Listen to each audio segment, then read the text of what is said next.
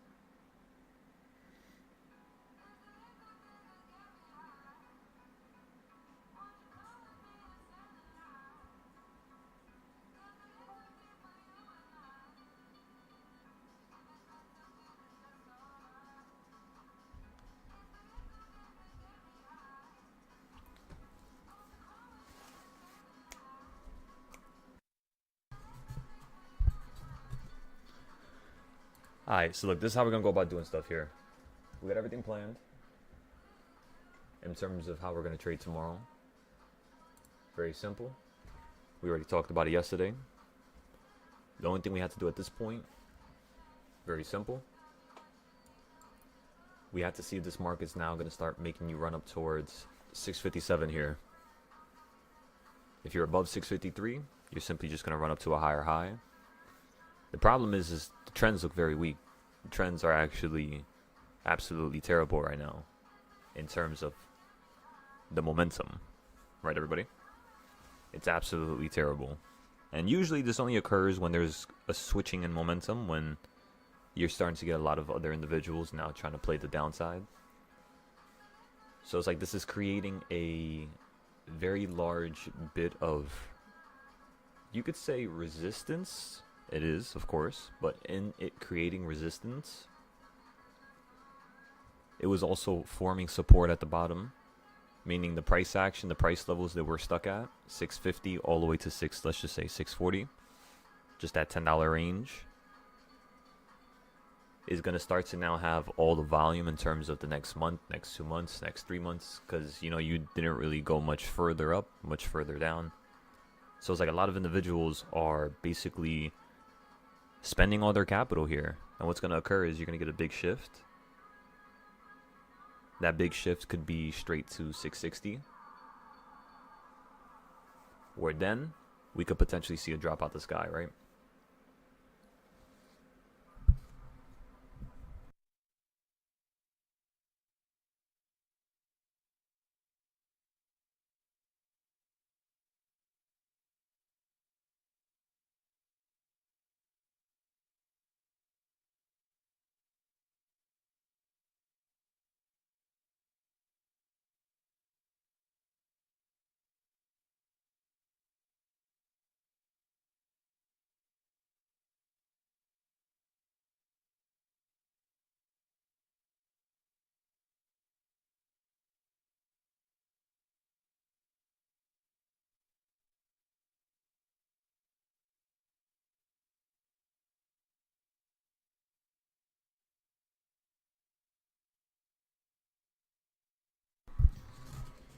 All right.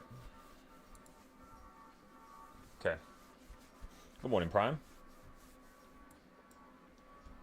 We're about to have culinary pop in here in a second.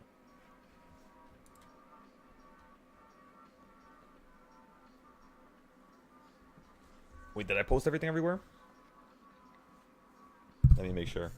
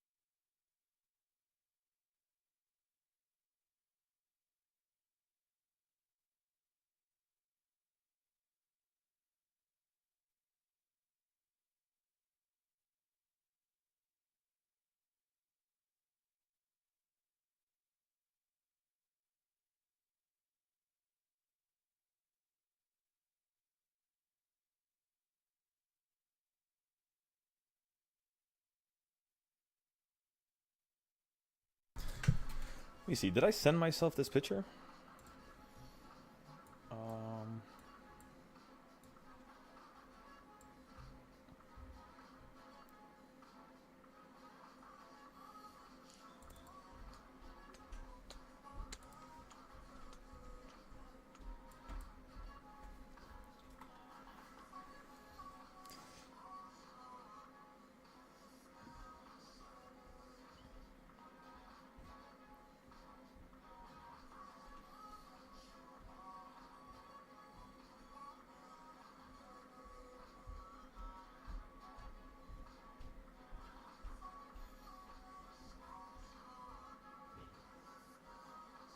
Yeah, that's the sharper one.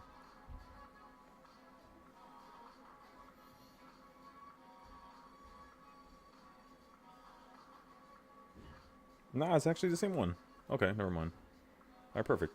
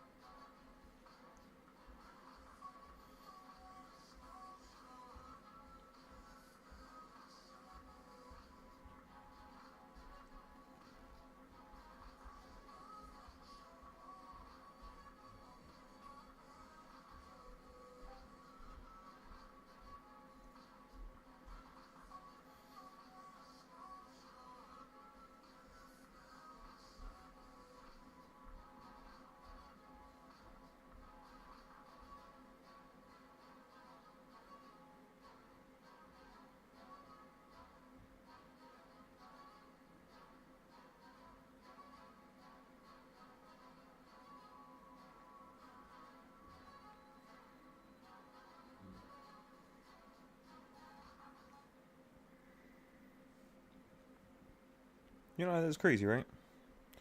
The market was really fighting back. That, that thing had a whole war with us today. I don't know if it's ready for the next one, though.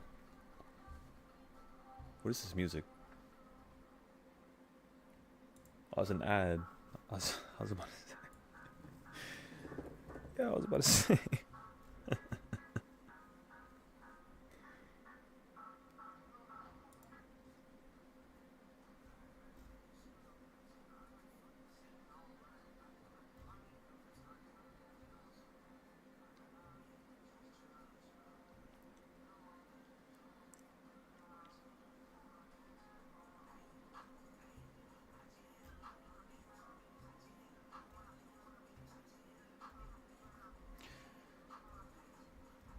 Yeah, they deleted that from YouTube. There was a certain song I was listening to before, but nah, yeah, they deleted it.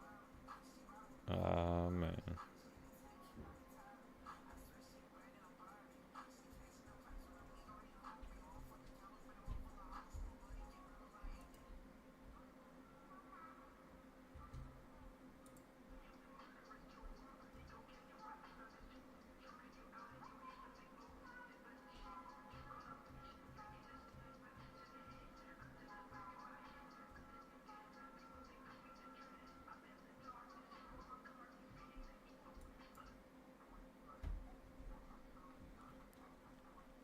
Remember, CPI comes out in an hour and a half, so get ready.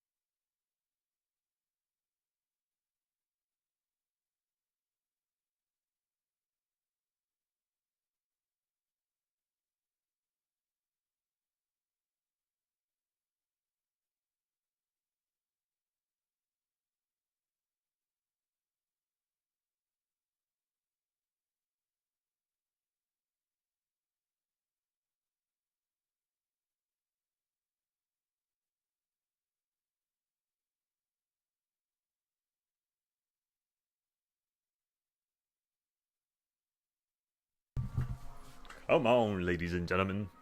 Wake up, wake up, wake up, wake up. I gave you some time. Join the live. Are you up? Is everybody up? I don't even know which way to go. My fault. I was watching this video and I'm not gonna lie to y'all. Yeah, that shit had me crying. I compose myself. I'm gonna send this to y'all right now. You take me in tandem because territory, we're both gonna be asked out, eh? Alright. So look, this is the goal. In terms of the SPY charts, right?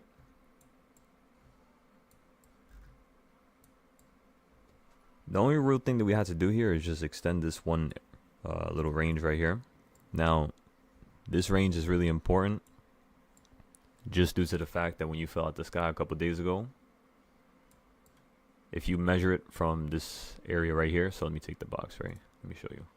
So if you measure it from right there, that white line, and you look at the bottom, you pretty much perfectly, fell to that same range, right? So what you want to do now is you want to take that range and you want to flip it on itself. That area that you get is pretty much the same area from today, right? The only problem was the whole entire day you were just falling from it. But it's kind of funny because, yesterday was PPI, which is Producer's Price Index. If you don't know what that means, that basically means it's the people who make everything that restaurants sell, retail sells. It's basically the people who produce the stuff. And then with CPI, it's called, God damn, I need some water. Give me 1 second.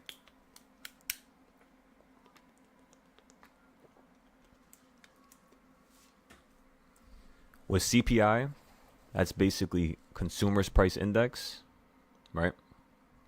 Which means the consumers, not the people who are producing it. The reality between these two different reports is nothing major.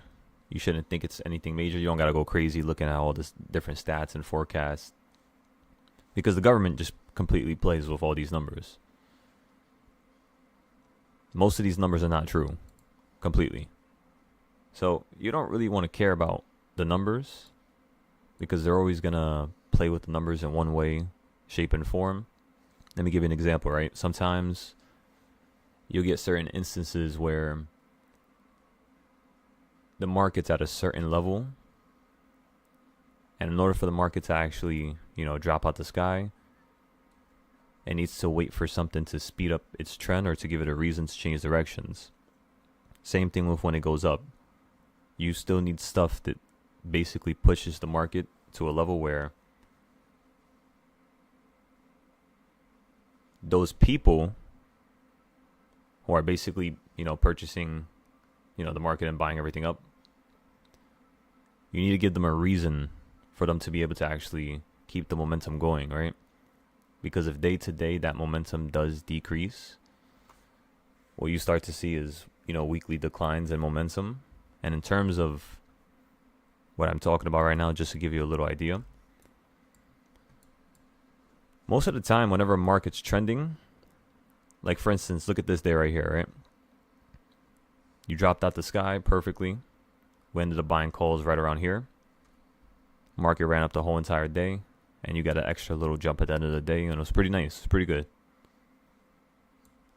The reality is, if you look at the momentum, it's usually carried by a weekly, it's kind of like a weekly trend.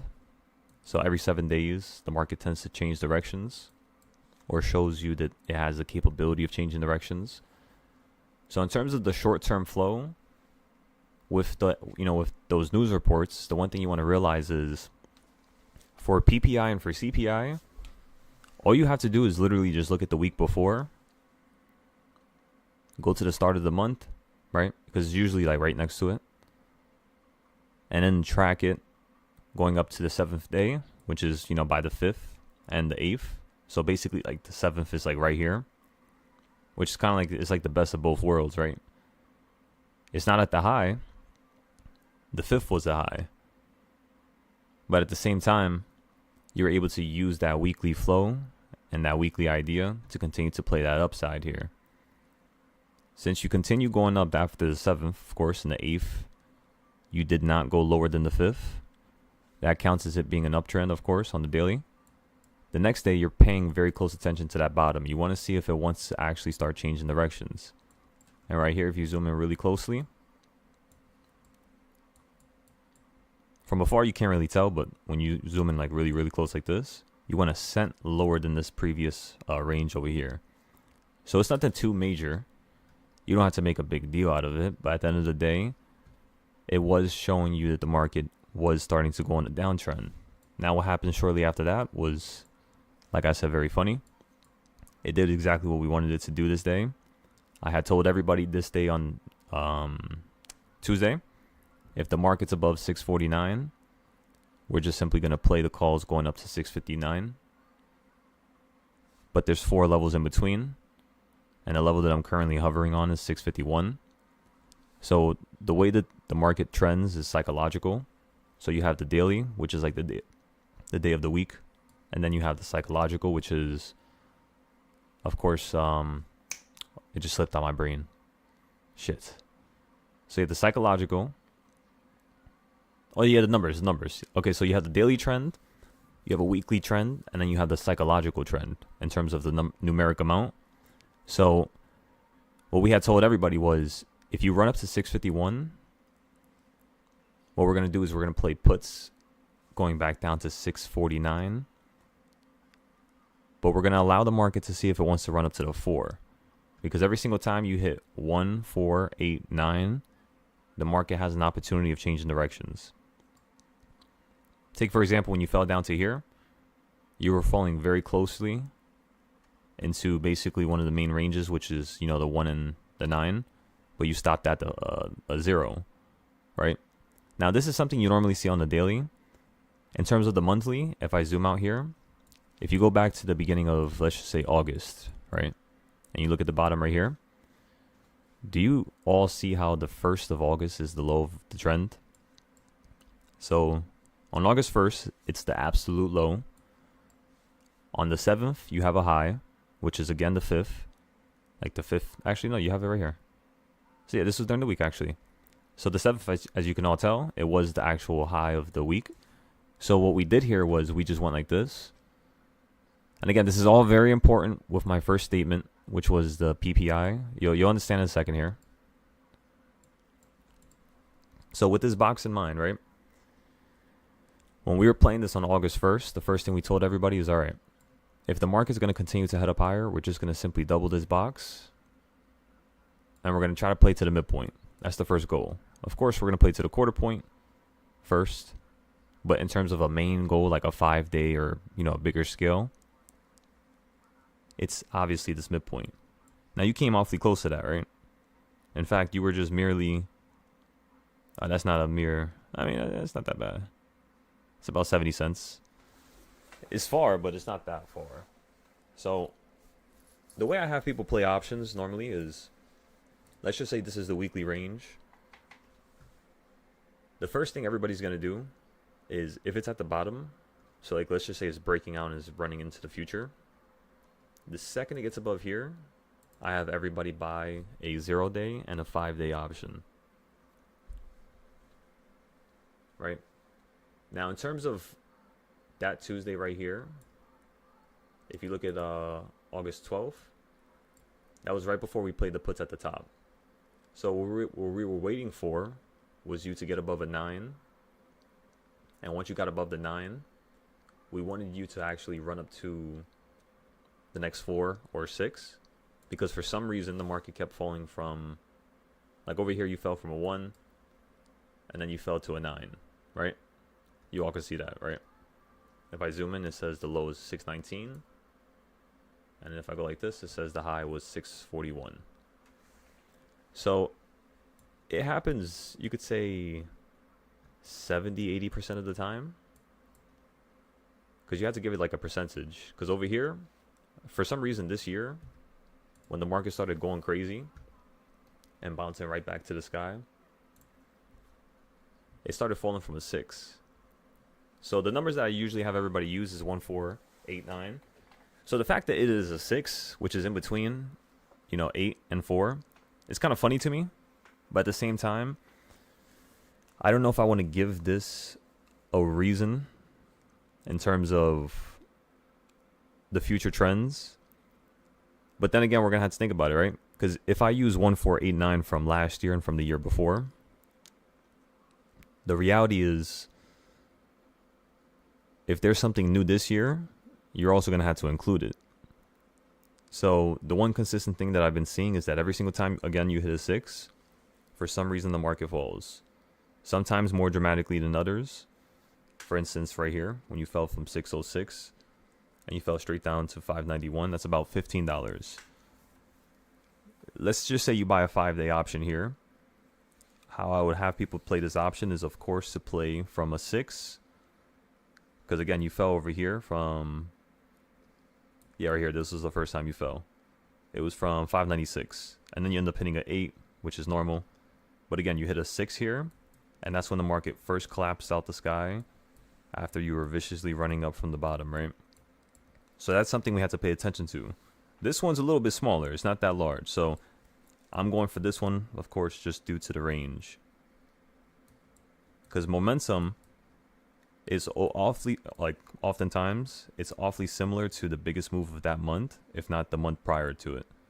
So every single time we range these boxes and we draw them, like these over here, the reason for it is just so you can actually gauge the momentum.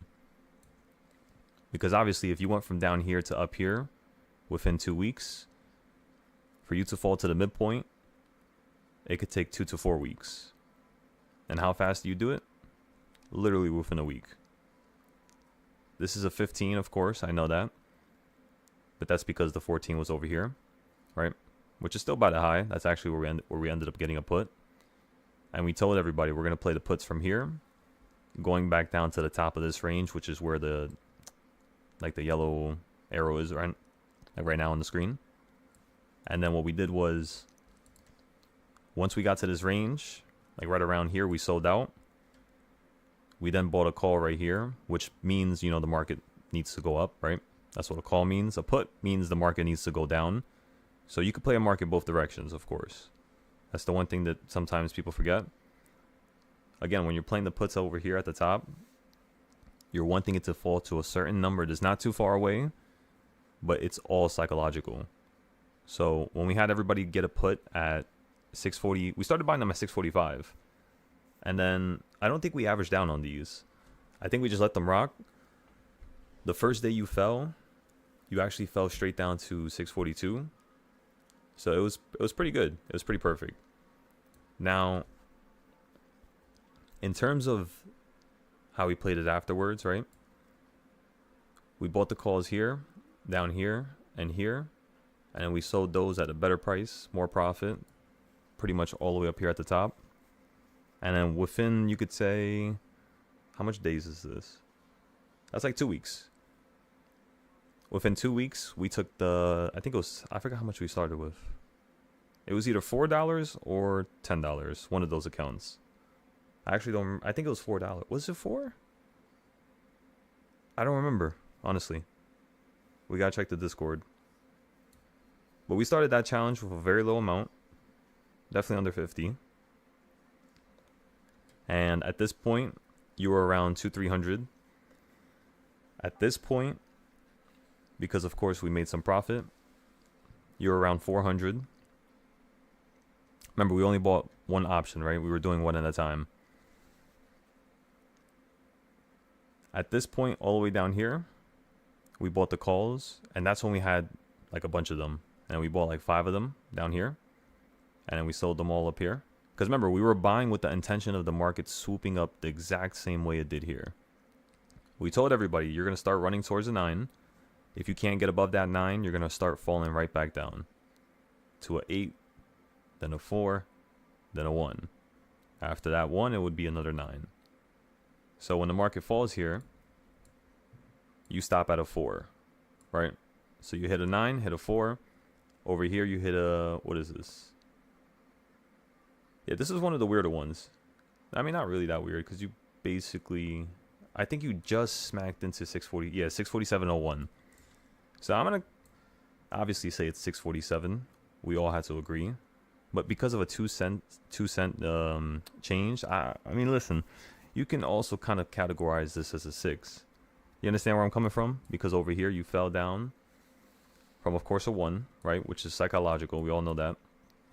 And I think over here, 606, you fell at the sky. That was the first time you fell. If you go over here, the first time you fell was, again, 696.01. But then again, if I'm saying that at the same time, I guess we could say that we're going to switch up these numbers here. Because remember, these are all numbers from last year. And in terms of the 6, it is pretty much working perfectly. But I'm wondering if they're doing that on purpose or if it's just accidental in terms of how, things are getting bought up. Because remember, 90% of all market activity is all through computers, right? So everything is done through computers now. It's all like automated. You don't actually have, thousands and millions of people filling that whole entire momentum themselves. It's all pretty much 90%, 80% computers. And another 10% is basically, actual real people. So it's kind of crazy, but this is all patterns. It's all pattern recognition at the highest level. And the one pattern I'm noticing here is, then again, we said it was around 70%. So in terms of a change, has that actually changed? You fell from a 9, fell to a 1, fell from an 8, fell down to a 3. That's different, right? Then you have another 3 down here. So you are hitting 3s at the bottom. Let's see if you consistently do this here, right? And again, this goes with the initial idea of CPI and PPI. There's something I really want to show you here. It hits a 1 there, perfect. Then up here, hits a 6. Yep. Falls down to a 7. So that started to become something that was different as well. Then you fall down from a 6 to a 1. Now you're running up to a 7. You fall down to an 8.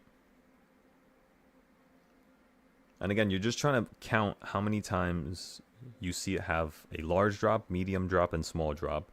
So it's 3 sets of numbers that you have to, run in your head at the same time. It's not just all the same dynamic.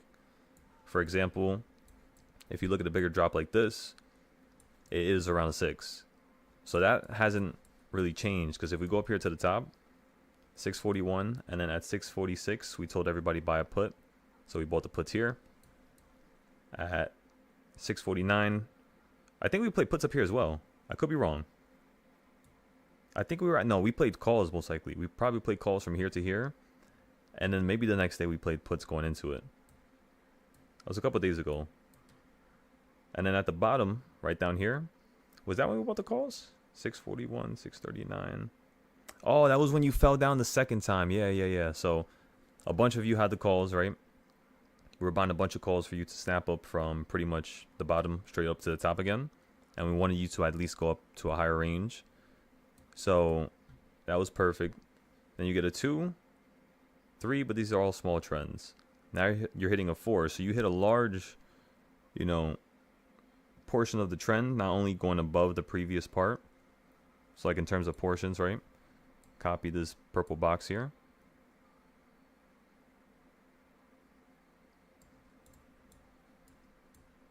Again, if you copy that last range, which is what you did before you actually ran up here from the midpoint, the momentum is, very weak right now in terms of just the up and down trend. So when you had PPI, we were considering the numbers. When you had PPI, we were also considering the fact that whenever you run above a 9, you tend to go to a 5. Not an actual like the ending number, like 591 is what I'm trying to say. So when you go from, let's just say 589, you end up running to a 591. When you get above that 1, it tends to have the opportunity for you to actually run up to a 4. So there's specific moments where you can actually play calls and puts, going up and going down. And in terms of yesterday's idea, again, when we review it, because you ran up on PPI, what we told everybody was if the market starts to make a new high, CPI is going to drop you out the sky. What you ended up getting was PPI, making you drop out the sky, which means, of course, everybody, CPI is going to do what? It's going to make you run up. Now, it's kind of funny that you ran up before the report even comes out here, because now, whatever, the report comes out as in terms of numbers, I could still see this market doing something really odd. But of course, if you actually calculate from the beginning of the day to the end of the day yesterday, it was bearish. So for today, yeah, it's probably just going to be bullish, point blank, just due to that right there. But again, it all depends on the numbers, because now they're going to mess with stuff.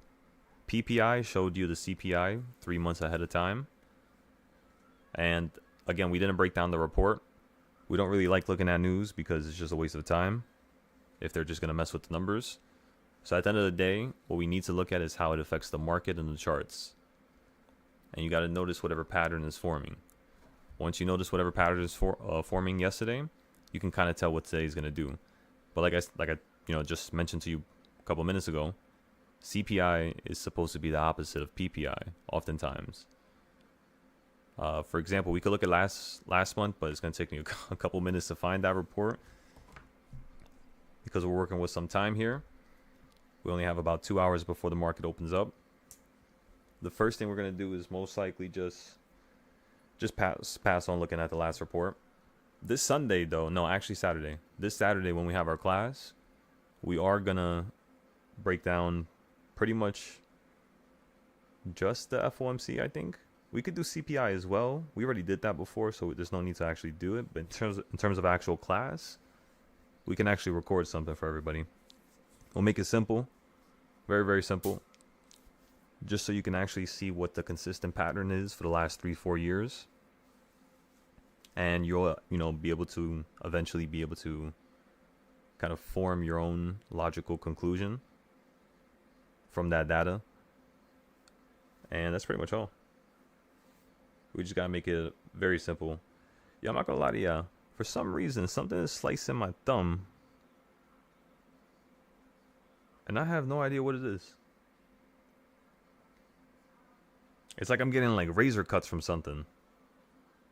I don't know what that could be. Shit. I got nothing sharp next to me. I don't even know. It's mad random. Cause like last week I was like, yo, why isn't this one spot that I keep getting cut at like healing? And I just noticed it's because it keeps getting cut. I think it's like the keyboard or some shit. It could be the keyboard. Alright, my fault. What was I talking about? Oh man. I was talking about PPI, CPI. There you go. So, and then the difference in terms of the trends that day, and then what we're going to do for Saturday class. And then Sunday, we're going to work on Tesla and the Forex.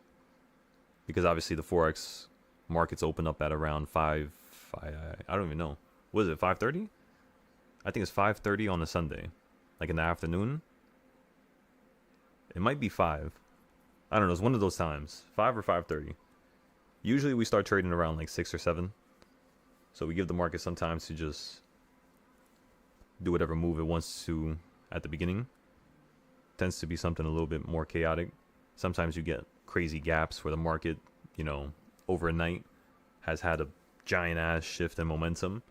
So that first morning, what you want to see is just the market move for a second, and you don't want to actually trade yet. Now, if of course you gap up and you run up to a crazy level, like let's just say the SPY at 4 a.m., like when you opened up, you were like all the way over here. The first thing I would tell everybody is, nah, yeah, we could definitely go up higher, but we're definitely going to play puts for this to fall down because that was a little way too extreme.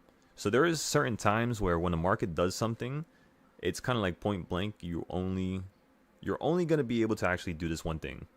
Does that make sense? So it's not random. It's not like you're having a tough decision trying to overthink as to what trade you should get in. If I get into the upside, will the market continue running up and I'm going to lose all my money? If I get into the downside, you know, will I be able to actually play the downside? Because the market's been running up nonstop for the last couple months. What if I play both directions at the same time? Well, what if it stays put at the same level and it doesn't go up or doesn't go down? It stays, you know, consolidating and stuck in a certain type of range. Well, that's the, you know, the one difficult thing that a lot of people kind of have problems with is they don't know which one to do. They don't know to play the upside, the downside, or to play both. So the first thing you should do is chop up the charts in a way where you can understand how to deal with the psychological future. There's not really a better way I could phrase that, truly. It's like using psychology. Wait, no. Let me backtrack. Using pattern recognition, you understand the psychology. Once you understand the psychology, you understand how to actually predict the future. Does that make sense? So again, once you understand the pattern, you can understand the psychology behind the pattern. But again, first you have to see the pattern. So once you find the pattern, then you can understand it. Once you understand it, that's the psychological aspect. Now you know how it moves and how it flows and how it trends, and now you know what's next. Because you saw what happened last week, the week before that. The only X factor is the news. So the way you need to actually look at a market when you're breaking it down is through various methods. It's not just one way. You need to attack it with like 4 different perspectives. And at the same time, you'll get your answer. Once you do, sometimes it's just one perspective. I'm not going to sit here and tell you got to, you know, break your back for this, right? Because this is hours of work that we're talking here. In order for you to notice a pattern, it is hours of work. Like most of my charts, for example, they're made with hundreds of hours of work. Like the best chart that I have here, in terms of the most amount of work that I put into it, is the supply and demand zones. Yeah, there's not another chart, honestly. And we've put hundreds of hours. I don't even want to count. And honestly, I don't even think I can count because we were doing it for the last 3 years, you know? But the last year, in terms of how much hours we put into it, it wasn't more than the years before. Not this year. Last year was a crazy amount. Last year, yeah. 100% last year. Don't forget chart 2. No, but chart 2 is on.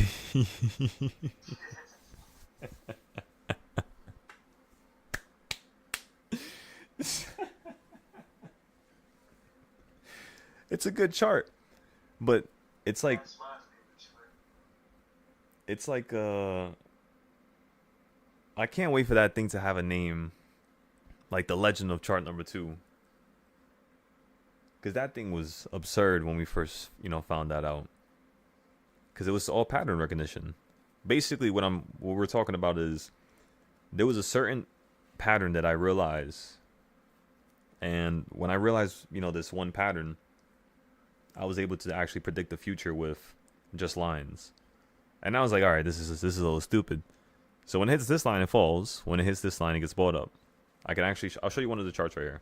Let me show you. So this is part of that group of trading styles.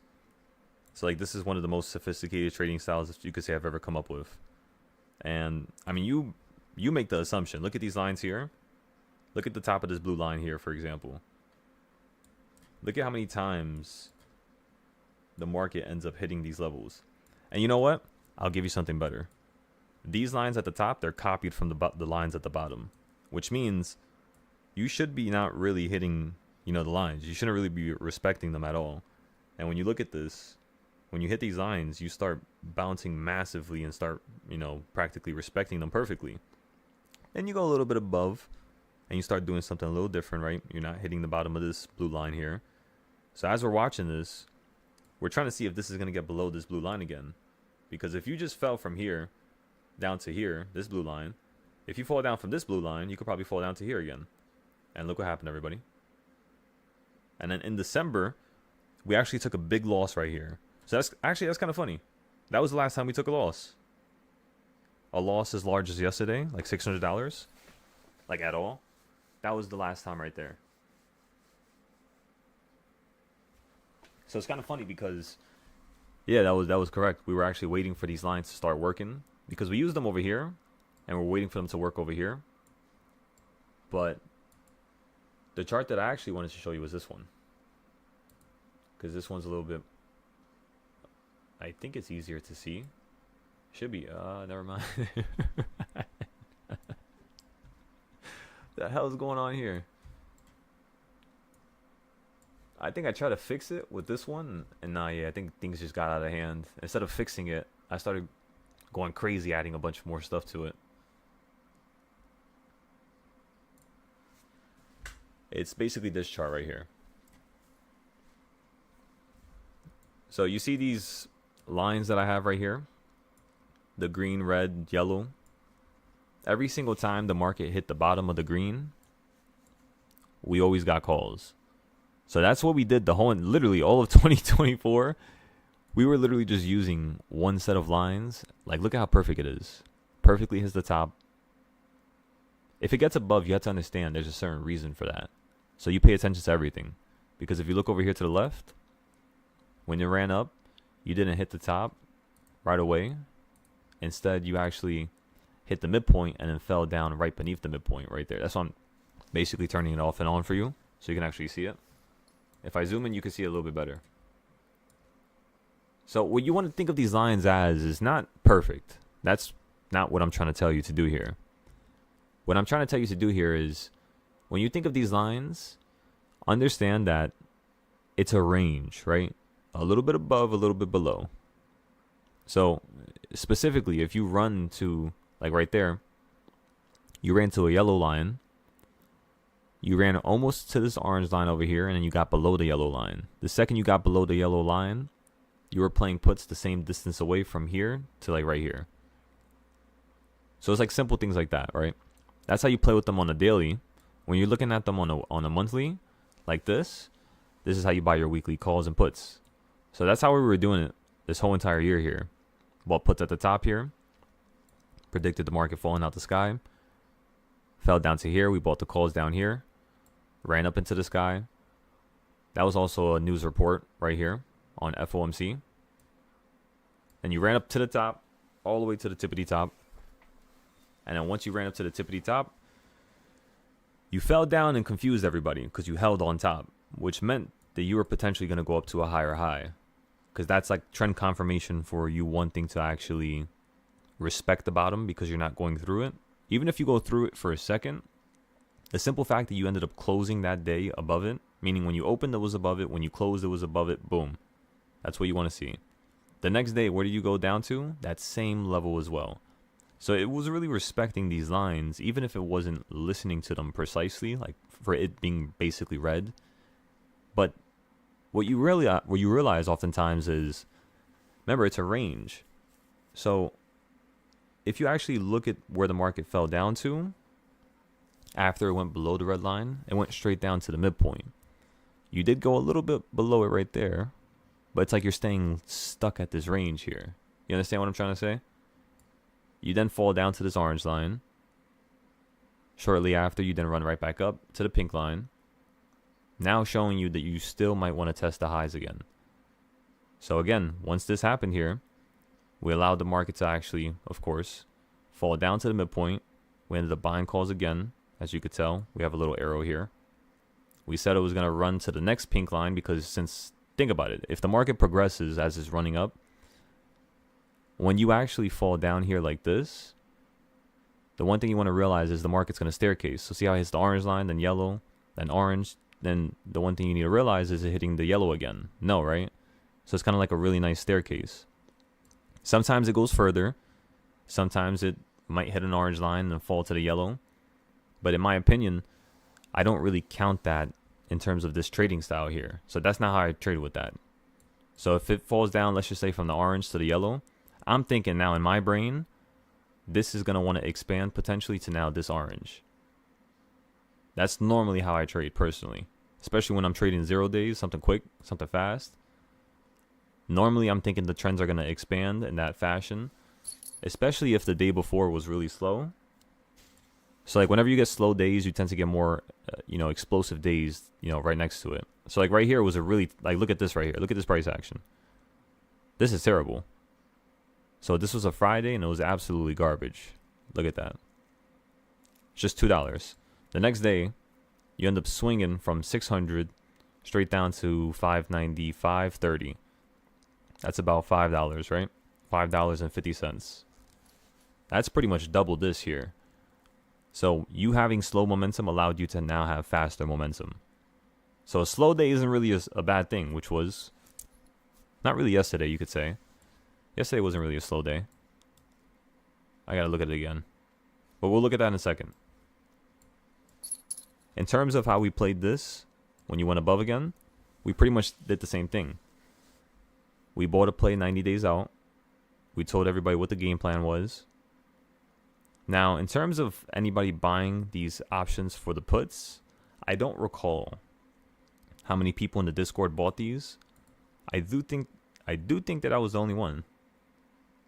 I could be wrong though. Maybe there was a few other members here that bought. But at that point, when you actually fell out the sky on December, which was FOMC again, remember that very important report? They made you run up like crazy over here.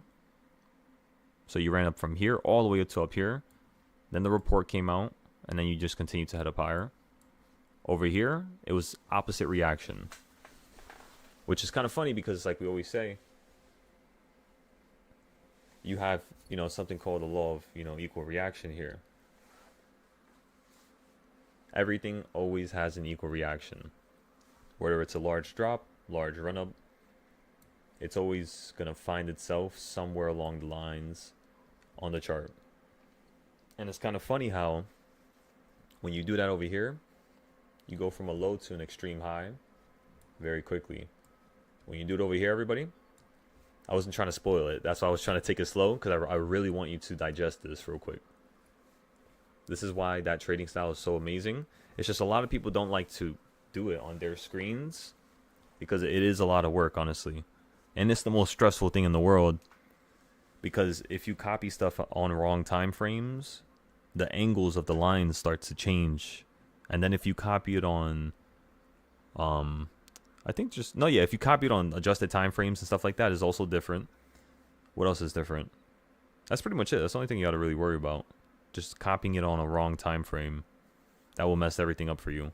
Because over time, you'll have a line, and before you even know it, that other line is like, 35 degrees in terms of a different angle. So to have that big of a difference that quickly within a couple days is absurd. And that's what happens to these lines. Over time, they start changing, and before you even know it, your idea that was working at one point is no longer going to work because it's not at the right location. So here, when the market fell out the sky, look at how perfect that was, right? Fell to the bottom. We told everybody, wait. We then bought calls right here, right beneath the green line. And then you pretty much just launched into the sky. Bought calls over here again at the bottom. Launched into the sky. Bought the calls again starting right here, as you can sell. Average down here. We bought more of them. It was a large drop, so those contracts were getting destroyed. So again, you had a large drop. We averaged down. And then the market started catapulting up into the sky here. And then we played the puts towards the pink line, like right around this line here, for you to fall straight down to the orange line. And then we told everybody, we're just like, all right, screw it. We're just going to hold these. So we held the puts. The next day, you opened up at the bottom down here, and it was beautiful. That was one of our largest gains that we've ever had. And it was from, again, these lines. So it's pretty nice how they work. It's just when you drop below it, and you buy that call right here, and the market does not go back up, that's when you have a problem, right? Which, that does happen, of course, especially when the market's crashing. So the way you would go about trading it like this is you wouldn't, the more you touch the line and the more you're starting to curve downwards, the more it's showing you it wants to actually fall out the sky. Let me give you an example. When the market hit the green line down here, when you ran up to the top, are you hitting the pink line anymore? Or the red line? And the answer is no, right? So in the midst of you actually trending upwards and you actually following these lines for the last couple months, what I told everybody was, If you were staying, inside of the lines and then you started breaking above them, this started showing you that the market wanted to, head on top of this orange line right there. The second you started breaking that orange line, it told me personally that the market wants to still turn downwards.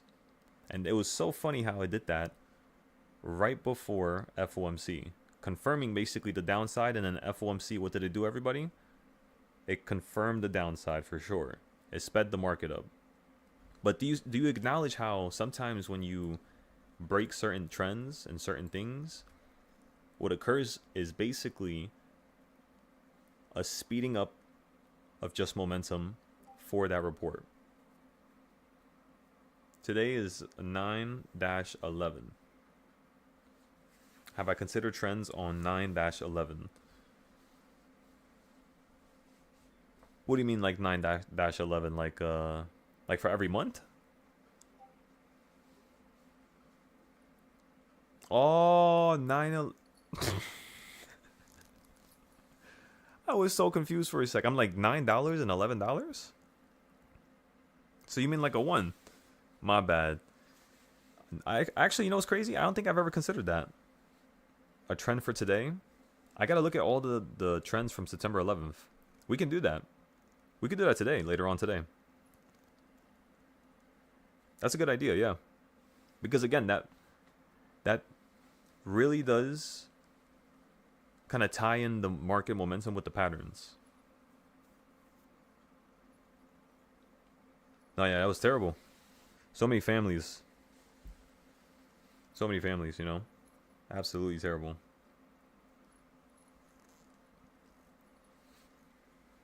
The scariest, actually, let's not even get into that. Let's not even get into it, yeah. Let me just stop talking. Let's just move on. All right, so in terms of you falling to the bottom, right? You hit the green line. You ran up to the pink. Now, what is happening here, everybody? You hit the red line before. Now you're hitting the pink. So, of course, if you fall down to the bottom, like, think about it. This is like pattern recognition. So, look, again, you fall from the top. You hit a bottom. Correct, everybody? All right. You run up. You hit a certain point that's also a pink line where you could play downside. So you play the downside, and it goes your way. But then you fall to the midpoint first. See how it gets like stuck around here a little bit? Remember, it's a range. It's not going to be perfect all the time, but it is going to be...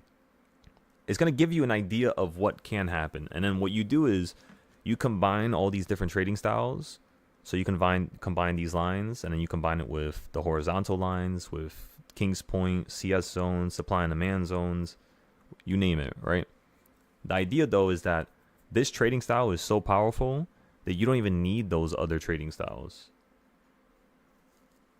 You said, damn, I'm still awake? Nah, you know what's crazy? I think I'm... How the hell are you guys awake? Oh, no, you knocked out, right? What about you, Stefan? Yo, you've been here since like 2 a.m.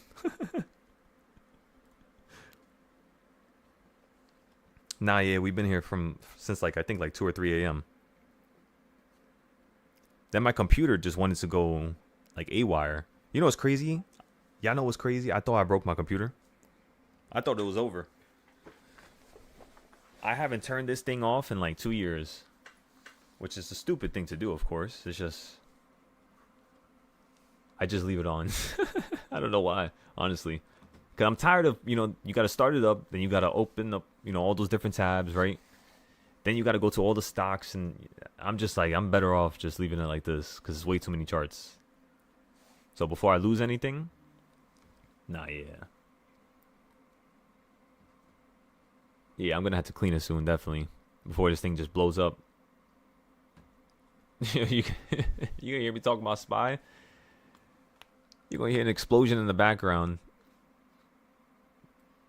The computer noises when you know how you press mad keys and like something pops up, like the Windows start screen, like you literally just crash it. I forgot what the sound effect's called. And then that's it, go offline.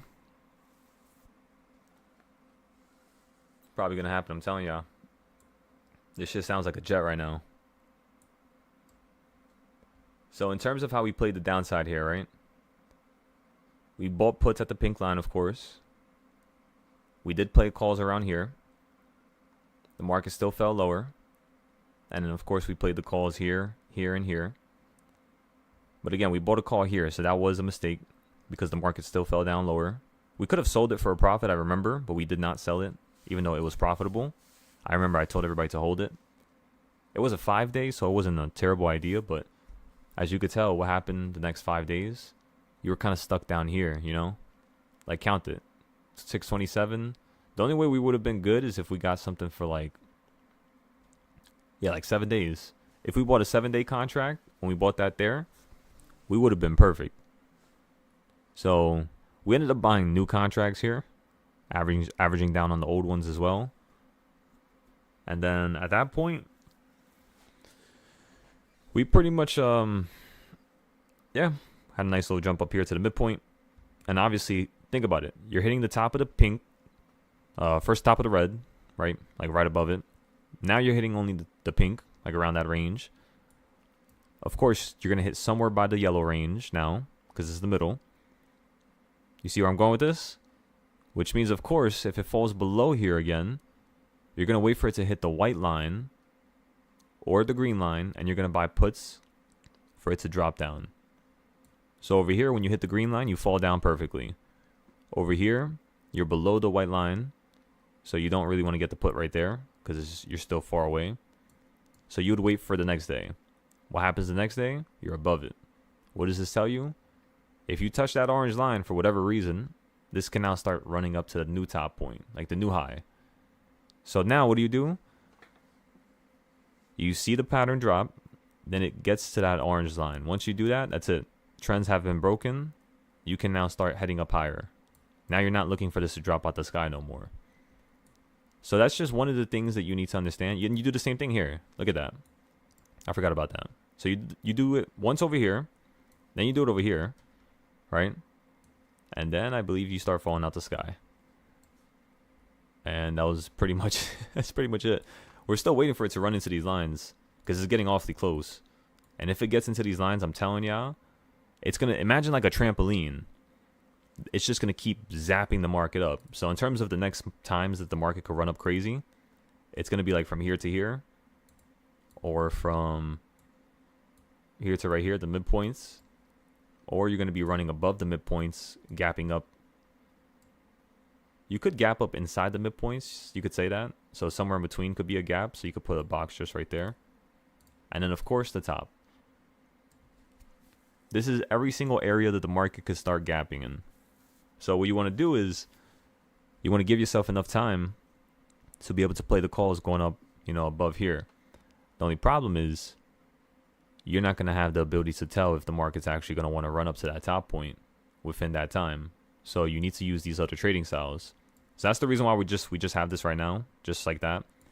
And as you could tell, we've now added the new trading style, which is the horizontal boxes with the perfect diagonal range. So in theory, if this market is 2 dimensions, right?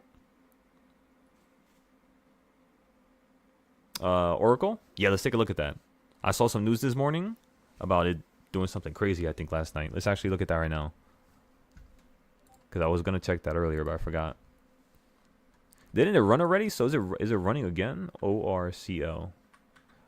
I got to get a screener so I can start.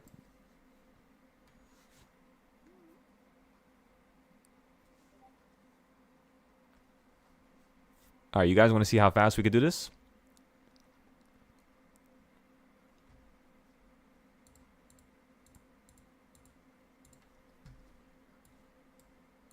Yeah, it looks like I got the crazy lines here too. This thing hurts my eyes. I'm not gonna lie to y'all. Let me see if we could turn this to a different color. So I don't know what's good with the red. It just bugs me for some reason. Nah, even this is making me trip out. All right, All right, we're good. We're straight.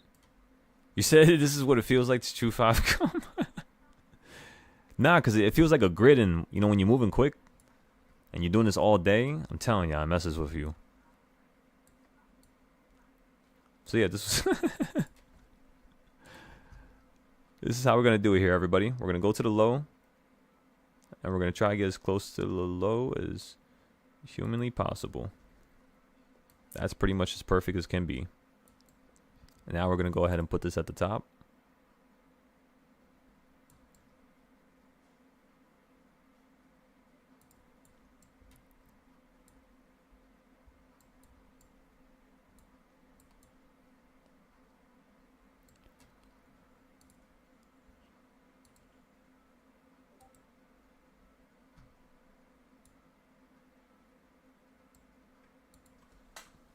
Now you got to put the fractions, right?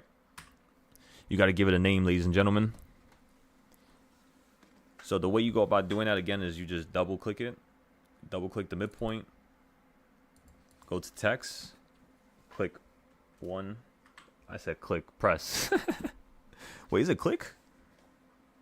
Clicking and pressing is technically the same thing, is it not? So I guess you could still say click, huh?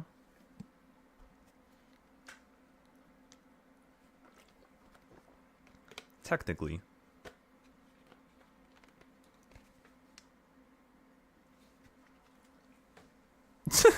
My fault.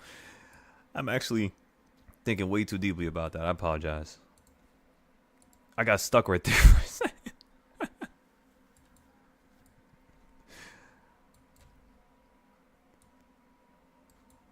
If I get distracted, we're not going to finish this in time. All right, so you got 1/4, 1/4. You got 1/2. Now the next thing you want to do, ladies and gentlemen, is recognize.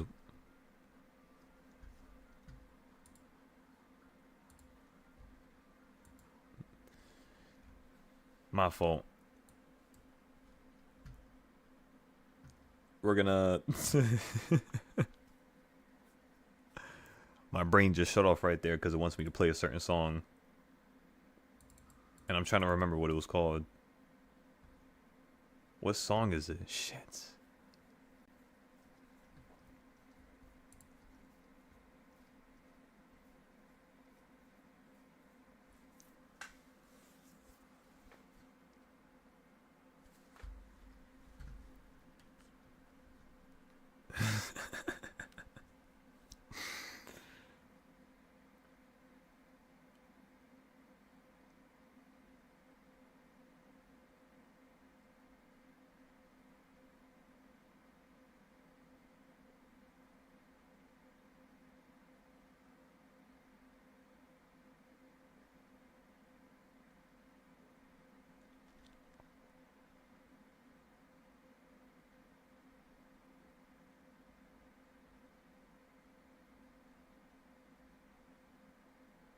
I think it's over. I can't remember.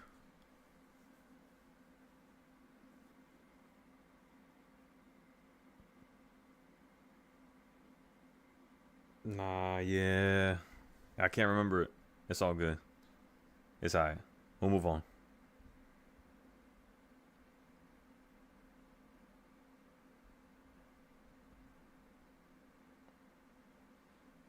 Let's actually put something else on then.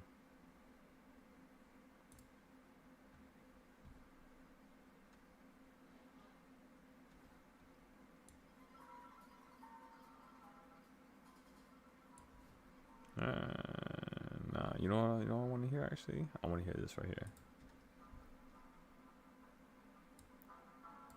Coffin nails.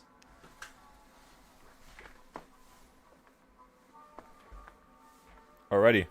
I apologize, everybody. Let's continue. Go to the top. Click the 1/4 point. Obviously. The next thing we're going to do here is, of course, break it down a little bit more. 1/8. So now you got 1/8, you got 1/4. You got everything you need. And now the picture is kind of coming together, right? So now, of course, I'm going to make my life simpler. Copy it like that. Undo it. And then we're going to go ahead and actually put it right around there. Yeah, that's fine. I was about to say, we should zoom in, but for now, we're just going to let it rock like this. I'm about to say, why did I put 2 lines there? Alright, so what else can we do here? We got the 1/16 point. Now you hit the top. Looks like you're falling to the 1/16 point. If you get beneath this, first thing is to play puts to the 1/8 point. So that's playing puts from 324 to 308 or 302. So now I want everybody to go into their phones here. Wait a second.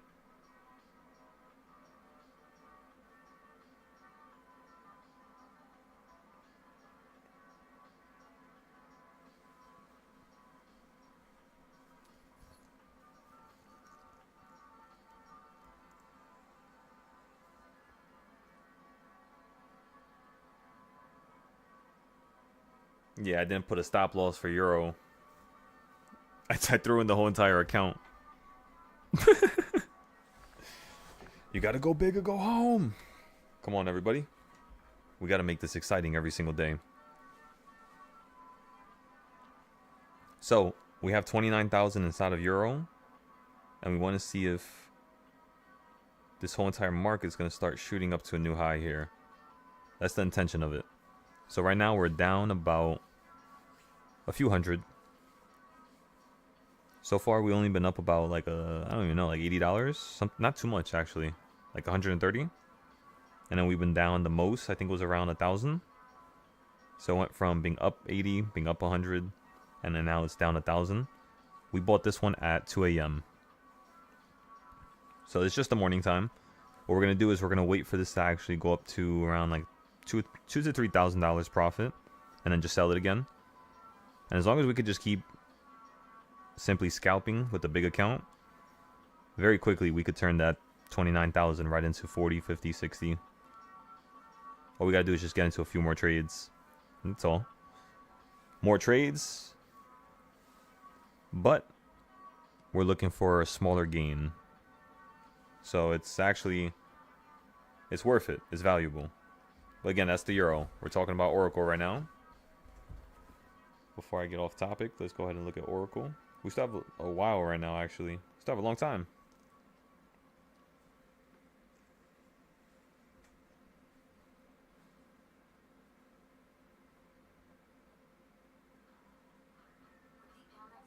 I look instantly at SPY. See, I have a problem here.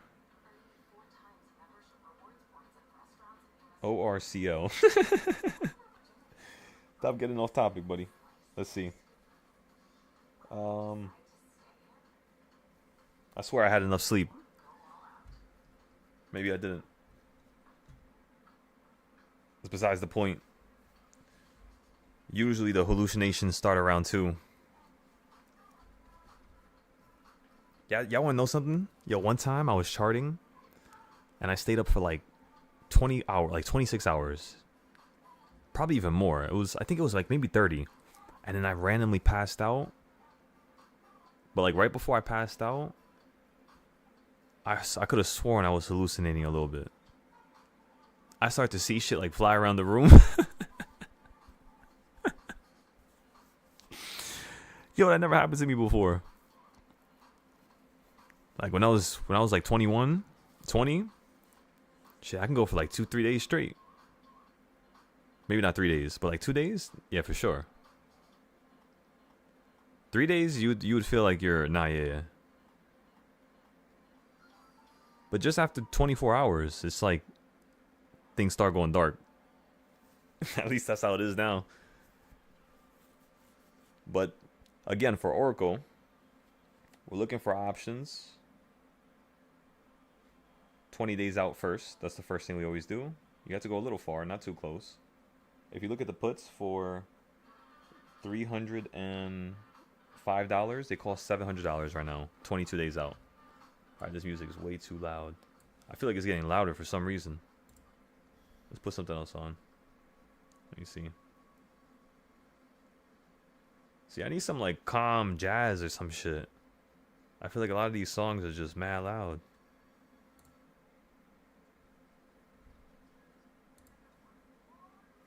Anybody got a jazz playlist? Let me know, let me know. Send it in, send it in. Yeah, see, this song is real. Nah, yeah, this is good. It's literally called Back to Jazz. It's the only jazz song I think I got here.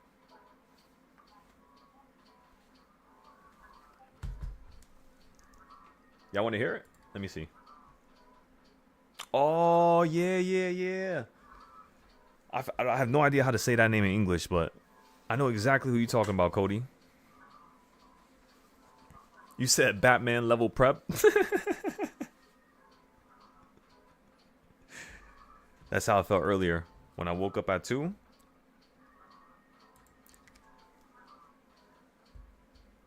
Yeah, I forgot. I forgot what it's called. I have that in the playlist as well.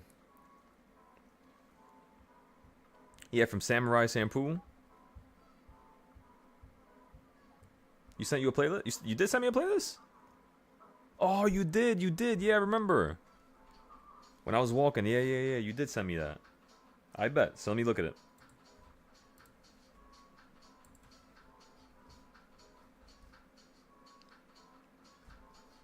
All right, everybody. So back to the topic here.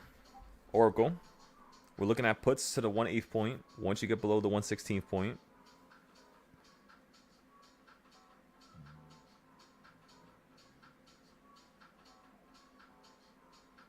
15 days out. It's not that bad, but shit, that shit's still expensive. I ain't gonna lie to you. I think we should get something cheaper.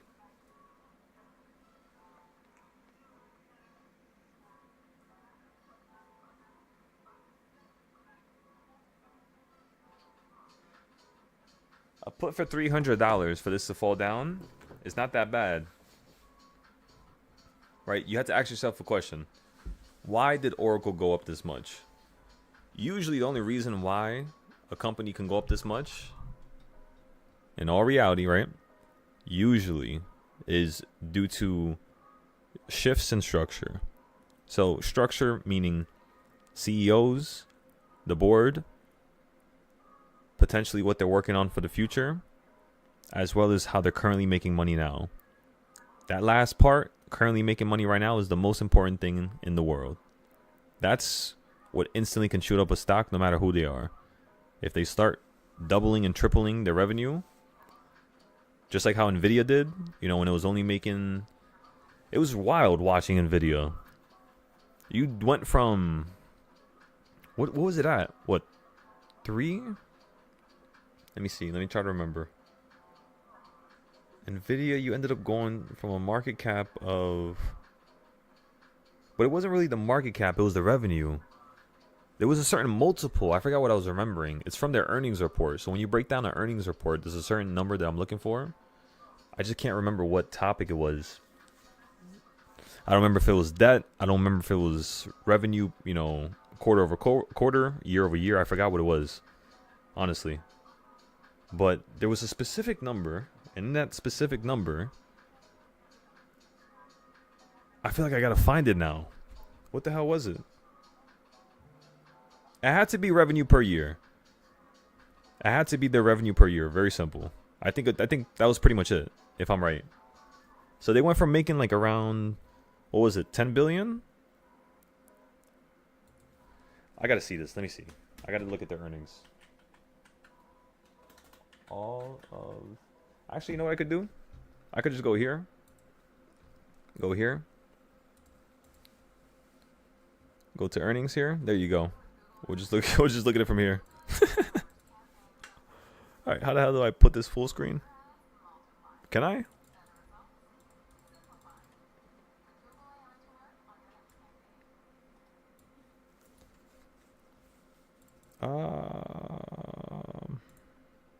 What the fuck is that? Oh. Okay. But can I look at... Let me see. I think I gotta click the name. Go here. Go to financials. There we go. All right. Perfect. And then go to... Can I extend the years that I'm looking at? Where is it? We gotta look at like the last 5-10 years.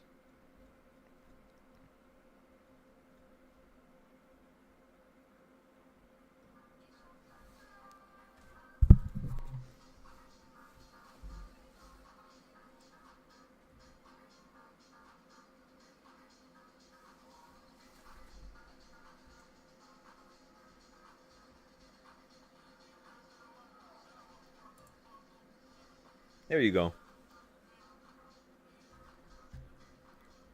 My fault. Let me change this song.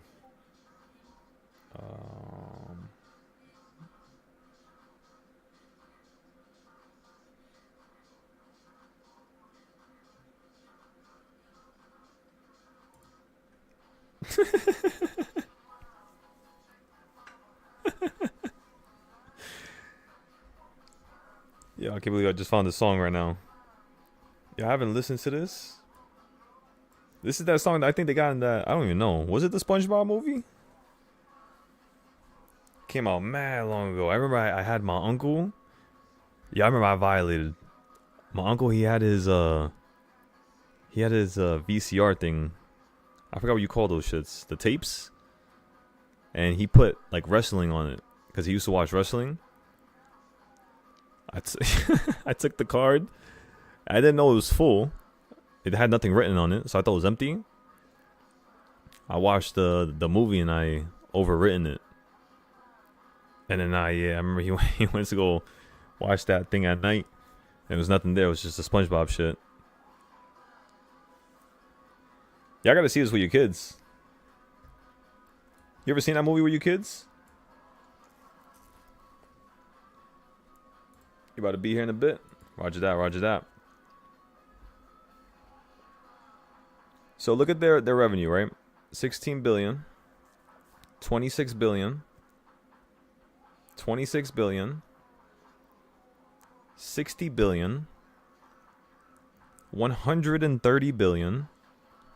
So I'm pretty sure you guys get how we're going to time this market falling out the sky, right? Come on now. I think you already know. All you got to do is just wait for their revenue to crater.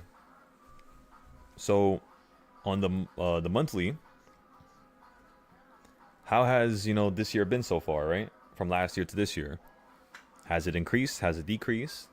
First thing you're going to recognize is 30 billion, 35 billion, 39 billion,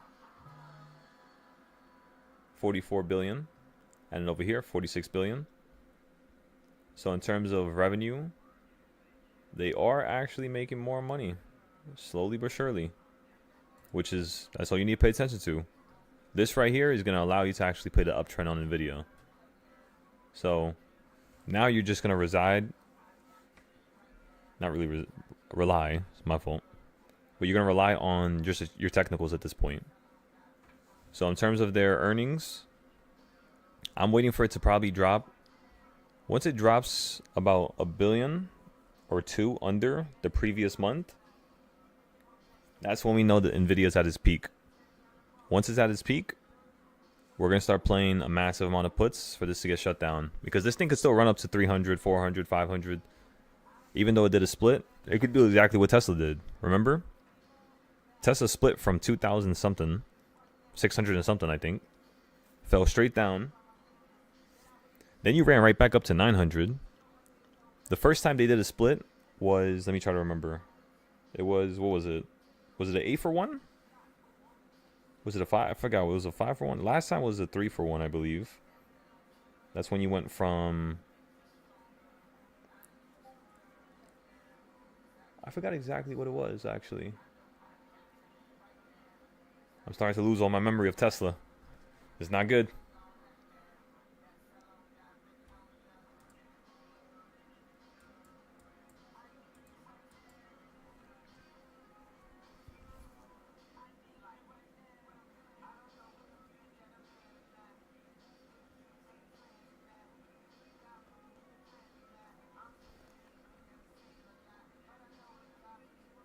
Yeah, I'm pretty sure it was 5 and then 1. 5 and then 3. It was 8 in total. So they split basically the company, they divided it by 8, basically. So right now, if you multiply 347 by 8, that's Tesla's true price. With Nvidia, how much did they do? Do you guys remember? What was it, a 3 for 1? Nah, it was at like 1,000, wasn't it? Yeah, I think they divided that thing by like 10. I think also Tesla did a bigger split. Alright, give up. I'm just gonna search it now. Yeah, so okay, so we got Tesla, right? Because for a second I was just like, wait a second, did it do more? Nah, it fell down to the 300-400s and then you ran up to the 900s again. That's what it was. All of Nvidia splits. Yeah, they did do a 10 for 1, yeah. So they did a 10 for 1 in 2024. They did a 4 for 1 in July of 2021. They did a 3 for 2.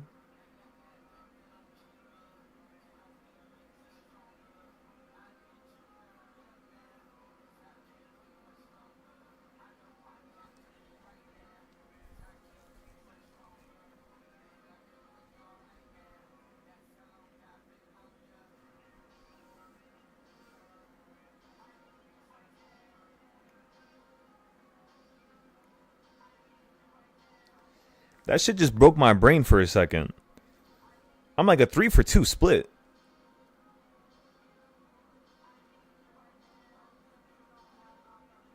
I think that's the first time I ever saw a company do something like that. I don't think I've ever seen that before. 3 for 2. I mean, obviously, I understand what it means, but that's not what I'm trying to say. What I'm trying to say is that that's usually a regular. Usually it's like 10 for 1, 4 for 1, 2 for 1. You know what I mean? 3 for 2. That's so random. They also did a 2 for 1 in 2026. So wait a second. You had to double this by 1. So they did 2 for 1 here. That's 1. That's 2. That's 3. Shit. I'm not gonna lie to you. I'm not gonna be able to add this up in my brain. Or so we're just gonna skip this one, and then we'll come back to it after. So that's again 1, 2. That's 3. This right here is 4.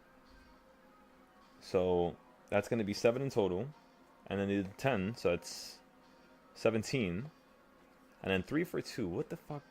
How would you add that? 3 for 2 in terms of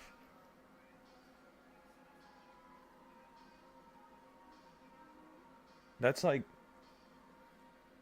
I guess I could see why they did that, because they were trying to do like half of a split, basically, maybe. So I guess that's what we're gonna say.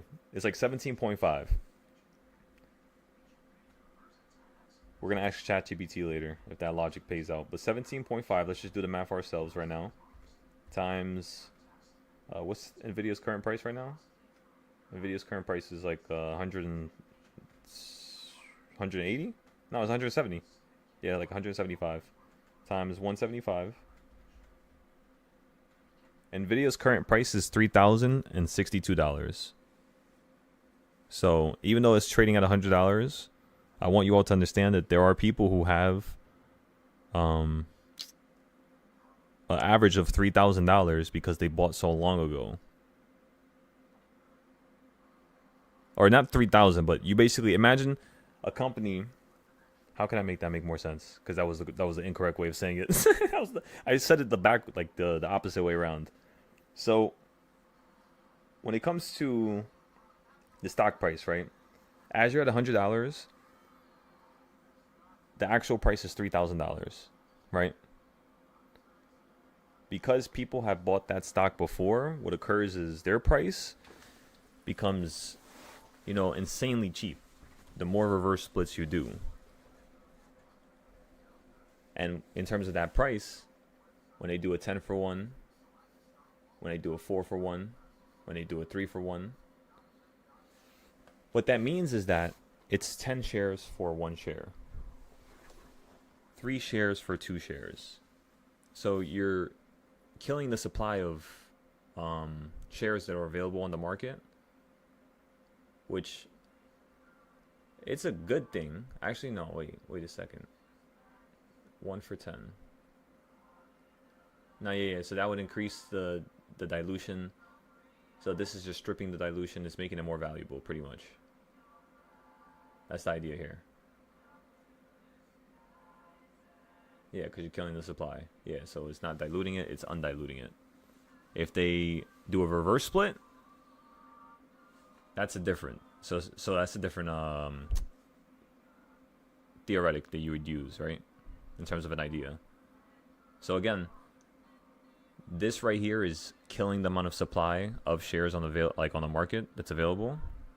But the reality is that if you multiply that share count, which is the initial share count, you know, from the start, if you do all this math, there's a lot of people who, like I said, they're going to have a really cheap price. Because if you look at the actual stock chart, the price is lower. Now, that's if your charts are adjusted. If your charts are unadjusted, it's going to show you the actual price that they bought in, because it's not going to change anything. For example, my fault.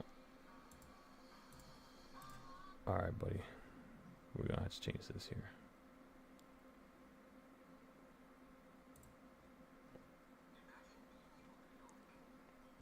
How's everybody doing back there, by the way?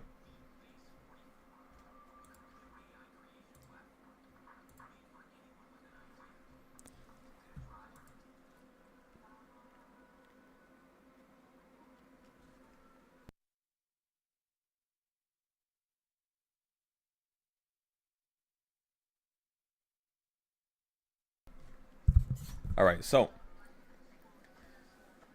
get ready, everybody. CPI. CPI is coming out in 1 minute.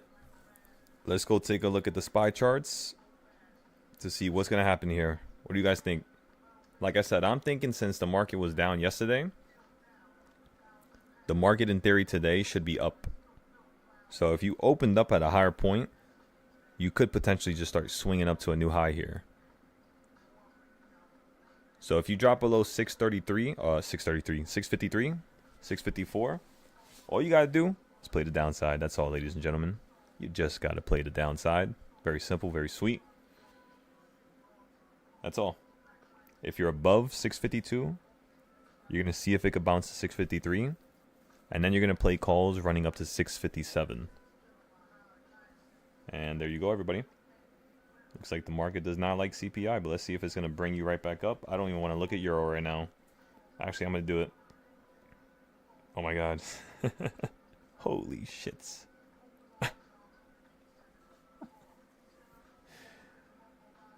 Oh yeah, that's ridiculous. I was just down not even. I was down $5,000 right there. Oh my goodness. Oh my God. Right now I'm up 1,500. I think I might sell this here. This is swinging viciously. Now we're only up 1,000. We're going to take a look at the charts here for a second. I just want to see SPY. So SPY's still swinging here. There you go. You swung right back up on Euro. If you run up to 657 right now, oh my goodness. We're up 2,000 now. So again, everybody, patience. Nice and easy. Got to be calm. All right, we're up 2,000. I'm selling it. All right, now we're at 31,000. All right, I'm happy with that. Now we're going to leave this alone. We made our profit for today. We're straight. We're good. That's all, everybody. Have a good day. Imagine have a good day. We'll be back here tomorrow. Nah, yeah, I'm just going to hop out now. We're not going to hold it. Especially while you just swung that lower like that. And then you're swinging up here to this high. We're just going to let it go. We'll buy something else later on today, if anything. So yeah, you're stuck right here. If you can't tell. The simple fact that you haven't broke out to a new high yet. We'll give it some time here. We'll see if it still wants to do it within the next couple minutes, because we got to let this stuff actually average in. And then from there, we'll just go forward. Alright, so now let's go ahead and check Oracle. Yeah, so if we go down from this level here, 324, you're going to fall down to here. If you fall lower than the 1/8 point, the next thing you have to understand is that you now fell from the top point to the 1/8 point. So the first idea, of course, is to play for, you already guessed it, the next 1/16 point. At the same time, you want to also be able to have a position for down here. So basically, this is how you would go about playing it, just like that. And then once you hit the 1/4 point, you have to recognize that the market might hold here, the same way it might hold when you hit the 1/16 point. So you can go here. We'll change this to green. The next thing we're going to do is we're going to grab this point, and we're not going to put it at the 1/8 point. or the 1/16th point, we're going to put at the 1/4 point. So we're going to put it down here.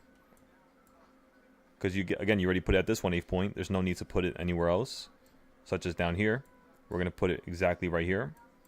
And we're not going to put a point at the 1/16th point. And the reason as to why is because you got to let the market choose the direction first. Now, if you were playing with King's Point and you were doubling up ranges, it most likely would have gave you this range here. So actually, let me go ahead and fact check myself with that. So if you use this range here, which was the previous high, and you had doubled this,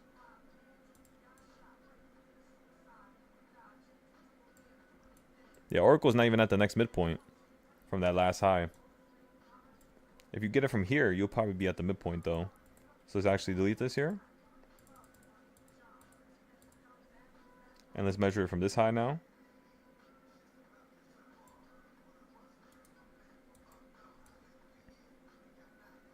Does DMX have any... I don't know if this is a mix-up, like a mashup of songs. But does DMX have any songs with MF Doom? I don't think I've ever... It sounds like I'm listening to that right now. I could be tripping. Let me see. Nah, yeah, that's definitely DMX.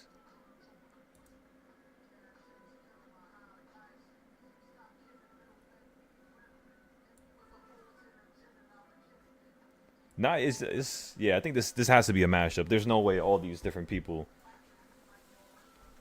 did songs together. That would be wild if they did. Nah, yeah, I don't think so. I don't know. Let me search it up on Apple Music. Let me see. It's called Books of War.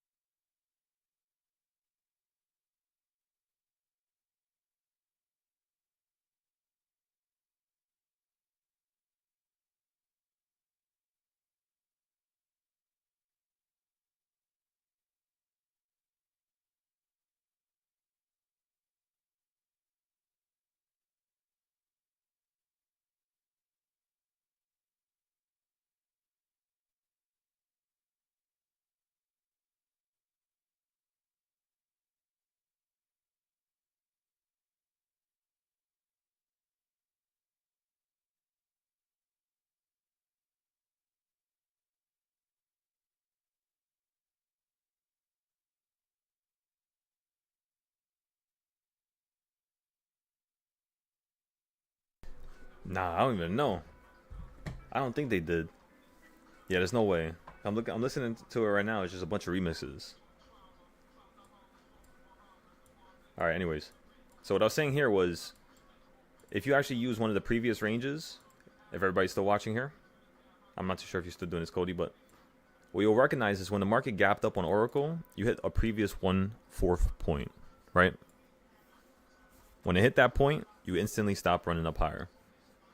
So now what you want to do here is you want to use this box, the past box, right? The old school box, not the new box. This new box that we created down here is going to be for the market to fall down. You understand? This previous box to the left is going to be the box that shows you how the market runs up higher. Not only that, but it shows you an even clearer perspective as to what even is occurring in the background. It's your only way of actually, discovering this pattern, really, is if you actually use a previous box. So now, this is the point that I'm trying to get to, right? Oh, shit. I want to make it even.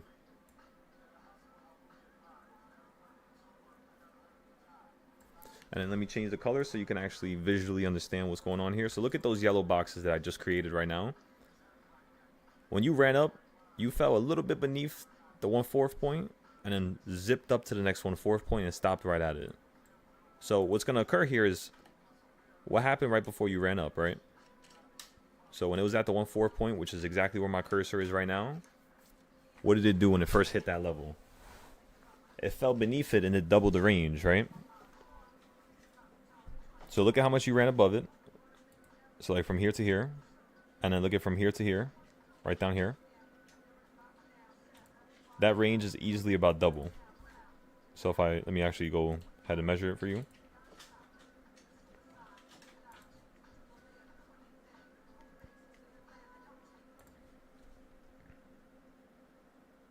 So let's measure this one first. And then what you do is you grab that box, you clone it, grab it from the middle, put it beneath, and then copy the box again. Try to get it as close as possible. Remember, you don't need it for it to be too precise. It just has to be around the range, which if everybody here is looking at this right now, the first thing you're going to recognize is it's exactly almost double. So now when you run up to the top of this line, the first thing you got to recognize is you're going to do the same thing you did down here. If you take that range, put it right on the bottom. That's how much you can actually fall down to. Like real quick. 333 or 334, sorry. But then again, as you could tell, it went to here. So now you would take another box, put it to the bottom. That next range is going to be around 321. So if you get below 324, we easily basically could just play right back down to 321. That's what we could do here, everybody. The only thing is it's very, very small of a return in terms of the trend. Is it worth it to get into something like that right now? And honestly, I would say no. But let me check their financials real quick. Let me see exactly what is going on here, because I have no idea. Is SPY still tripping out over there?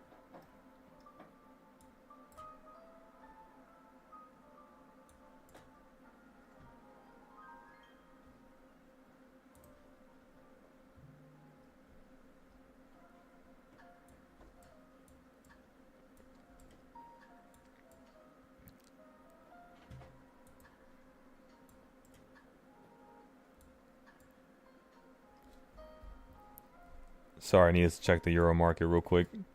So yeah, that yellow line is where I bought pretty much. And then I sold it right up here. Right around here somewhere. I like how you perfectly hit that other... My bad. I like how you hit the other... I like how you hit the other line. That's what I'm trying to say. That was a nice touch right there. And now you're falling again, so we're going to have to play this very wisely here. I think what we should do is let this get back down to somewhere over here. And maybe go long again for it to bounce up. Because we went long over here. Sold it up here, played a little put. Then the market fell down. Went long down here again. Sold it right here. But we're not going to play a put right now. Because I want to see you know, what the next direction is going to be. Now the account's at 31K from 10K a couple days ago. So we shouldn't rush this, you know. We're not going to dump the whole entire thing in again. We're just going to give this probably like a day, if not half a day. And then we'll see what we're going to do here. However, for Oracle, in terms of us playing this downside here, it is dangerous, you know. Especially because we're not buying it at the top. Think about it. Right now you're at 328. And you were just at 344. If it wants to go above here, it's definitely going to put you at 361, if not like 368. Just because of how much you fell down already. So, yeah. I don't think we're going to get in the way of this. But, like I said before, if we look at the financials, 2020 they were making 40 billion, 42 billion, 49 billion, 52 billion, 57 billion. 13, 14, 14, 15, 14. So in terms of revenue, you actually decreased. So that's not a good thing. You've been decreasing ever since Q1 of last year. I mean, you increased here to here. I mean, you decreased 2 times, right? Or am I tripping? No, revenue was still going up. It was only over here that you started really declining. So the last quarter you actually declined in terms of revenue. So now the next thing we got to do here is go look at the news.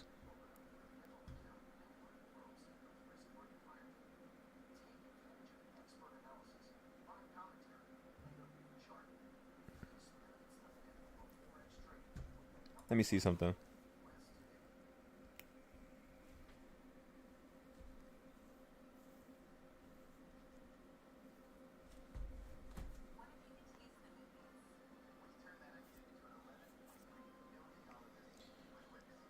U.S. jobless claims was 263, and the estimation was 200 and what 30.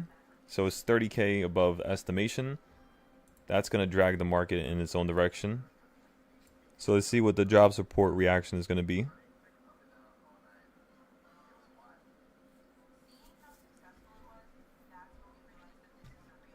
We got any more news this week? Let me check.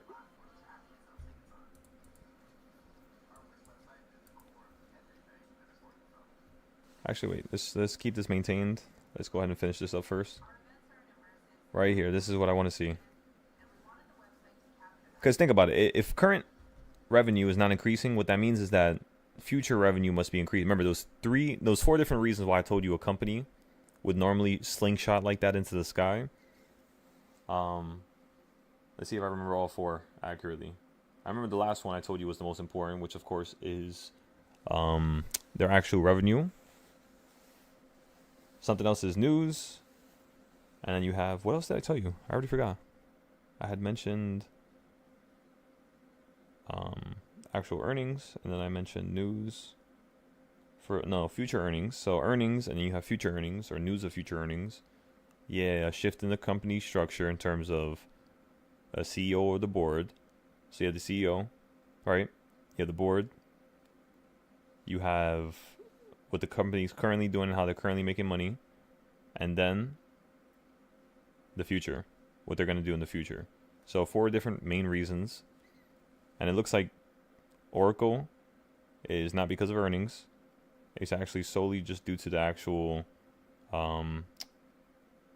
news right there. That signature. Because they just signed something for $300 billion. Look at this. OpenAI has signed a contract to purchase $300 billion in computing power over roughly 5 years from Oracle. What? That's crazy. That's absurd. So yeah, that's a lot of money over the next 5 years. They're gonna price that in. Because all you gotta do is divide 300 billion by 5, right? If you do that division, what do you get? 6?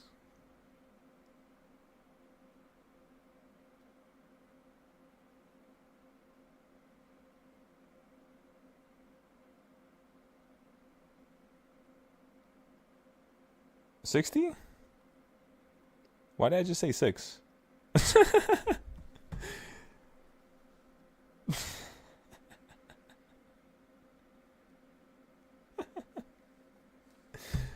$60. That's what I meant. I just broke my brain there for a second. So that's 6. Yeah, 60. So 60 billion every year, which if you divide that by 4 now, that's going to be about, what is that? 15? Was that the bunny? You almost, I think she ran up the stairs. You little shit. Get down here. She's going to break her neck on the staircase. All right, so what did I say? 60 billion, and then 60 billion divided by 4, so you get 15. And then you have, yeah, so 15 billion per quarter. That's a 50% increase in terms of their revenue, because they're making around 30 billion right now, at least from what we just checked. So in terms of an increase with how Oracle just ran up, I mean, you just increase revenue again by 50%. So how much did this just jump up to? From how much to how much? 220 straight up to 340.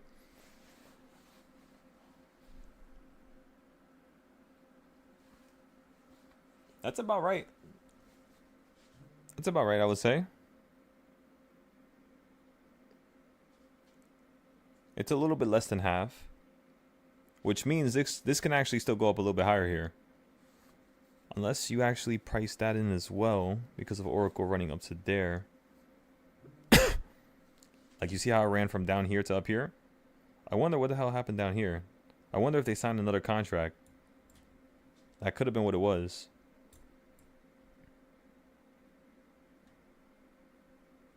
But yeah, what I'm basically trying to get to the conclusion of right now is looking at how Oracle ran up, looking how it hit the 1/4 point, knowing that it came from another 1/4 point, tying that back in with the future now, with could potentially, which is what could potentially happen, how we're going to play the downside and then the reversals, like any type of retracements that you have once you actually fall down to our goals. But not only that, but you're actually almost about 50% of where you were before. So it's actually, this is pretty perfect, pretty picture perfect, honestly. So yeah, I think this is actually going to end here soon, unless they just sign some crazy ass new, new deal. So basically, what I'm trying to tell you all is that Oracle is worth now around 340. Yes, yes, it is, just due to the revenue of how much they're going to make over the next 5 years. It's basically like they're at that level now. That's their baseline. It's kind of like Tesla. Tesla's baseline is going to be the 400s because of the value, because of what they do, because of their expectations in terms of revenue and how much they're going to make. Now, the one thing that's very concerning about some of these companies is that they usually tend to fall right after they do something like this. So I could definitely see Oracle really resetting here and falling right back down to the 1/4 point. But I only see it happening if the SPY starts crashing out the sky, which could be on a day like today, right? That's why we got puts for Nvidia yesterday, because we want to see if the SPY is going to crash today.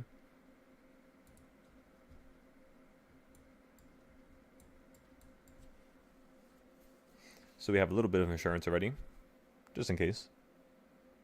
Currently, the SPY is still stuck at that same level, which of course is very bullish, right?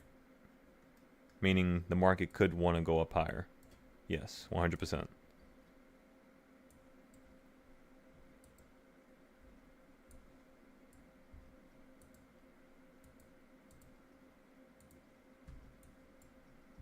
I keep forgetting to chart that company right there. Mesa Air Group. Alright, so I think we're done with Oracle. We could get in the way of it. We could play some puts right now. But it's only wise to play the puts at this high over here until we actually see it fall down to the 1/8 point. Once we see it fall down to the 1/8 point, since you're at the 1/16th, you could start playing it below the 1/16th. But like I said, just please wait, because the 1/16 point is also going to be about a box away, 2 boxes away from the line, which is exactly how much you did here, which could lead you into another retracement going right back up higher. So that's the one thing we're looking out for right now. The fact that you could want to potentially go up higher. But I definitely see it falling down to here. Yeah, you could definitely fall down from here to here potentially. That's like half. That's like not half of it. But that's like 3/4 and then the full amount, right, of last time that you fell from here to here. Measuring that whole range, you would then understand that if you measure from here to here, it's a big range. From here to here, it's a smaller range compared to this one down here. So over here, we could definitely see something a little bit smaller in terms of a range. So yeah, you could fall down to here, and you might hold at 321. So below 325, we could buy puts for it to fall to 321 on Oracle. It's not bad. Not bad at all.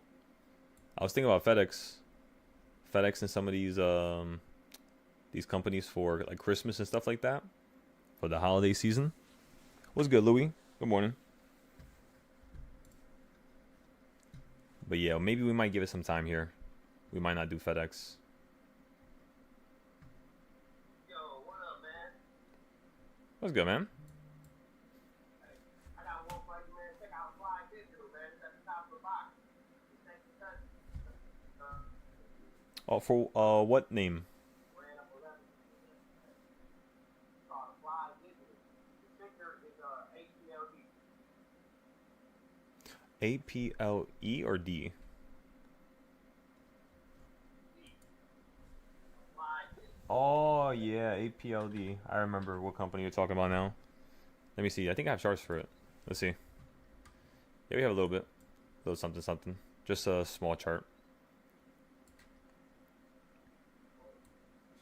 Okay, you know, just, yeah, how y'all doing?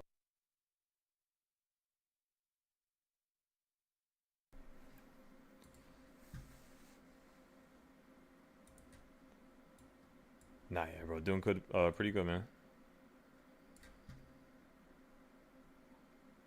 Like everybody crashed out yesterday, man. No, like, you know, it's crazy. I was talking to Stephanie. He told me. Nah, yeah, I think that was the case. Probably had a few people knock out. It was a really slow day.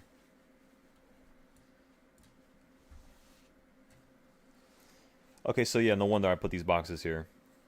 So these boxes, I think, are perfectly matched up with certain... Yeah, look at that. Yep, look at that one right there. How I hit that box from this level. It doesn't look even with the bottom box, so I'm not too sure if I did this perfect. Let's actually measure this.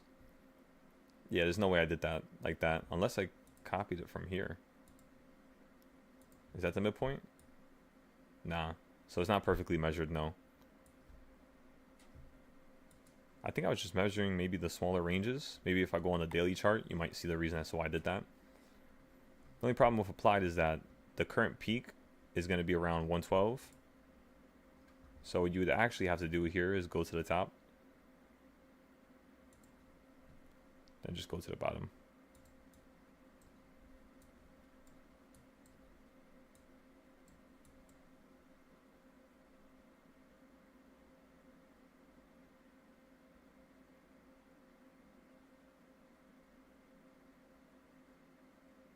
Okay.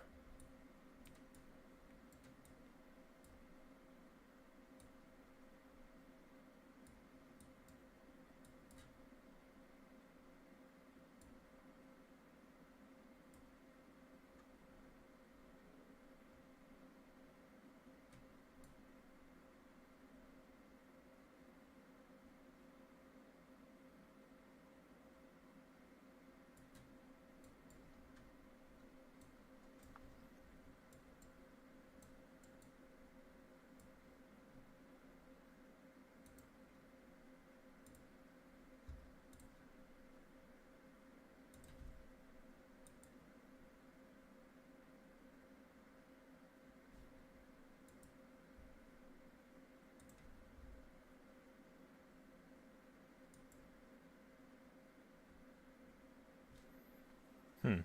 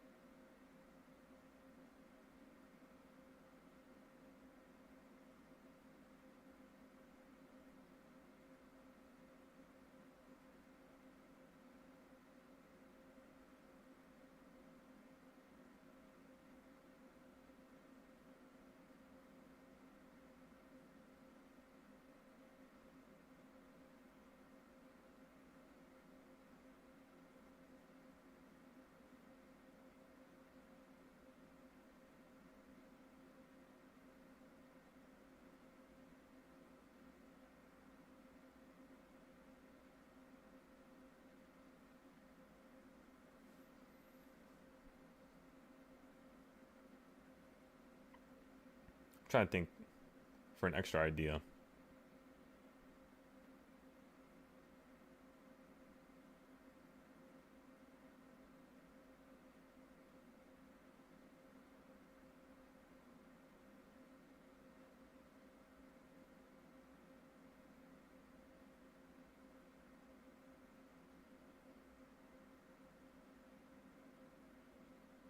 Yeah, I think we're just going to do it like that. That's perfect. No need to kind of make it any more complex, really. So when you chop it up like this, the first thing you're going to start to recognize is you are now breaking above the midpoint. You did break above the quarter point when you ran up there on applied last time in 2022 and in 2021. Because remember, this company is as old as 2002, 2003. So now you kind of have a little conundrum here where you have a high, you have a low, you hit the quarter point, and you fell to the bottom. Now you hit the 1/8 point. So potentially, I'm sure everybody's on the same page here. We could see applied fall right back down. It just depends on as to why,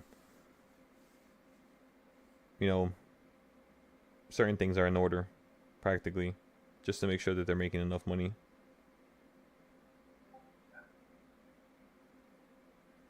What do they do exactly? You invest in them long term?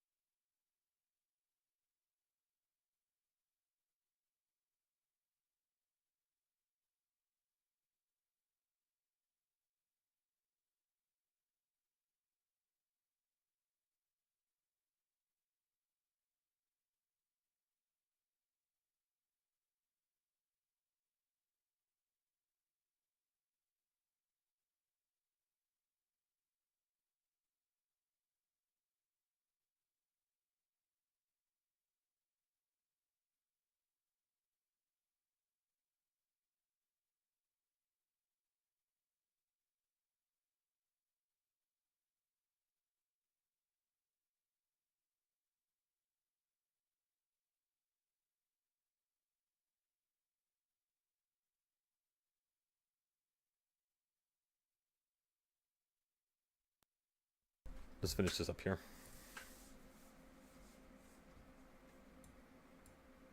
So you're holding on top of 183 for Mumu.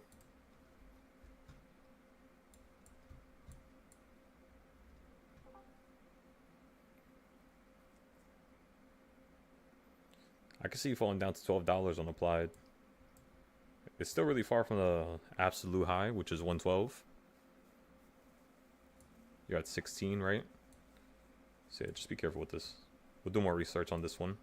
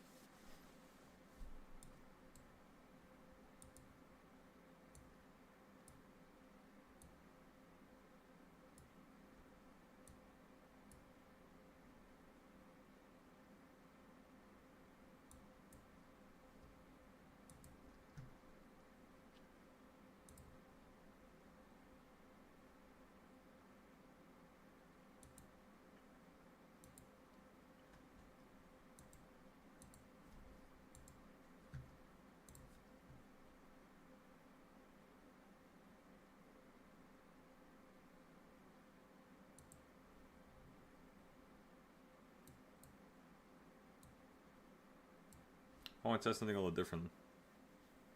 I want to see if this is going to work out here.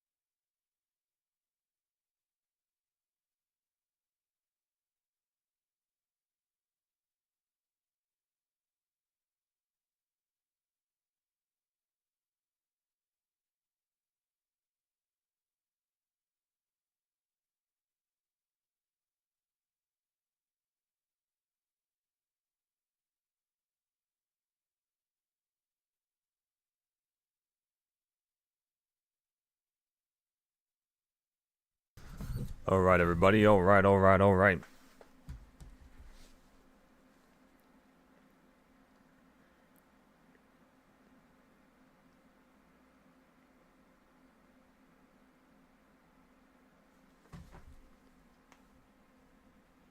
Yes, sir. What's good? Yeah, could you check the links? I think I put the Tesla chart in there. I just want you to look at Uh, which yeah, let's go search it. which section?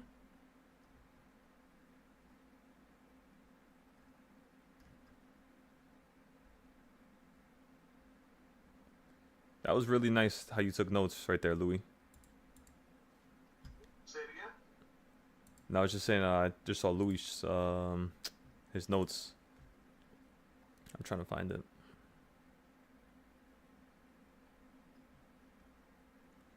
You sent it to me on Discord? Yeah, certain notes.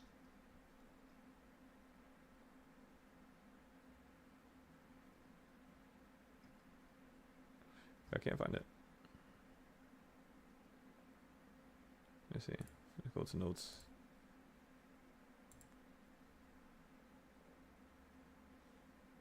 It's the fourth up from the bottom. Oh, there you go.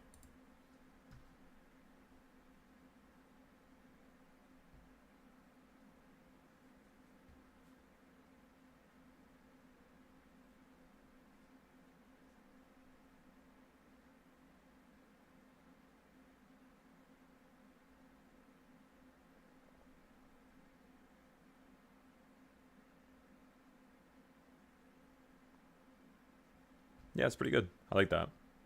I like those ideas. Nah, yeah, those look proper. Oh yeah. Appreciate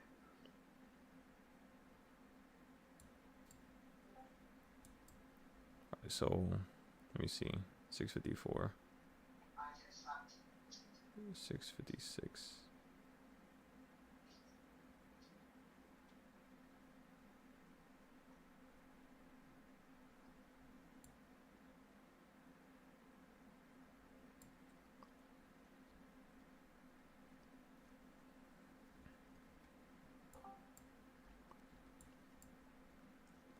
Now remember, everybody, if for whatever reason you go below 650, gotta be very careful. The market could be falling completely out the sky. If you fall below 650, that is gonna be what you don't want. So,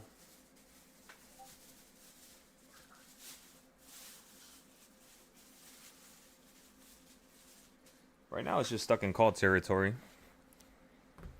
Right? So whenever you hit a 4 or a 6, just like we talked about when we first started this live today, when you hit those psychological numbers, we will be playing puts. So we played the puts off of the 4 already, which was yesterday. We could do it again today. You can also make a chart for yesterday's range, just like that.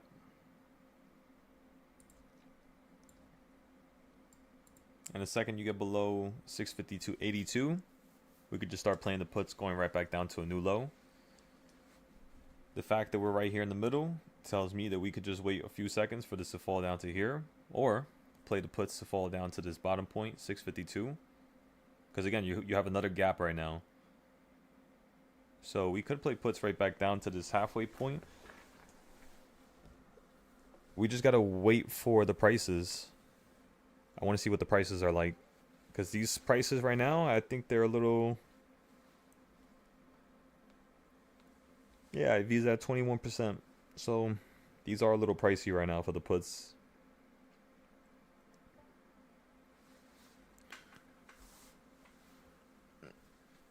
Yeah. It's similar to yesterday though. Not that far off.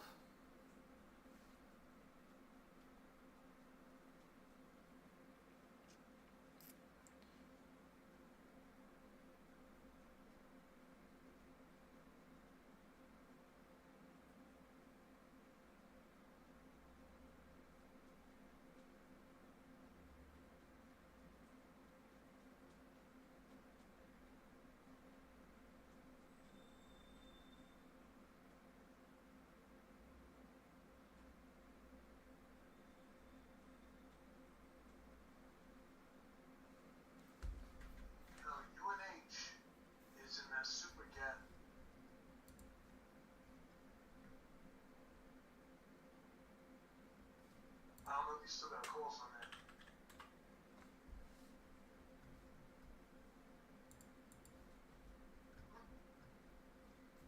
Yeah, I'm about to check that real quick actually. I haven't checked in a few weeks here. We played puts that one time as well.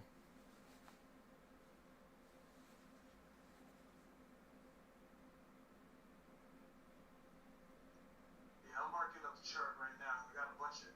Yeah, there's a lot of gaps to the upside, big ones, and there's like 2 or 3 to the downside, which are decent size. But right now it's looking kind of bullish. It's at the 1/4 point. You're at a 1/8 point. Yeah, I can see this run into this 1/2 point up here. 439. I can see that. Yep.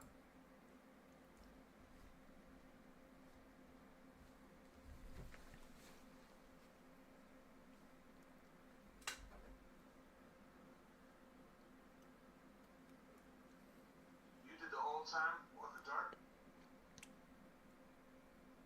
For United? For UNH?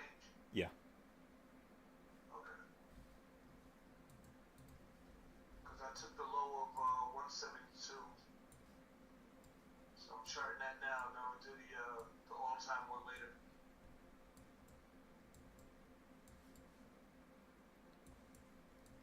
It's not bad. Looks pretty good. I don't think we had to actually touch this.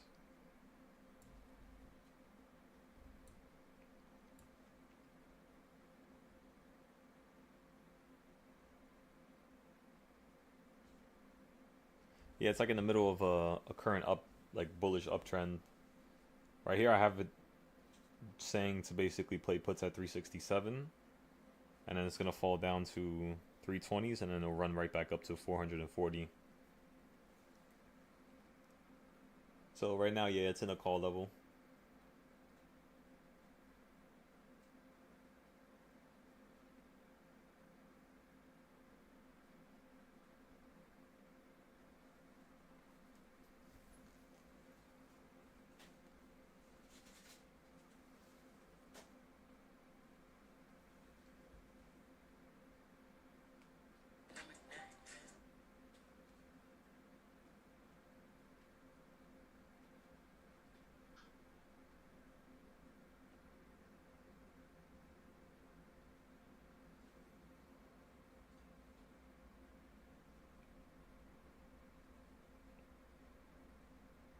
Alright, people, 2 minutes, grab your coffee, do what you gotta do, get your I'm focused vibes on.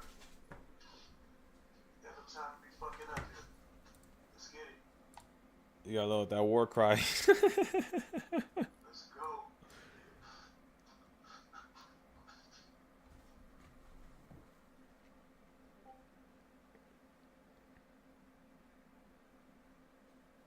Oh shit.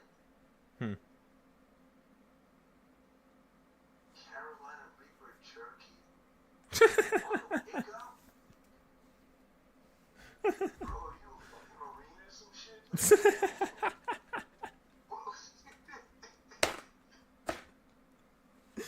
Yo. Oh man. That's amazing.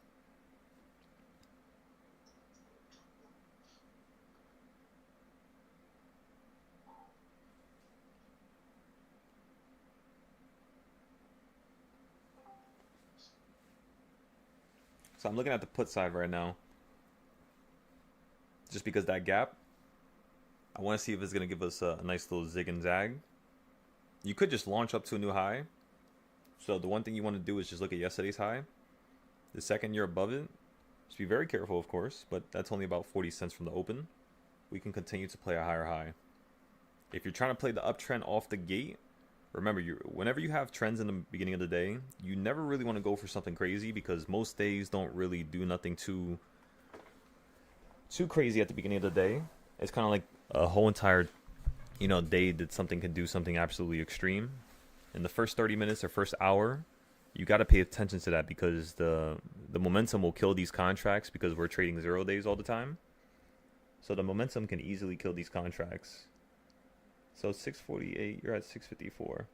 A 648 contract right now costs $10. No, it costs 17. 647s costs 12.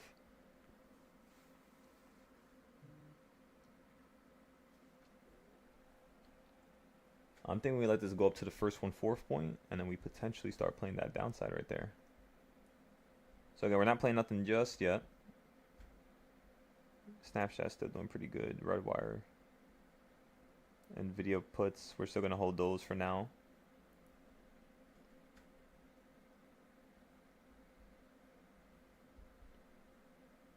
Let me make sure I don't have any other plays here. Oh my goodness.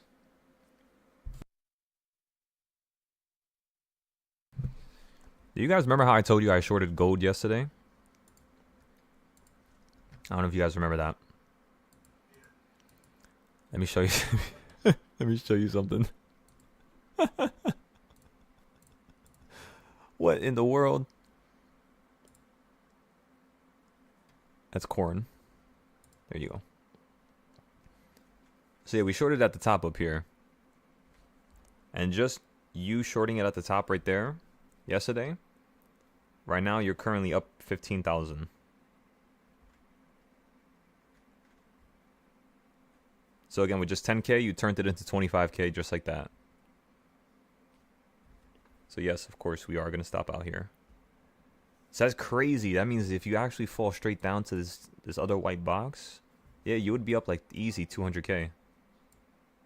And the reason why I'm saying that's crazy is because we predicted it falling from this white box to this white box here, as you could tell. So over here, you're just doing a mini move. This is just like a small consolidation of a move. So there could be something bigger in the next couple of days here in terms of downside. But yeah, everybody, isn't it crazy how we're timing gold falling out the sky like that? Sometimes it's a little weird in terms of how it trends, but it's not that bad. The euro, we also sold this trade, right? This trade was only around 2,000 we sold it for. And then right now we're just waiting. I just want to see how the market's going to react here. So yeah, we pretty much already made, I mean, yeah. You're pretty much set for today. Now you're messing with yesterday's high. Let's go check the puts real quick.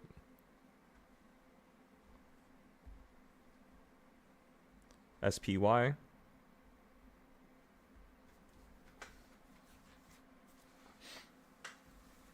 Options. Puts. Let's see. Yeah, they're losing a lot of value here very quickly, so this is perfect. That's excellent. Give it another 5-10 minutes here.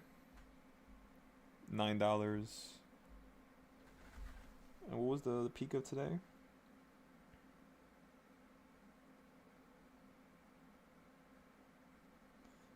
Yeah. Not falling a crazy amount. $14 to $22.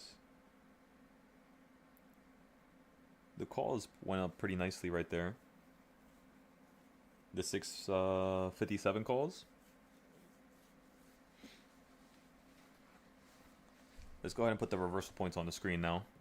So again, the trick here is to play for the first reversal point every single morning. That's like your first main goal. So let me just put this on the screen real quick just so everybody can see what the reversal point or where it's currently at. Let me show you right now.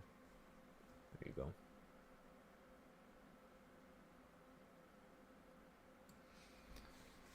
So as you all can see, you see how the market's quickly reacting to that reversal point right there? That's the reason why you want to kind of put your stops just in case at that level whenever you're playing in the first, couple minutes. If you're not trading in the first couple minutes, then yeah, you could wait. You could pretty much just wait a little bit. And then you could probably play for a longer move, right? So whenever you're trying to play for a bigger move, like a $3, $4 move, you never want to do it in the first 30 minutes to the first 40 minutes. You kind of want to wait. You kind of want to wait until like about 10:20, 10:30 to about like 11 o'clock.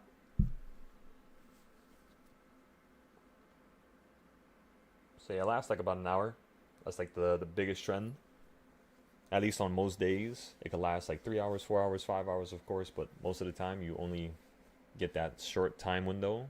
Like if you get a big trend at, let's just say 9:45, 10:10, what you could see is the market dramatically pull right back up to an even higher reversal point, like number 3, number 4.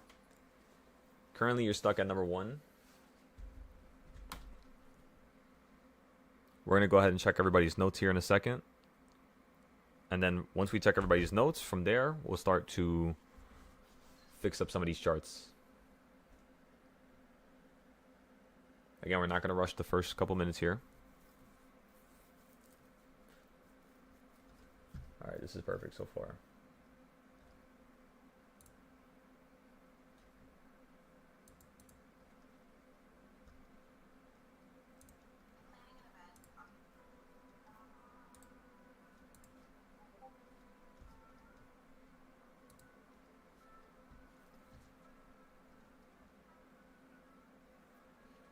You said you might hold most of your capital to the end of the day. It's not a bad idea.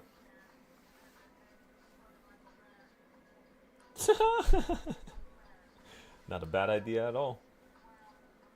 You said those end of the day plays have been crazy reliable lately. Exactly, yep. So the way we do it is we'll play it that same way again today. We could do that today.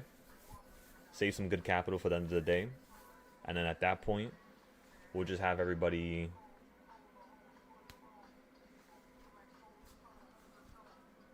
We'll have everybody... Oh, try a yawn here. We'll have everybody just play the opposite direction, right? As soon as we're done with our direction. So meaning, we'll see if it's going to fall here. And then we'll see if we're going to play the calls going right back up. Of course, that's like the midday move. In terms of the end of the day move, honestly, we can't really say. At least not yet. We could look at yesterday's close and be like, all right, you moved at about, 120. So today, at 120, you could basically expect another move, just like yesterday. And then you can go to the day before that, and then see when the move occurred over here. So you had a low here. Then you slowed down here. You first started slowing down around, like 1 o'clock, 2 o'clock.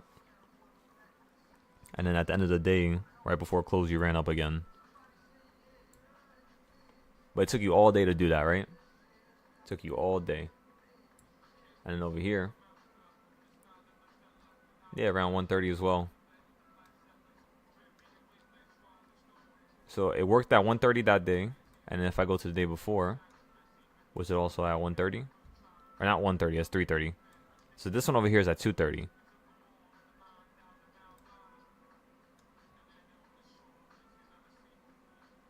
Yeah, about 2 o'clock, 2:30.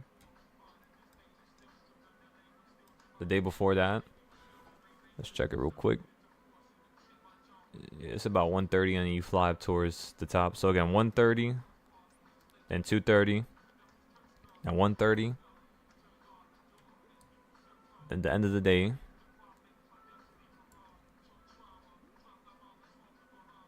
then 1:30.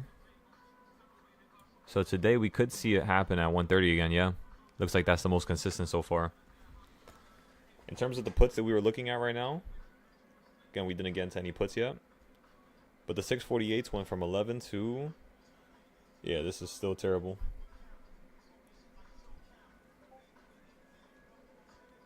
Data is just killing these contracts right now. Let me check the IV. Yeah, you already dropped a crazy ton.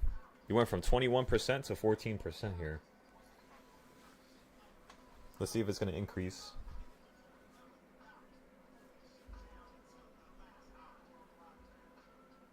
Oh, for the puts, no, the puts is still... Yeah, the puts still have high IV. That's a very big difference from the calls. It's like 5% right there.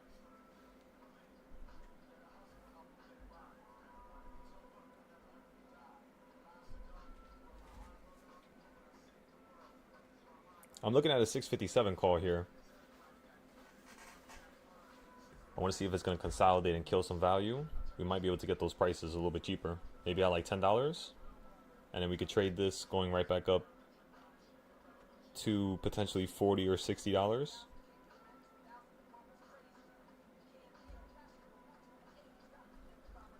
So yeah, you ran to the first reversal point, then you fell to the first reversal point. You basically completed the first move of today now. So now the next move is going to be to expand out this range and to fall down to the 1/5 point or run up to the 1/5 point. So if we're thinking this market's going to fall down to the 1/5 point, that strike price is currently going to have to be around 653, which is around about $1. So the furthest you want to get away from that is probably like 2 contracts, right? 2 options, 2 strikes. So 2 strikes away, max, which is going to be 652 from 654, right? A 652 put currently costs around $57 right now. Yeah, this is just like yesterday's price action. In the morning, the price action is literally the same thing. In terms of how the contracts are moving up, like the dollar amount. Alright, so then when did you really start changing directions? Yesterday, it was around 9:55.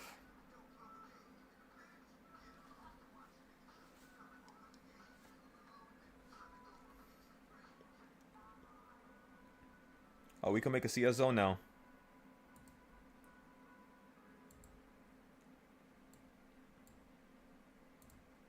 Alrighty, CS zone has now been planted.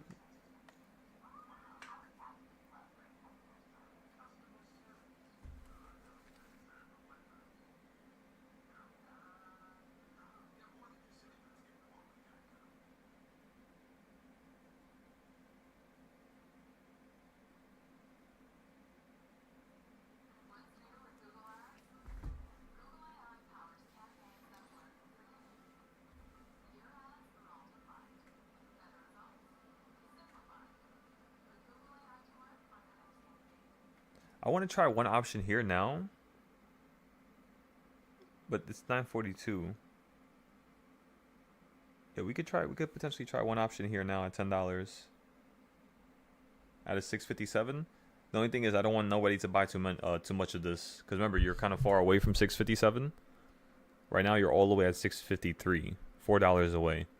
So what we want to do here is we want to be at least 3 strikes out to 2 strikes out. And right now, that would actually be 4 strikes out. So it's not terrible. But, yeah, we'll play around. We'll play around with it. Alright, we're going to get filled for a 657 call here. The goal is to sell this for 30. Let me go ahead and post it to the Discord now. This music is way too loud. Alright, let me change this real quick. By the way, in case you guys want to add some music to the playlist we got,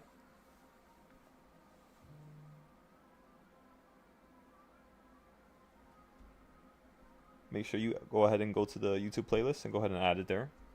We have everything saved.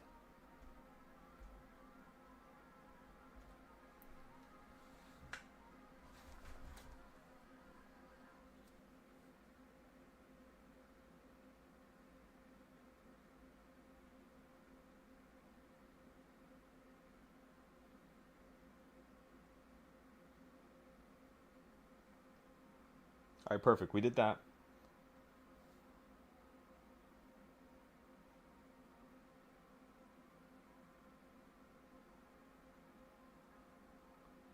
The next thing we got to do here is, let me see.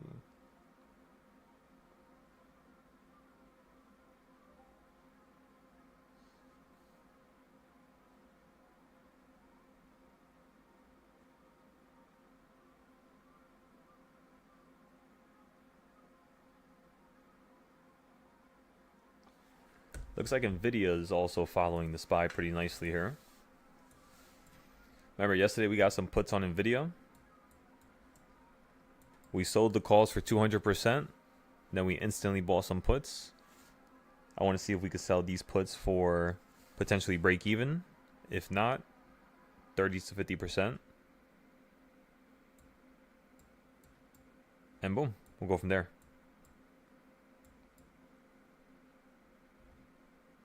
Yeah, that Nvidia trade was pretty nice. We'll see how this one turns out here, and it'll go from there in terms of just buying some puts, right? Don't want to overdo it here. Mumu's running up pretty nicely. Euro's still running up here. Gold is still falling out of the sky. Why do I have so many Mumu charts on? Oh, I think it took out all the other companies I had on the screen. That's probably what it was. How's Tesla here? Tesla? Let me see something.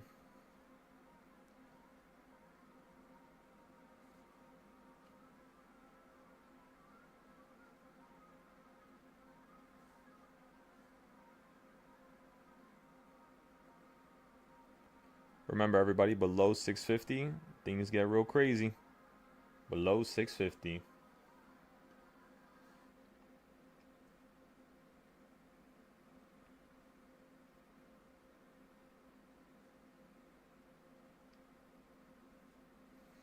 right, let's go back to SPY here.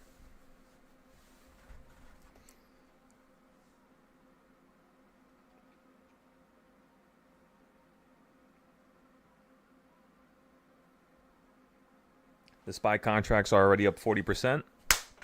Smashed that out the park, ladies and gentlemen. Just like that. That's what I'm talking about. Handshakes all around. Come on now. Stop losses set, Cody. That's why I like to hear. Excellent, excellent, excellent, brother. Hell yeah. Let's go. Go, go, go, go, go. I'm about to say, where the hell did I put my chart number 2 at? What's going on here? There you go. All right, everybody, we're up 50% already.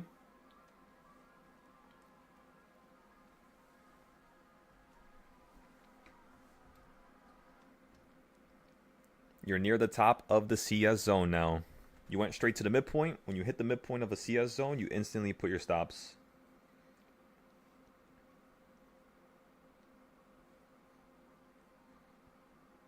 Again, everybody, put your stops. You can put it at 50, put it at whatever number you're comfortable with. Now, in terms of the goal with the contract, remember what we said before we bought it. We told everybody we're going to pay 10, see if we could sell it for 30 to potentially 60. So we're looking kind of for a bigger move, really. But again, if you put a good amount of capital into this, which you shouldn't have, it should only be one contract, everybody, across the board. 111, especially because it's so early, you know. We don't got to go crazy yet. Even if the market runs up all day, it's all right. It's all right. Even if it falls down all day, it's all right. Just like yesterday, we'll figure it out. But for now, we had to move with pure precision, you know. We had to be really precise here. We're up 80% now. Put your stops up, everybody. We'll get into another trade, I'm telling you. You don't got to risk too much capital here. Or risk your profit. When you're profitable, right? So we're about to turn off the SPY now and just let it rock for a second here.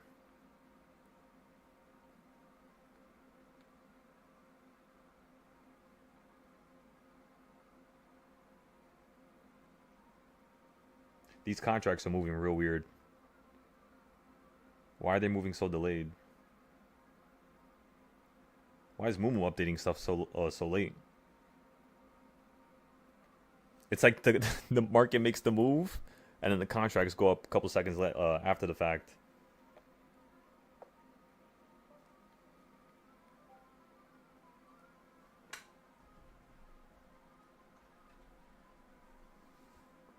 Again, everybody, you're at the top of the box. Now we're going to look for some puts here.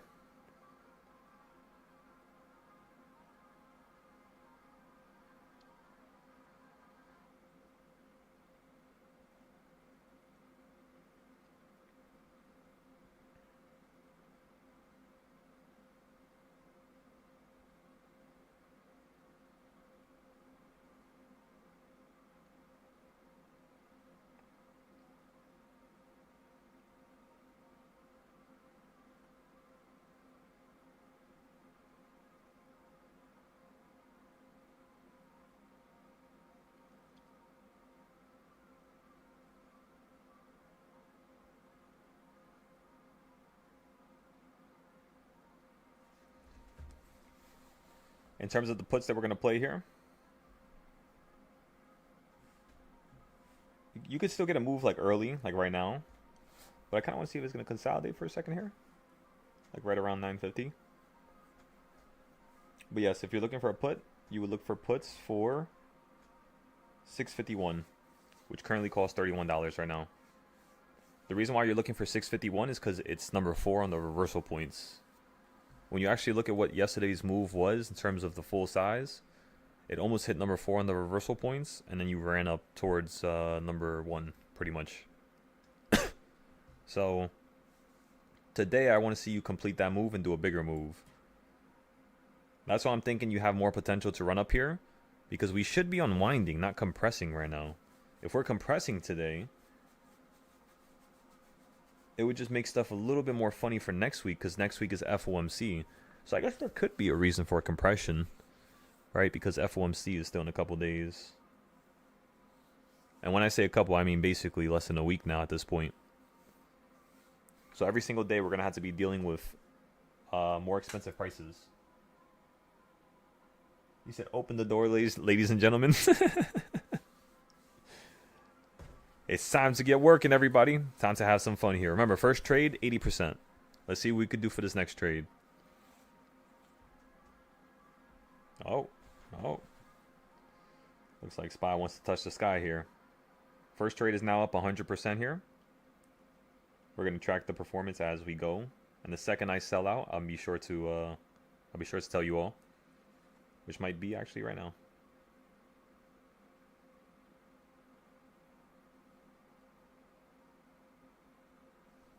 Okay, so we sold out right here at 90%. You were up 100% there for a second.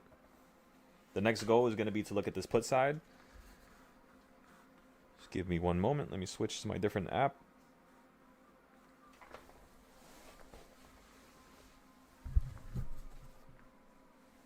Oh my God, sign in. Don't you do this to me. Network error.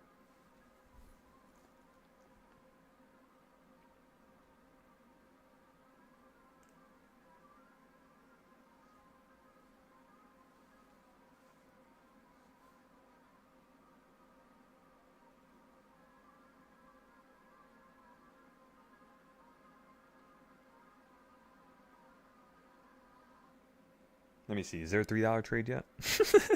we gotta build this $3 account. That's one of the goals here. So again, we didn't get a put yet. We're still looking at the puts. I'm looking at a 651 cost $25 right now. These are dropping pretty nicely right now, let me tell ya. So you're above 654, you're above yesterday's high. Let's let this hit 1.5 now on the reversal points. Just because you're so far above the CS zone. The next goal is to let it hit 1.5. And then we're going to look for the next midday trend here. Which could be right back down from 1.5. Yesterday you fell from 1.5 and ended up hitting the opening price. So now what I think we should do in terms of the best course of action here. Right, we played puts. Oh no, we didn't play the puts. We said we wanted to play puts in the morning, but they were too expensive. So that direction was correct. We said we wanted to play calls at the bottom at number 1. Market ends up running up. That's also correct. 100% was the max. 90% is what we sold it for. So now I think we should play the puts at 1.5 here. It's about to hit it right now. And we could play it right back down.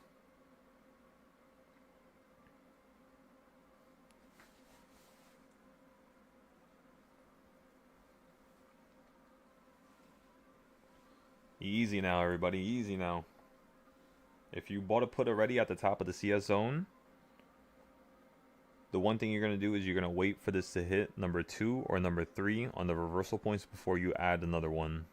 So, meaning if you bought a put already, you wouldn't average down yet. And do not let the emotions get to you. Even if you're down for a second, doesn't matter. Just make sure you understand the direction. The idea of the direction. Market is slowing down here. That second candle. Okay, so look, the first candle was smaller than this candle, right? Or sorry. This candle over here compared to this candle. So draw a box from the bottom to here. And then bring that box right here. Which box is bigger? The one you just did right now, or the fact that you just did something slower? And the idea is that, yes, you did something slower. Now, you could still complete this move in 2 candles. That's not a difficult thing to do here. But what I'm trying to arrange right now is just 1 candle. I'm looking at the speed of it, so I could tell that the next candle can actually take you out from the sky here. And this is something that I do see as... I see it curling down here for a second. I can see it falling right back down to 1.0 from 1.5.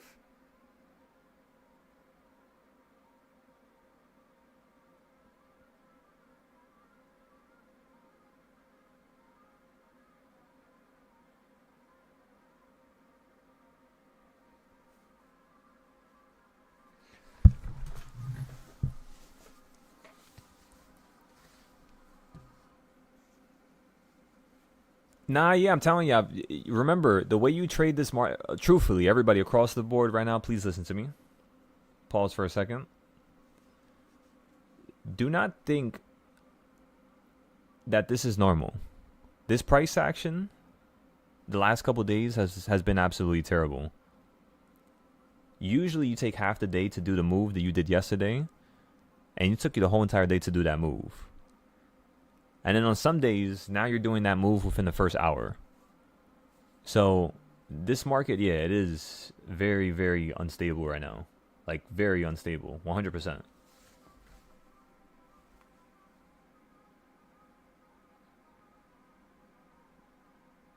So yeah, don't get emotional. That's what I'm trying to tell you. It's very hard to trade a market like this. Very hard. This is, if not the hardest market, but one of the hardest markets you will ever trade. The downtrends are actually easier. All right, everybody. We're about to buy a 651 put right here. Costs $19. The goal is going to be to sell this from 19. We want to sell it for, drum roll please,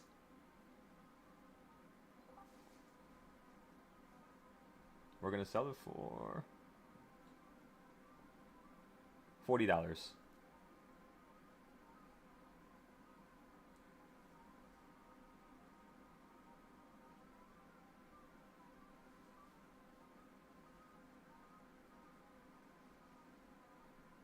All right, posting it to the Discord now.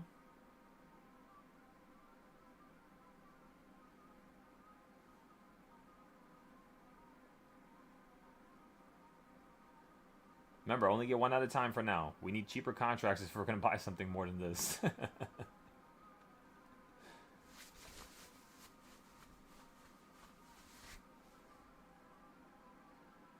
All right.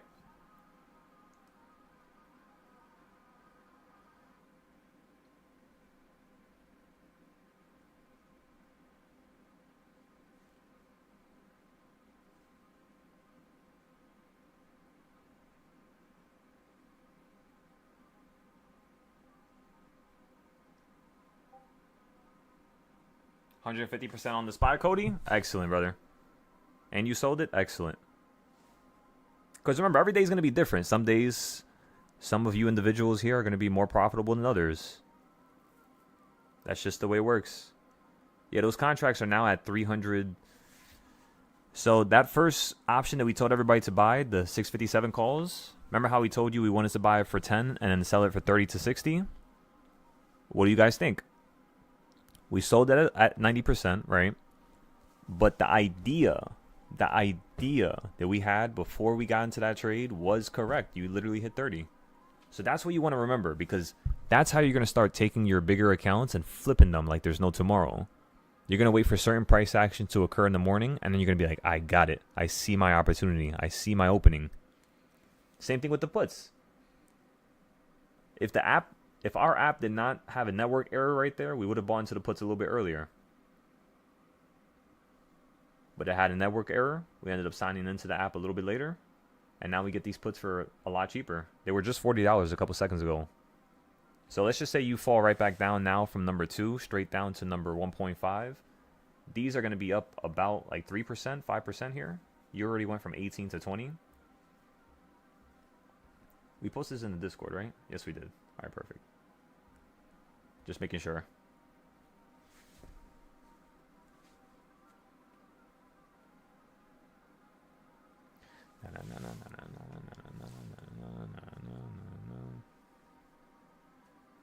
That was pretty nice. So that's basically $10 to 40. That is 300% right there. So first trade went up 300%. We sold it for 90, but the range of it, its potential was 300. So now we know you got to write that down, remember it, document it, keep that thing on the side burner, because we're so close to the 5-day put level, ladies and gentlemen. We're so close to it. 5-day puts, 5-day puts, 5-day puts. Get ready. It's almost time. We're at 6:55, everybody. This is getting exciting now.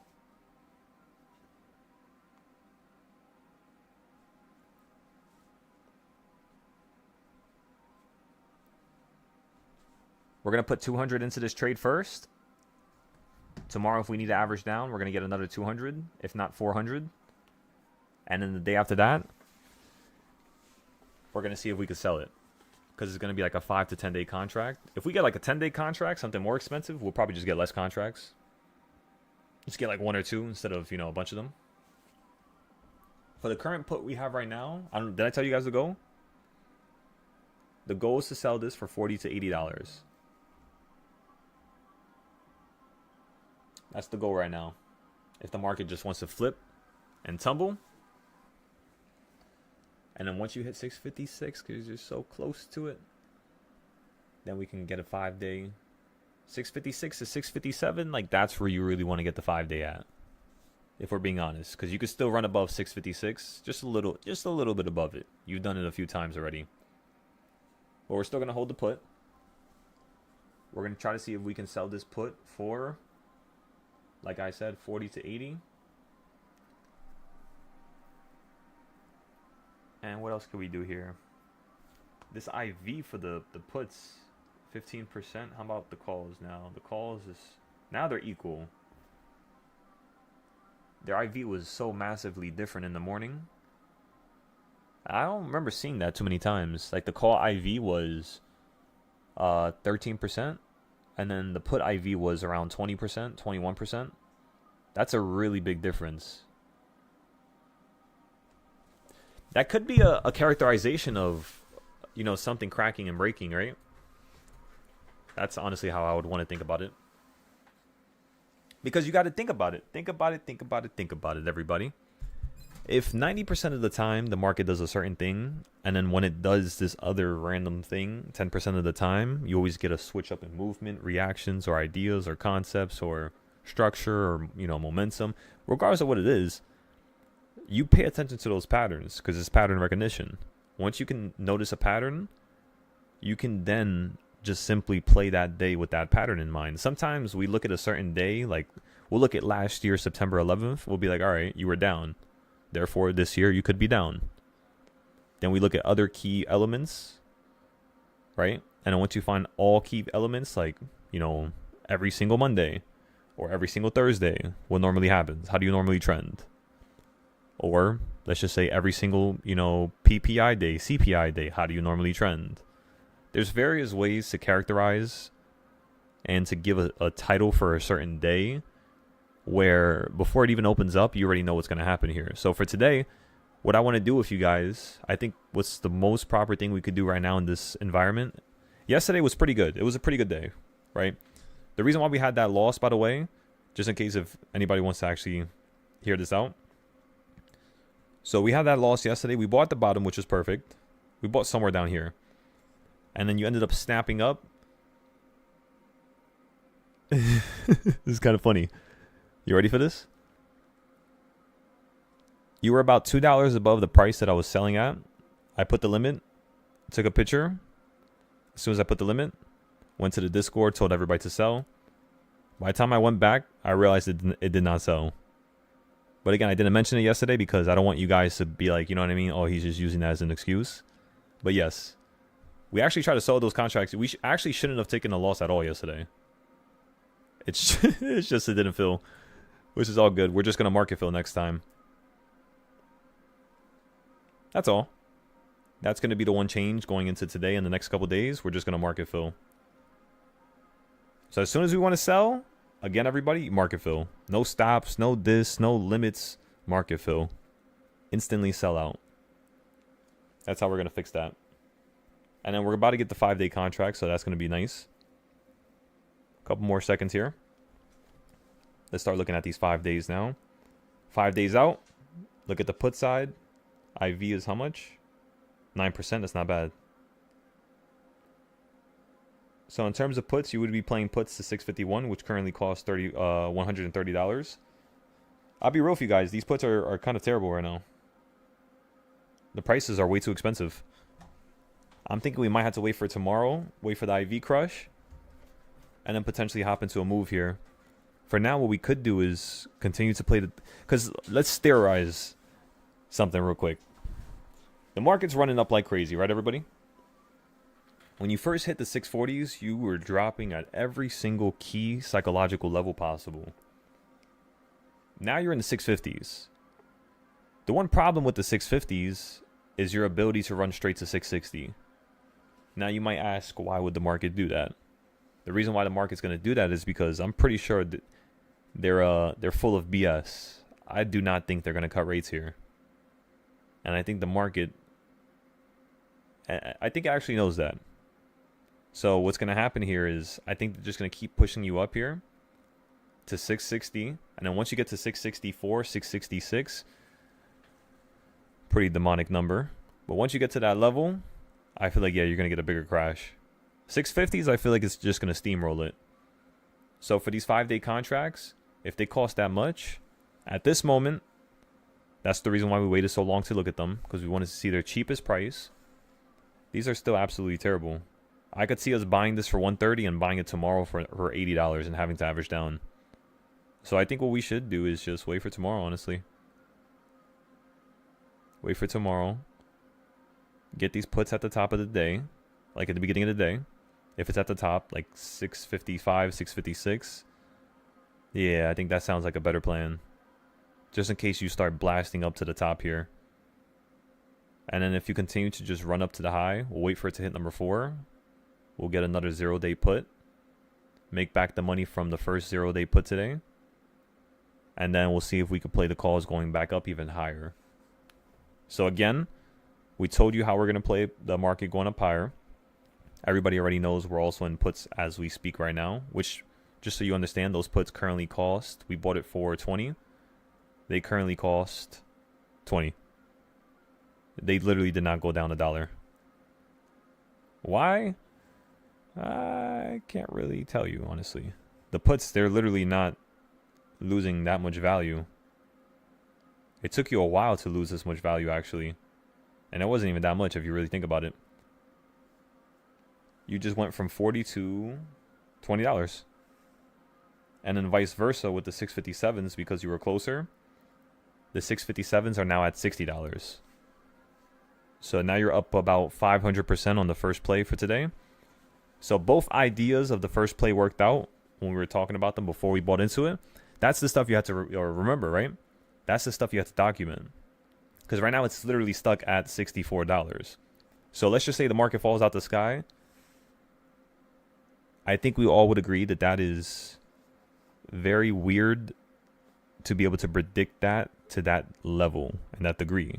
Don't clap for me. That's not what I'm saying. What I'm saying is it's very weird to be able to predict stuff to that degree, because what it means is that's a computerized trade. That's something you could do later on with a bigger account and boom, take that thing into the sky. If you were trading with a $10,000 account right there, which of course I wouldn't suggest it unless you have around 100K. But if you were trading around with an account like around 10K, you would have turned it into how much? Like 50, 60K? Yeah, pretty much 10K to 60K. In one trade, everybody, within like 30 minutes. That's truly what you're capable of here. But you just got to master it. You got to be able to make it repetitive. You see how the contracts went down right there? Crazy, right? You literally hit $60 perfectly, and now they're at 50 right now.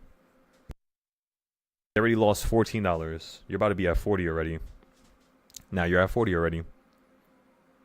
So the calls, they're losing a lot of value very quickly. That's the one thing I noticed with the 657 call before we bought it. You actually ended up falling from... Maybe... Wait a second, I got a new idea. I never traded like this before. That would be interesting if we could try that. 20, you fell to 9, so you had a loss of 50%. No, that's about the same way. Yeah. So we got into the puts the same way we got into the calls in terms of letting it go down a certain amount before we buy into it. Meaning it was at, let's just say $20, it fell to 10, we bought it. Then it ran to, I forgot where it ran to, 20, and then we sold it, right? The puts, we bought them for 20, but before they fell down to 20, they were at 40. So we played it at 50%. So the next contract I think we're going to play here is maybe minus 75%, just so we can keep up with the data. Because you got to be able to be conservative when it comes to these options. You have to be able to just, jump out when you don't need to risk too much. And that's one of the reasons as to why I'm telling you, if you're going to trade with a $10,000 account, the only good reason why that could be is if you have 100K. If you don't have 100K, you should not be trading with 10,000 on 0 days. That's absolutely stupid. Because you could lose 10% of, your whole entire... You could lose 100% of your whole entire account. But if you only trade with 10K, it's only 10%. If you use another 40K when you have 100K, and you throw that into a long-term play that's oversold, you could easily make back that 10,000. That's no problem. So when you lose it, you make a system so that you can make it back, and you instantly put your money back into the market for that. Same time, you're still going to trade the 0 days, but at a smaller scale. Just so you can't burn through all your capital. Because remember, in order for you to actually become a millionaire here, there's 2 ways to do it. The first path is you're going to have to get basically burnt every single time you reach a new level. So whenever you hit 100K, you're going to have to lose 50K. Whenever you hit 150, 200, 300K, you're going to have to lose half of it, if not a quarter. That's literally the only way in terms of the first example. The second example, you would have to learn from your mistakes very quickly. And you don't have to take a big loss. Meaning you have 100K, you drop to 90K, you learn your lesson as to why that happened, and you properly take it to 150. You know what I mean? You got to be able to cut yourself short. The second you start bleeding, you instantly go into recovery mode, and you stop the bleeding. Don't just keep bleeding and bleeding and bleeding and trading 0 days and losing money and losing money and losing money and losing money and losing money. Because it's terrible what that could do to you. For example, the one thing we do have to talk about is that in terms of some of the trades that some of the individuals on this Discord have been getting into privately, I'm not going to state any names, but there's somebody on this Discord who has been milking the absolute living life out of SPX. Not in a good way either. Not where they're taking something and they're profiting. When I say milking, I mean they're losing legs, they're losing their arms, they're losing everything that they own because they keep trying to trade SPX. Again, I'm not going to say who this person is. It does make me very upset. Because they're not following any of my rules. So it kind of makes me feel hopeless. Like I can't help this person. Like none of my experience matters in this situation. Because they're not even looking for that in the first place. It's been over a year and there's still no charting done. To the degree that I would have wanted it to be done. So they're not in the chat right now, but it just puts me in a tougher spot now. Because now emotionally they're going to be more distraught and more harder to train. So it kind of sucks. But please, everybody, don't go down that dark path, because sometimes you're not going to return. Don't keep taking out loans. Don't keep trying to throw in money. Don't keep trying to ask money from family. Do not do that. Separate it. Do not ask a single person for a single thing. Because this person did, and unfortunately now they have a lot of stuff to worry about. You said like you feel like a put right here.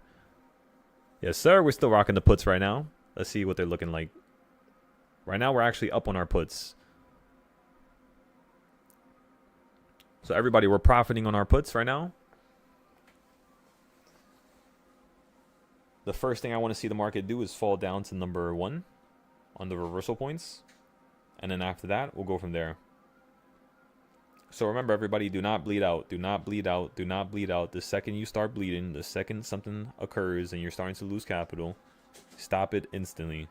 Take a step back and tell me every single time you lose more than $100. Every single time. Every time, every single time, every time, every single time. I'll say it until you start dreaming about it. Every single time you lose more than 100, you must tell me that. Before that shit becomes 200, and then 500, and then 1,000, and then I rather work with you after taking a small loss rather than work with you after taking a large loss. Because listen, a lot of people they don't want to listen after they've taken a big loss. It's like, and the reason why I know that is because I didn't listen either. When I took crazy losses, I wouldn't listen to jack shit. I would be more hard-headed. I'd be like, you know what? Man, screw this stuff. I'm going to do it this way now. I wouldn't actually be logical and be like, all right, what's going to help me in this situation and what's going to be able to, help me reach my goals? That was never my first interpretation. Even when I was making a lot of money, I didn't even think about, any goals or stuff like that. I didn't really plan nothing. I was just going with the flow. And that was the stupidest thing I've ever done. Which was exactly the reason why I lost all that money in the first place, the first time. As well as the second time. And then now we're kind of chilling right now. We haven't done nothing too stupid yet. We've learned our lessons. Until we get to 1 million now, we shouldn't have any more problems. The only problem we're going to have here is taking our time to teach everybody. Because that takes time, right? So remember, everybody. Get 20% and you're done for the day. 20% and you're done for the day. If you already got your 20% trade, wait on the sidelines until I tell you the next 20% trade. Should be here shortly. We just got to wait for this next move. And then let's go back to the SPY charts here.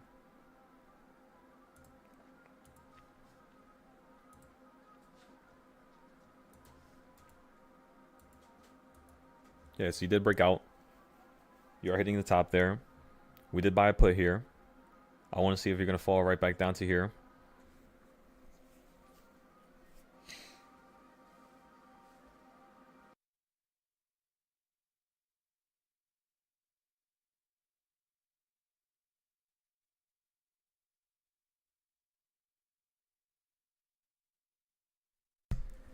Yeah, I like this idea a lot, actually. Play the puts from that point right back to here at least. 654. That's like a nice dollar you could fall. But since you're falling in that wedge again, you might actually still fall to the bottom of it again. Yeah, I can still see this magneting all the way down here. And you hit the quarter point. So, wow. Okay. Wait a second. This could be pretty good for us here. You did hit 650, 625. So you hit the level where normally we would get a 5-day put. Instead, we got a 0-day. Contracts are a little too expensive. And the reason why I know contracts are a little too expensive is because think about it like this. Last time I told everybody to buy a put, that's what I'm saying. There's a lesson to be learned here. And what that lesson was basically I told everybody to buy a put. The next day, I kid you not, we bought it at $150, right? The next day, we bought it at $30. So let's use last week's logic and the logic from a month ago. Let's delicately play the 0 days. Some days we're going to use 10. Some days we're going to use 30. And then we're going to wait for the end of the day move. I think that's what we should focus on, truly. Let's save most of our capital for that last 2 hours. Everybody download Webull so you could trade up to the last 30 minutes. And then, yeah, we'll go from there. And you're right, Cody. That's exactly the case. Today's the 11th. You're about to have the second week. This is something you didn't do last year. Last year, you fell down and the 6 was the low, then you ran up, and then the 10th was another low next to the 6, but not as low. And then the rest of the month, you pretty much ran up. This year, I thought it was going to be opposite, because you see right here how you ran up the 6? It's kind of like, basically what should happen next is you literally should fall from the sky. That's why if you guys haven't noticed, when we play with the extreme contracts, like something more expensive, we are looking for something to fall out the sky here. At least now that's what we're doing. We're going to focus a majority of the capital on playing the market falling out the sky here. And then once you get above 656, we're going to play calls to run to 659, and then we're going to play puts at that point. Yeah, I think so as well. I think we might fall to the low of the day. You might even fill that gap from last night, which would be a drop straight down to 651, putting us right in the money, which would allow us to sell these contracts for basically about 200%.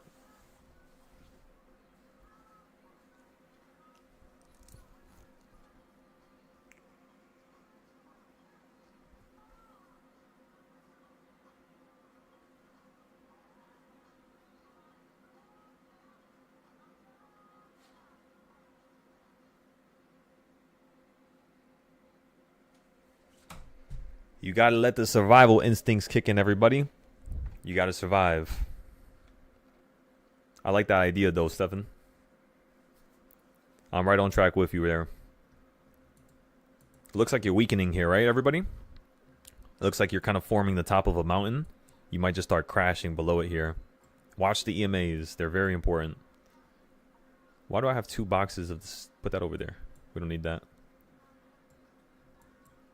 Actually, it's going to be on the screen still. Let's just delete it. Are they the same thing or are they different? Let me read it real quick just to make sure I don't delete something I need. No, they're both the same shit. So yeah, let's just go here. Delete this. All right, boom. Again, we have a put here. We want this to fall down to somewhere by the blue line and the purple. If you hit the pink line, you might be able to run into the sky. That's the only problem.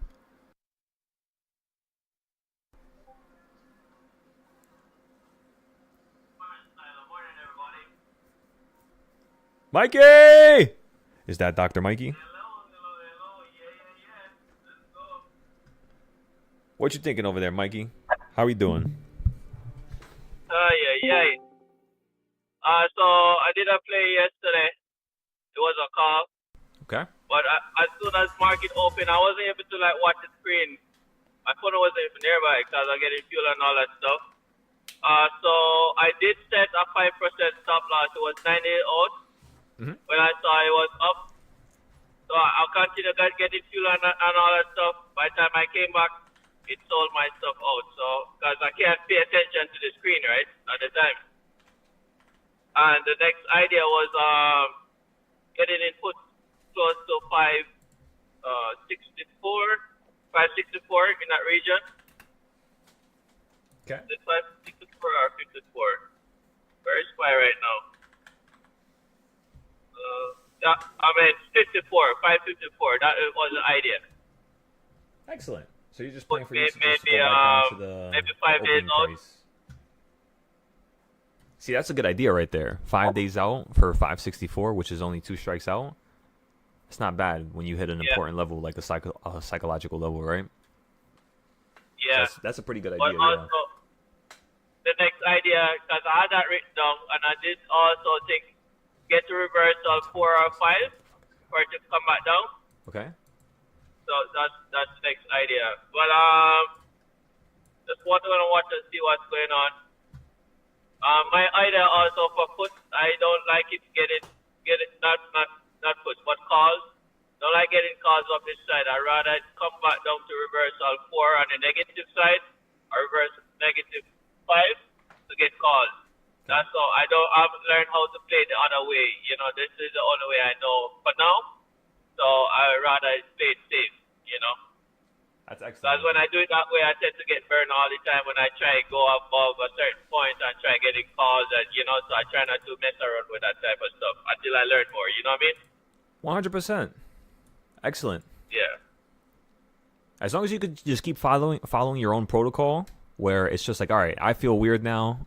I don't feel comfortable with this. Like yesterday, it was just full comfort. Even to the end of the day when you fell down to here, if you guys paid attention to those pictures that I sent, remember how I told you we lost all of our capital from yesterday? The one reality is that every single time you bounced here, we averaged down. So we were basically barely losing. Like right here when you bounced up, you were down only around $170 from 600. So down here you were down 500. Right here, because of this little jump, you were right back to 400 and something. So it was, very funny how if you would have just basically made the move that we wanted, which was right here, you would have been so insanely profitable yesterday. Those contracts wouldn't have expired worthless. So what we're going to do here instead is, for today, we're just going to wait for 1 o'clock. And wherever the market's at, we're then going to look and try to see if instinctively we could time this next jump. So we're going to wait for 1 o'clock in order for us to put a lot of capital in. I'm thinking what we could do is put another 500 in, see if we could double it, and then go from there.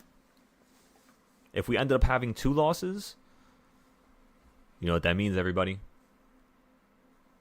You know what that means. If you're trading and you're a beginner, I'm going to start looking for those individuals who are taking big losses. Because let's be honest here, in order for this to be a unified community going into the future, in order for this to be the best community in the future, I had to know everybody's actions. So remember, I should be the only one losing 500. You guys should not be losing 500. You can trade it because I am using it. I am posting it. That's what I told you guys every single time. You can trade with the same amount of money I'm trading with. But here's the thing, everybody. Do I suggest you trading $500 with a 0 day? Well, look at yesterday. We took a $600 loss. We were profiting the whole entire time. We were up to 750 at one point. So do I suggest you do that? And the answer is obviously no. Not until you have a good safety net. So the first thing you're going to do is just trade with $30, $50, one contract at a time, until we can actually have everybody at the same level. And then we'll start trading more aggressively. And then we'll have everybody get to like 50K, 40K. And then once we get to that point, we'll pretty much kick in with the second gear. Second gear is just going to be us basically teaching you guys how to take your 50K into $1 million. So there has to be 2 different gears, right? The first gear is the small accounts, 0 days and stuff like that. The crazy, percentages and all over the place. It's fun. Every day is exciting. And then we're going to start turning it into 5-day contracts where it's still going to be exciting, but you're not going to get as much percentage. You're only going to be getting around 20%, 50% per day. Because, again, the way I teach people how to trade is in a way where, let's say if a day is going to give you 1,000%, because usually every single day gives you about 1,000% if you catch the perfect up and down trend. Usually towards the end of the day, I'll be honest with you. It's not like, you see how in the morning right there we got 600% for that trade? That's not normal. That's way more than you normally get for a first move. So that right there tells me the end of the day move, it's either going to be ridiculously slow or it's going to be really, really, really fast. So we just have to wait and see here. You might have a crazy end of the day move, and we might turn that $500 into $500. We might turn that into 5,000 within one trade. And then we're going to be completely profitable on the stock options. Every other market, we're completely profitable. Like, for instance, Euro, we bought it down here, sold it right here. That's another 2,000. I think we're just going to keep trading Euro like this. Honestly, I like it. I'm comfortable with it. I know we can easily get to 100K without, even fixing my charts any more than they already are. Like, literally, just us having a chart like this is good enough. I don't even have to do nothing else. But if we want to, of course, you could do your boxes like this, right? Grab the low. Grab the most recent high. And then the next thing you're going to do is look for the midpoint. Did Euro hit the midpoint? It did. So now it has enough momentum to actually continue running up to the top. Now, when the Euro market ran up, where did it stop at? Look how funny that is, everybody. You're right by the quarter point. In fact, you're holding on the quarter point perfectly. So the same way we trade SPY is the same way I trade Euro, gold, futures, everything you could think of. It's all the same. It all works perfectly. On the gold trade, we collected 15,000 right there in the morning. And then if you can hit the white box again, we might try to see if we could put in another order. See if we could just throw in the whole entire 25. So whatever we made from here to here, we're just going to throw it into the market again. We're not going to average into it. We're not going to do none of that. If we take a full loss, we take a full loss. That's just the way it's going to be. At least we'll learn our lesson from that loss. And the next time we trade gold, we're going to be even smarter and more logical. Now, if 30K is all you have, is that something you should logically do, everybody? Come on, family. Is that what you should logically do? Of course, no. You should not do that. The only time you should throw in 30K into a market is if you have 3, 4, or 500K. Realistically. You said you'll never beef with Mumu again? Let's go check it real quick. Yeah, that Mumu trend's been pretty insane. Every single day has been moving with... Look at that. Like, look at that gap up right there. 178 straight to 188. That's crazy. Let me see something real quick. Let me see how much you're making with these options right now. Let's go to Mumu options. Let's look at the...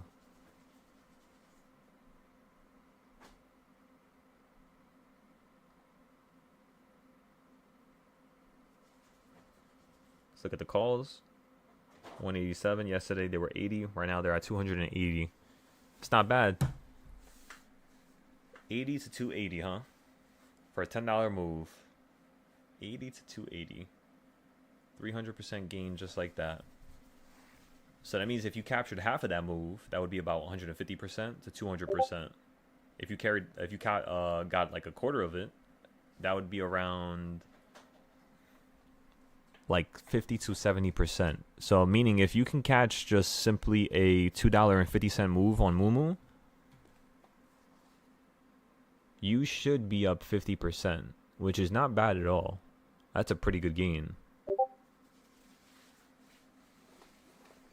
Yeah, we could try to see if we're gonna do something with that. We might be able to actually make Mumu one of the daily things that we trade.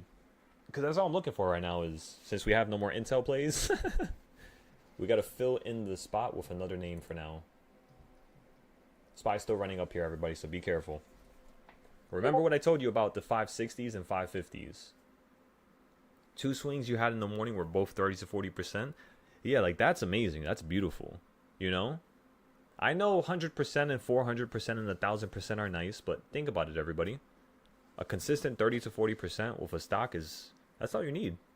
That right there will land you into success. All right, give me 1 second. Let me feed the bunny real quick. When we hit number 4, we're gonna average down, by the way.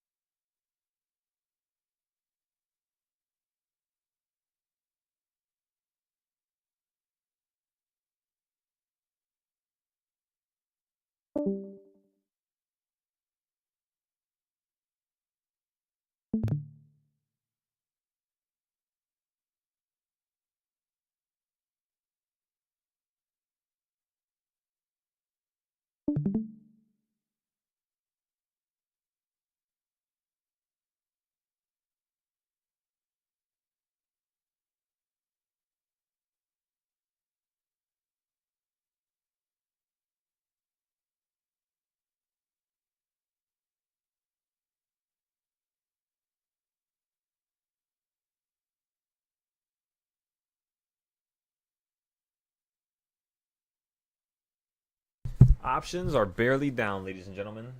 They're only down 20%. There is absolutely no reason to average down yet.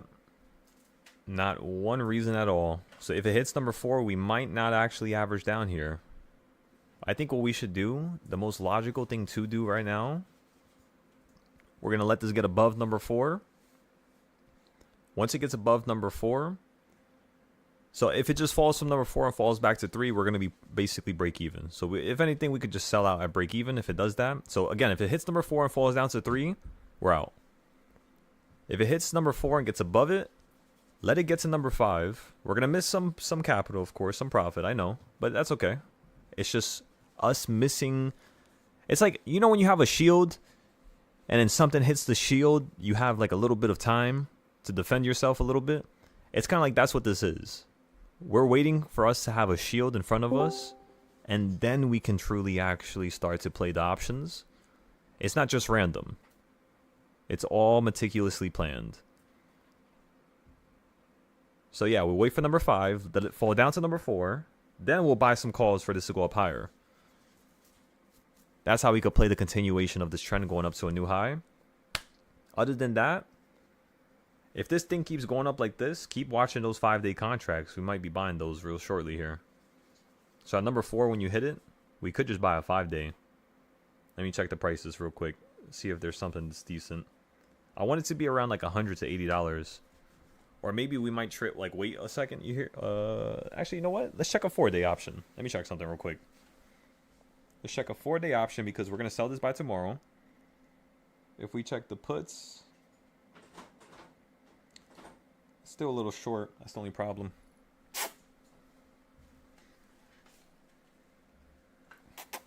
Come here.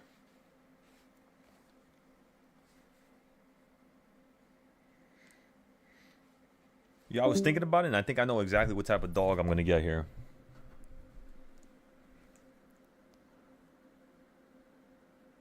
Whenever we get the trading house, The first dog I'm gonna get is a Doberman. Is what I'm thinking. Are you guys scared of dogs? I'll train it so that you don't even have to worry about that. Not me personally. But no, yeah, I'll get like a really good trainer. I want a Dober, like a, I don't know what color though.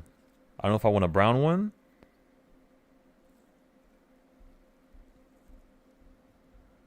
I think they even have, I think I saw like a rare breed of like albino. Let me see. Let me see what type of Dobermans they got. Do they have albino Dobermans?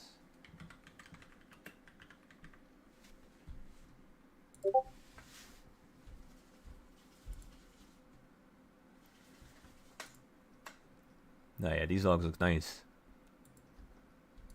Yeah, these are literally the three. You know what's crazy? I would have one of three. I would get all three. I'll get all. I'm not gonna lie to y'all. I think that's what we should do. We'll get all three.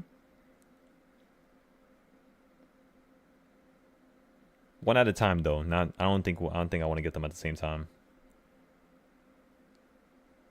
Or is there a point to get three? Is that a lot of work? What do you guys think? I never had a dog before. I feel like, yo, that's a lot of bathroom breaks. That's a lot of food. You gotta have their own. They gotta have their own space. You think that's a lot? That's a lot, right? Yeah. Maybe I'm not being reasonable.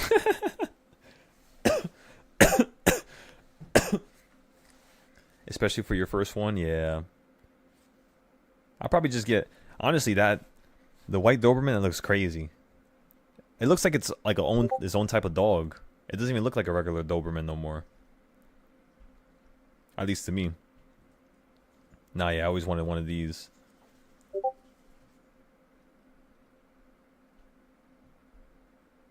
Yeah, that's what I was trying to say. I want to get them a friend. Yeah, no, 100%. I want them to have. Nah, yeah. They need a lot of exercise. Cause we're gonna be in Hawaii when we buy the house. So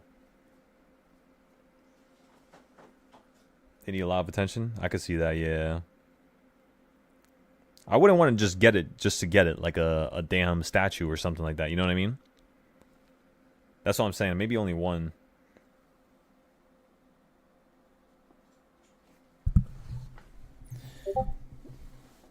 You make me think of a character named Squala in Hunter x Hunter. He can manipulate dogs. Squala? Why don't I remember that name? Squala? Who's Squala?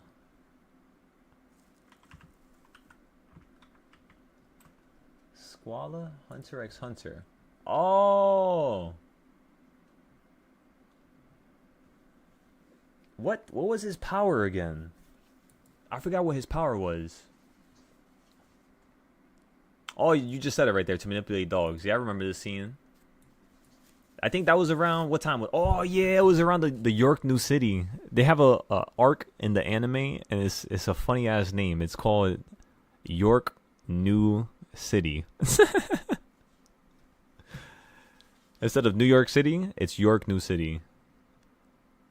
Nah, yeah, I remember this. I remember that arc.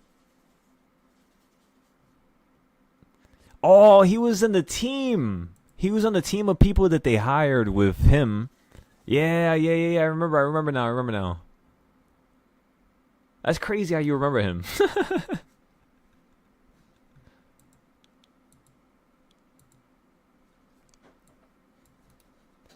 That breed only has one layer of hair. They shed like... Oh, God.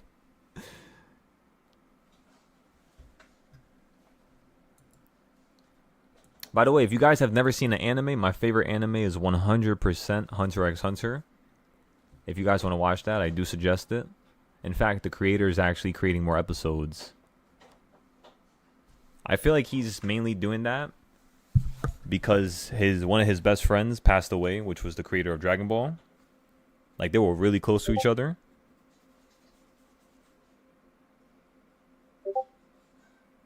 Nah, yeah, his power is amazing. I like the world. It's the world building and the character building. That's the reason why Hunter x Hunter is my favorite show. Because every other show has terrible. They just make it corny. You know what I mean? Give somebody a crazy ass power, or somebody's stuck and they need an opening, or they need something to help them. And it's just like poorly written stories, really. But Hunter x Hunter, every single time I watch it, because I watch it about once a year, because it's a lot of episodes. And every single time I watch it, it never gets old. Honestly. It does not get old, because the world building is like, yeah, there's very, very few shows, even real life movies or real life TV shows, that have the same type of world building, character development that this show has. And it's just those two aspects. When you take on these other aspects, such as the powers, the actual concepts of the show, it's so amazing, so articulate, it's so above its time, that even shows till now copy this first show. Like, once you watch this show and then you watch a bunch of other animes, you're gonna be like, holy shit, everybody's copying Hunter. Like, for instance, Solo Leveling, which was one of the best shows recently. Honestly, I think you guys should watch Solo Leveling first. Watch Solo Leveling, and then you're going to be able to see that there's this one part in it. It's very similar to Hunter x Hunter. That's my shit. Yeah, Solo Leveling is wavy, I'm not going to lie to you. It was the first show that made history for getting, I think it got around 20 million views within a month of it being uploaded in 2019. 20 million views, the first chapter. That's ridiculous. So that's basically what I want for my show. So if I don't feel like it's going to get 20 million that first month, which is basically I'm supposed to release it next week, I think I might wait a second. And honestly, right now, do I feel comfortable with uploading it? Yes, I do. 100% I do. But we'll see. We'll see. Things can change. Just in case, you know. Because I don't want to rush it. I don't want to give something that's just garbage. It has to be absolutely amazing. By the way, Solo Leveling was the reason why I actually started continuing to get more serious with writing. Because when I saw Solo Leveling, I was like, the way they created the show was so simple. They just did it differently. A little differently. And them doing that, it changed everything. It made everything absolutely amazing. Let me tell ya. It was a pleasure watching that. Not even watching it, reading it was fun in it itself. So imagine watching it when the reading was fun.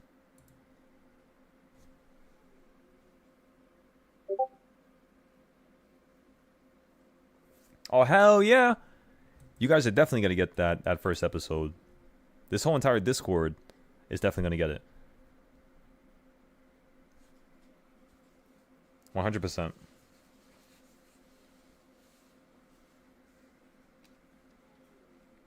I'm telling you, it's going to be amazing.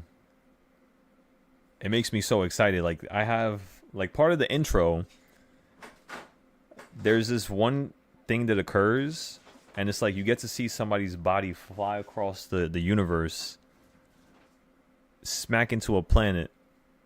And this is one of the different intros that I've developed. Currently, right now, we have about, like,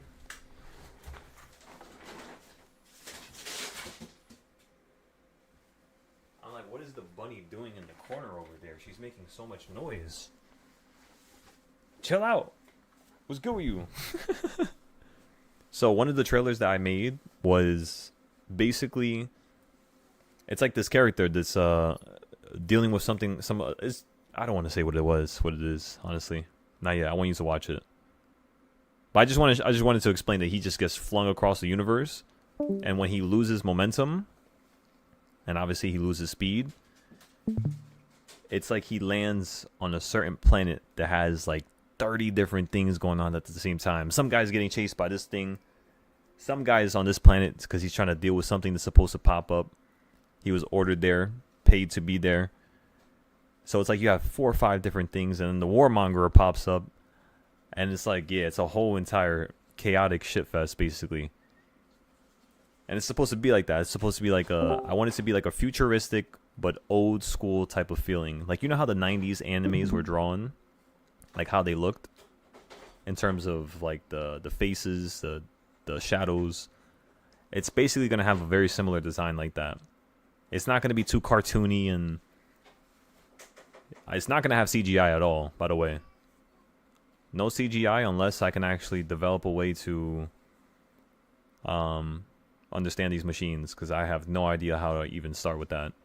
That's why I was thinking about just having the studio, and then once I get the studio, I'll be able to understand all the other animation stuff and lingo and computer systems and whatnot.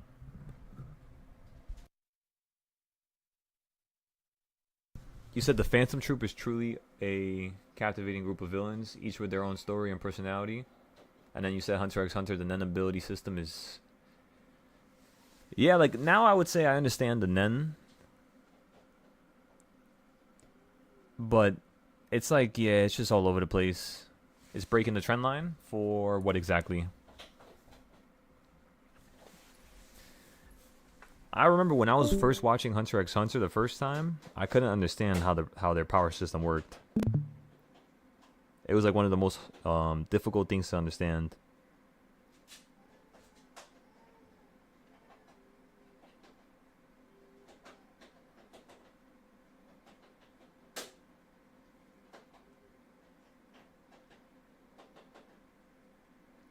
Our option is now almost break even. We were break even a second ago. Tesla's still running up here. Tomorrow we're going to trade Tesla.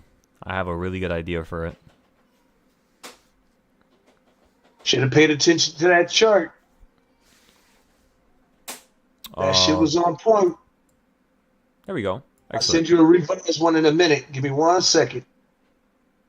Yeah, take your time. But it's excellent, though. Excellent. Yeah, we're just waiting for Friday. Just like last week, on Friday you tend to get better trades because prices are just way cheaper. So yeah, we're just going to mess with that. Tomorrow, still not time to trade it yet. And then after that, the next thing we're going to do here is... So Mumu's now holding on 183. We told everybody yesterday that if you're below 183, we'll continue to play puts. It looks like you're literally just still messing with the middle of everything. You're not really making a decision here.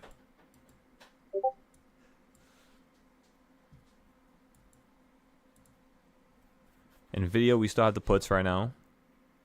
For Nvidia, the idea is to play puts so that we can actually get a drop straight down to 170. That's what we're looking for right now. We want to see if it can happen by tomorrow. Today's going to be potentially the middle trend, so somewhere stuck near the top but near the middle, changing direction, still going down lower.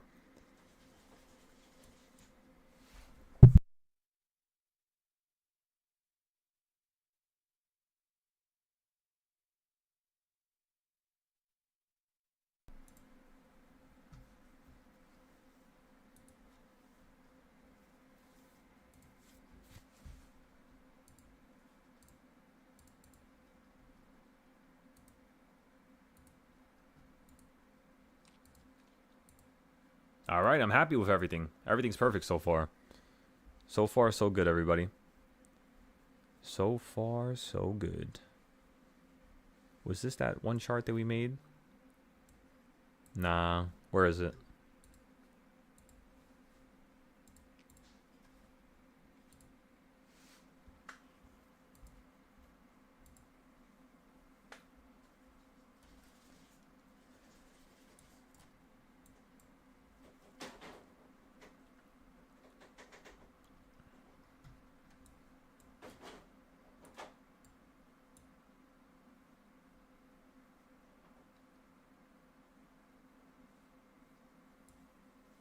You're already cracking.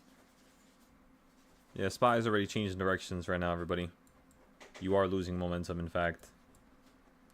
You've been changing directions so often, even on a smaller scale. This is definitely losing a lot of momentum here. Let me see if I can copy this real quick, undo it, and then bring this to the new bottom. What does that look like? You hit the quarter point, midpoint, this point, that point, bottom point, running up to the next quarter point. So you could run up to 660 here on that scale. But if you fall out this box, so if you go beneath 647, Make sure you understand me, everybody. For whatever reason, if you ever go below 647 again, you're just going to get into a 5-day put. Like 2-3 strikes out. And what you want is the market to basically fall from here near to this low over here. So that's a drop of over $10 right there. So you'll definitely have enough time and potential to get a crazy trade over here if we could fall out the sky right there. So what we could do is, because you got to think about it going into the future, that's one put play. That's the second put play. One to here, then one to down here. And then the next put play is going to be if you want to play for a bigger drop, straight down to at least right about here, which is 598, 597. This one right here is 616, but you could say 613 just to make it even. Let's put that here. Let's put this here. All right, excellent. Let's fix this last one then.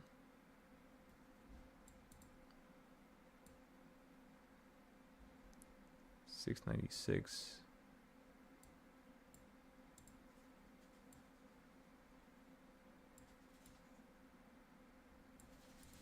All right, excellent.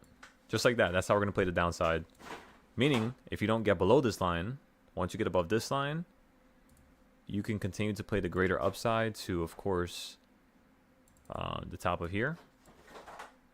Or the top of... Basically, you play in the middle point. What is this? 691. Oh, my God.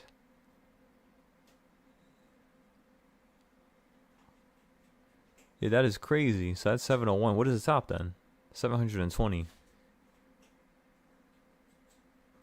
Yeah, so that's wild. So I'm going to put it for there. And then the last point is going to be all the way up to the top. Which means this one, I mean, yeah, it's about the same size, I guess, yeah. So that's what we're waiting for next, everybody. That's how you're going to play the bigger move. Just simply due to your bottom over here, right? Due to the tops. And then due to where you just hit right here. It's the same size as basically the blue one. It's just tilting more so it looks smaller than the blue. But it's the same size.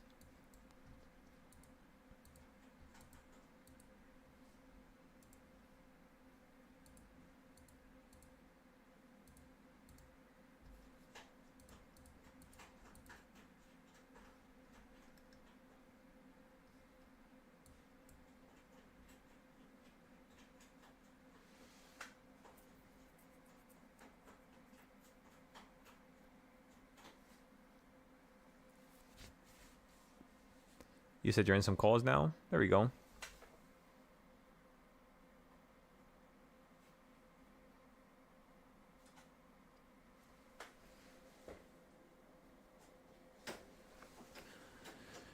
You said anime storyboards and manga storyboards are completely incomparable. No, yeah, that's just due to the general structure. But you got to think about it. All anime is made from manga. You oftentimes will never get an anime made just like that unless that person somehow has a bunch of money. Usually that's the only way you can get something like that. Because the production cost behind an anime is so extreme. Unless you have a community that actually, you know, has been buying memorabilia, knickknacks, and, you know, a bunch of stuff. As long as you're actually getting revenue and you have a community, then you can actually easily get a sponsor or somebody to pay for the show or somebody to, you know, take over the rights, or you to, you know, find a good publishing company. But yeah, you usually have to do the actual chapters first so that people could read it and so that you can establish that community. What I'm going to do is I'm going to be making the manga, and then the second I go live with the manga with the first chapter, I'm going to instantly upload a video to YouTube of the first episode trailer. Because the first chapter, probably after the second chapter actually, because usually every episode is a combination of 2 chapters. The way I did my story was basically about 2 chapters, is just 1 episode, and it's 50 pages each chapter. Some chapters are like 52, 55, 57, but it's basically around 50. And that's for one episode. One episode in terms of the manga cost to storyboard and do all that stuff, it'll probably run you about like 2,000 maybe. I gotta check the prices again. Let me see. I have it written down here.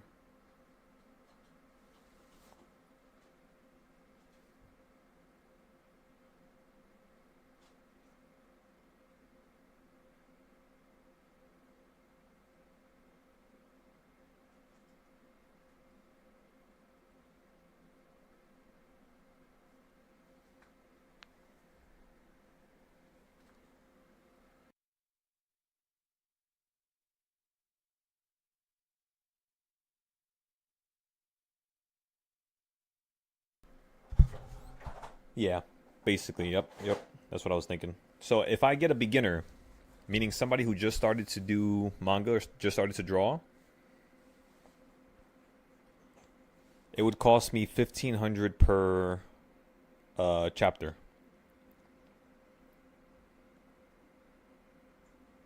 If I go for a mid-tier or somebody who's very advanced, like a professional, they would charge me about 20,000 per chapter. Each episode is about 2 chapters, so that's 40,000.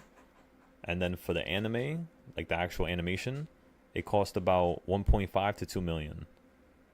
So, $2 million is a whole lot different from 40,000. That's the reality of it.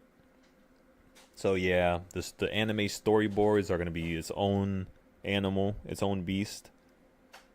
But of course, when you have the manga storyboard, it's like it doesn't make it that much of a harder problem. It's like all you got to do is just think about the cutscenes, the intro, the outro, what certain type of moments you want to have throughout the episode. But then again, that's again with the manga. The manga already has displayed and already has explained what's going to happen. All you got to do is just write the in-betweens. It's kind of funny because now that I'm thinking about it, when I write then again, no, yeah, we did actually come up with a solution for that. I can't say that, yeah. Each trailer, you know how you watch an anime and the trailer is the same shit throughout the whole entire first season? This anime is going to have a different trailer for every single season. Or not just that, not just every single season, but every single episode. My bad. So every single episode is going to have its own intro and its own outro.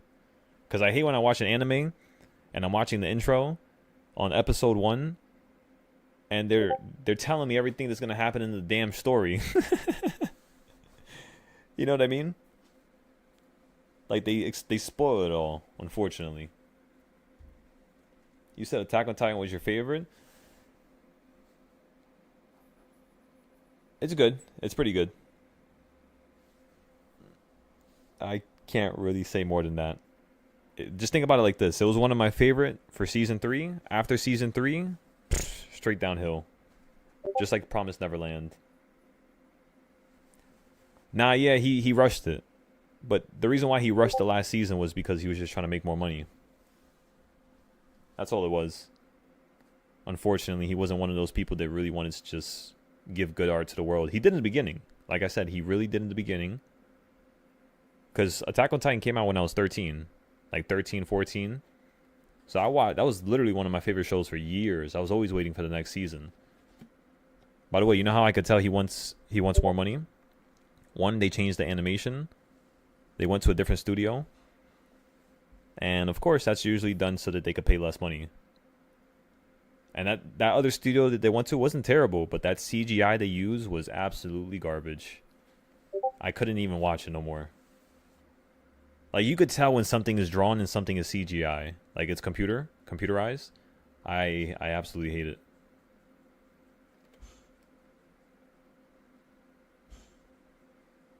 So many good animes that could have been made without that. It's just like I said, that's how they had to do it. It's very expensive for this stuff. Like, really expensive. Until we have a studio, like our studio in the future, which can actually give people cheap prices, you're not going to really get a situation where there's going to be decent quality anime unless you spend millions.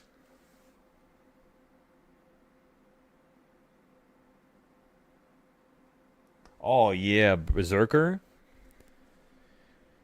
If you guys ever want to watch a fighting anime, I always suggest you watch this one series of shows. This guy absolutely is.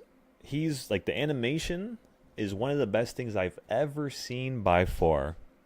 Like, by far, by far, by far. It's called. Which one should I give you? This is one of. It's not the beginning one. It's not the first one.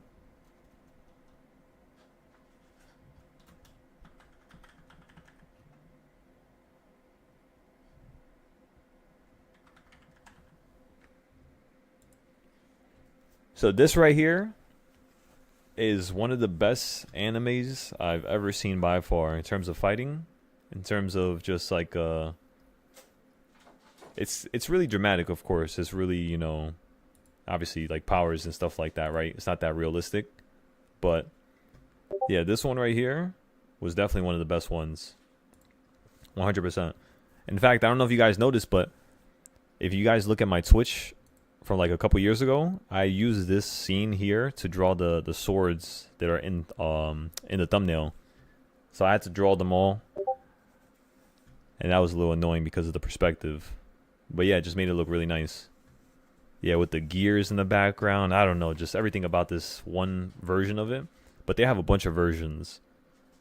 And basically, it's not me spoiling it, because this is how every single one of those shows are. It's all just different groups of heroes that have existed throughout history. So you'll have Berserker, you'll have Jack the Ripper, you'll have Genghis Khan, you'll have the Chinese folk tales. I forgot what you call them. I don't know if they have did they have Wukong? I could be wrong about that. I don't know if they have Wukong. But then you get like Saber, you get Archer. So it's like a bunch of different characters and people who have existed throughout history. They basically come back to life and they fight for a human. And the human that basically makes it out alive, like the last human. So it's like 20 people had to kill each other, basically. But the way the show progresses, the new ones, they do it a little differently. But the way the beginning ones do it is, not yet. Everybody has to basically just kill each other. And the last person gets a wish. Basically. Well, I have actually, you know what's crazy? I'll tell you this. I have one planet in my anime that's just like that. There's one planet in my anime where if you get trapped on the planet, you actually can't escape until you compete in a series of games, and only the winner can truly wish for themselves to actually be removed from the planet. It's like every planet has its own specific laws of order. That's how my show is. So you get to deal with a bunch of arraignments of, you know, different types of ideas and concepts. And what I did was I just took from the best animes. So I just took a little piece from all animes and I twisted it. And then that's how I got my structure, the beginning, first baseline. And then after that, all I did was just add a bunch of extra ideas on top of it. Now, I honestly, that's the reason why I don't like watching anime. Is because now everything is basically whatever I could think of. I'm not trying to watch no more shows and merge it no more, because I've already merged what I needed to merge. It's like everything else is just worthless at this point. Maybe I shouldn't say that. That's not right. Let me not say that. That's not right. Because there's a lot of new artists that are really bright, really smart. And they do these unique things in terms of writing and drawing. So I can't say that. It's just, to my current knowledge, there's nobody that has money that's a good artist. Everybody has just given their rights away to a company, and then the company just, you know, completely demolishes the main character's or the main author's ideas. This option is still only down 20% here for the put.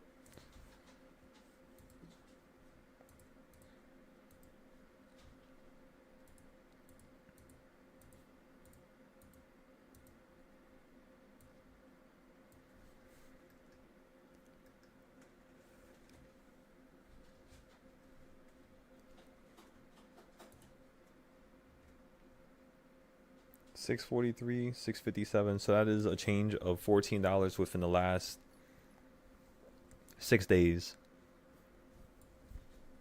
It's not bad at all. That's pretty good. Over here, it was actually Let me see something real quick.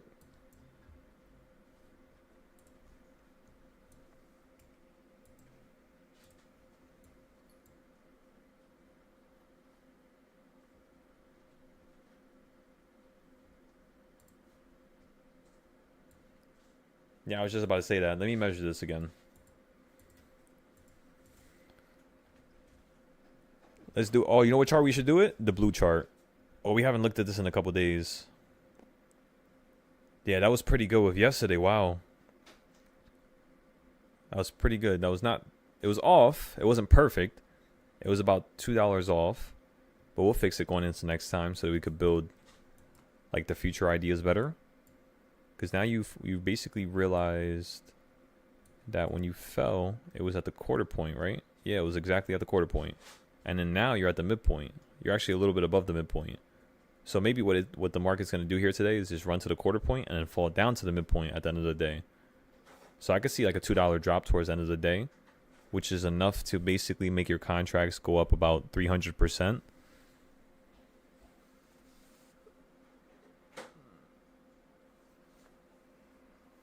You said Kaza, the first Berserker? And that anime, yo, the way Berserker looked was crazy. The way his animation was. I gotta show y'all. Let me show y'all real quick. Let me just show you this. I'm sorry. I keep talking about anime. As y'all can tell, I love it. But yeah, you just gotta deal with it. I'm sorry. Okay, so look, I'm just gonna show you this real quick. It'll be like 1 minute. Unlimited Blade Works. Berserker.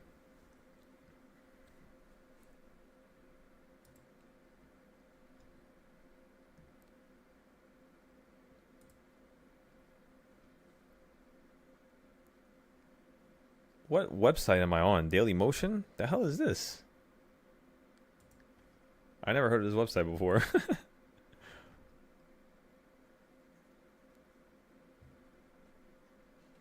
I just want to show you one part. The animation for its time is... Ah, yeah, it's so clean. It's clean.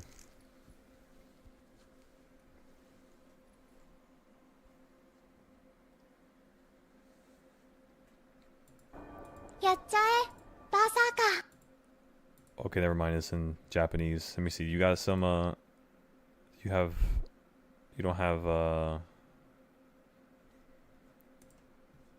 should I show you this part with Saber? I think I might show you the other part. Let me see.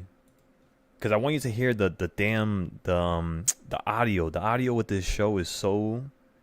I don't know who did their audio, but it sounds so crazy. Gilgamesh versus Berserker. I don't think I want to show you that one. I'd rather show you Saber. Let me see. Berserker versus...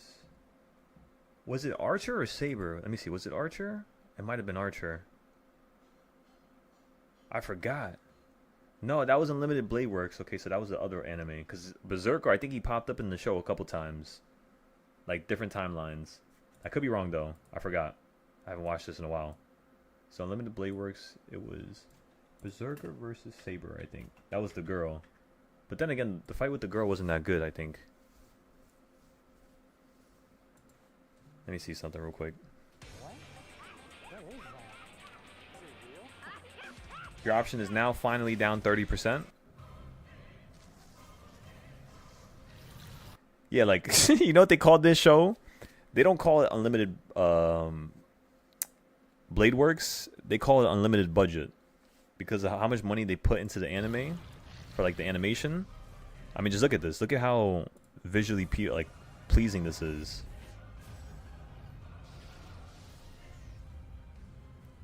Actually, no, I think the fight with her was really good, now that I think about it.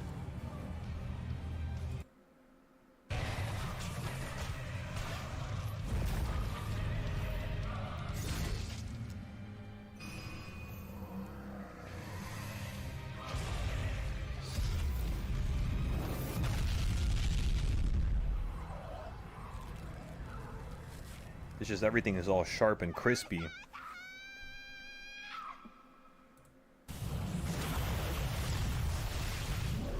Oh yeah, wait, I just skipped it, I'm sorry.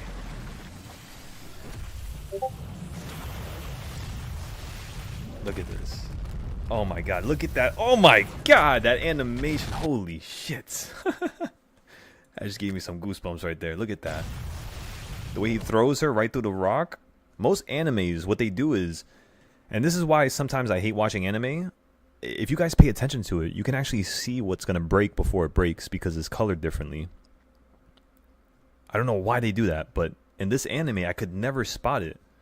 Like, it was always so...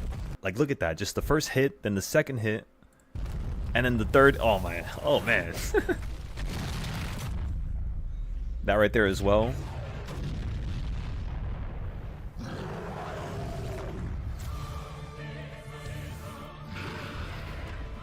He reminds me of, like, Hulk in this show. The way they made his character. They made him literally like an animal.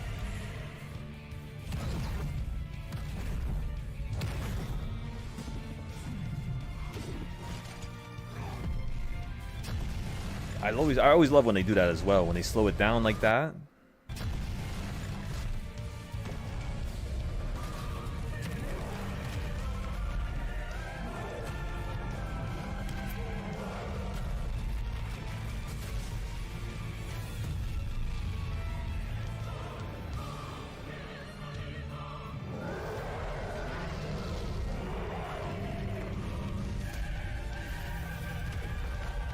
Yeah, this show is just all about fighting. That's pretty much it. There's, but then again, like you got to tell yourself something. Like when you focus all your, all right, we're gonna leave it right there. I don't want to spoil the rest. You gotta watch it now. But every fight was like as crazy as that. Some are more crazier than others. Like I think Saber versus Lancer. But I don't know. I think I gotta check more. I forgot which fight it was. I don't remember it no more, honestly. But yeah, this anime is definitely one of the best. Just search up Fate Dash Night. Fate Dash. Oh yeah, there's different ones. So Fate Dash, and then there's, I mean, just look at how many series they have, like different animes. They have a 15-minute video on the watch order. That's crazy. Because, yeah, I don't know what's wrong with this creator. I don't know where the hell he's getting this money from. I do not know. I don't know if it's the studio. Maybe he's the owner of the studio or something. But he just keeps pumping these things out like there's no tomorrow. So when I make my anime, I'm going to make it as good as, you know, Fate. That's my goal. Or maybe as good as One Punch Man. Because One Punch Man Season 1, that thing was absolutely insane. If you guys ever watched that. Most people that don't watch anime, when I give them an anime, the first anime I give them is One Punch Man. 100%. Because it has like a... Like the way the main character is stupid comedic. Like stupid comedic. And it's not like comedic in a way where it's boring and it's kind of like corny. It's like really, really funny. I'll show you one scene from that. And then we'll move on.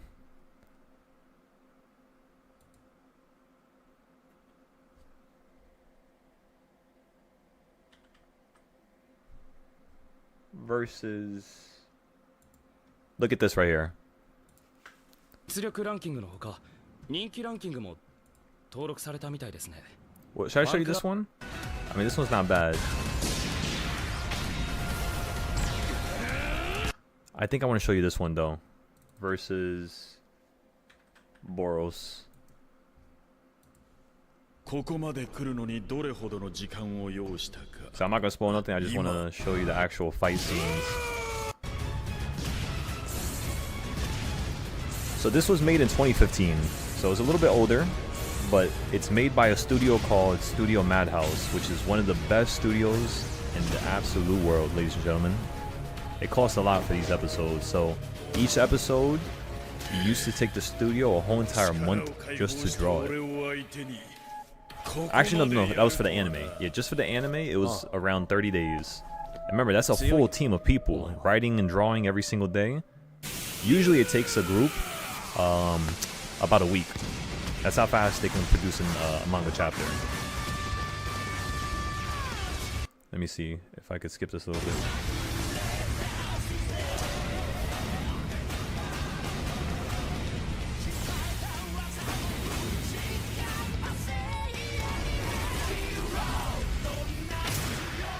I think this right here is where it gets really good.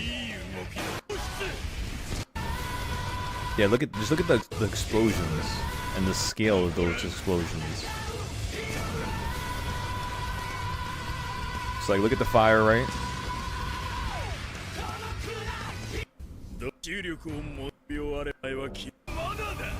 I want to spoil it.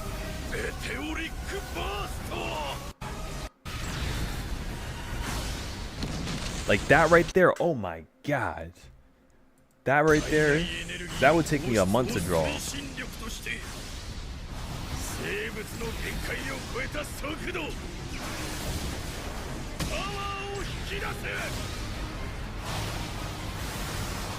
And get ready for this. This is one of my favorite scenes in all of anime. Ready?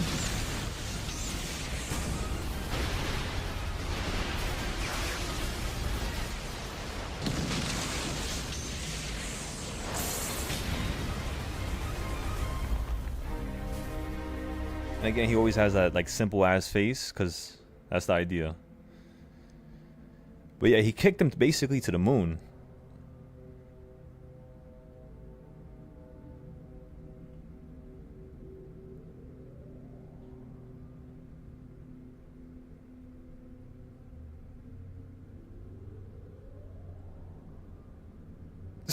He throws the rock and he's just like, all right, that's how much force I gotta use.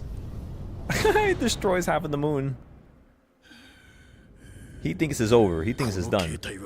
無呼吸運動のように体に大きな負担がかかるため、結果的に命を縮めることになる。本来なら決着を早めたい戦闘にのみ使う切り札だが。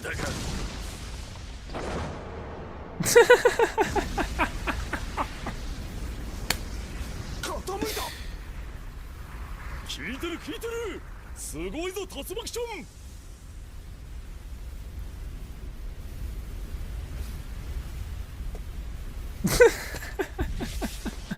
I'm sorry. It's just so funny to me because it's just like, yo, in the moment, imagine thinking you just won and the person you launched them into space and they come back within seconds. Oh man.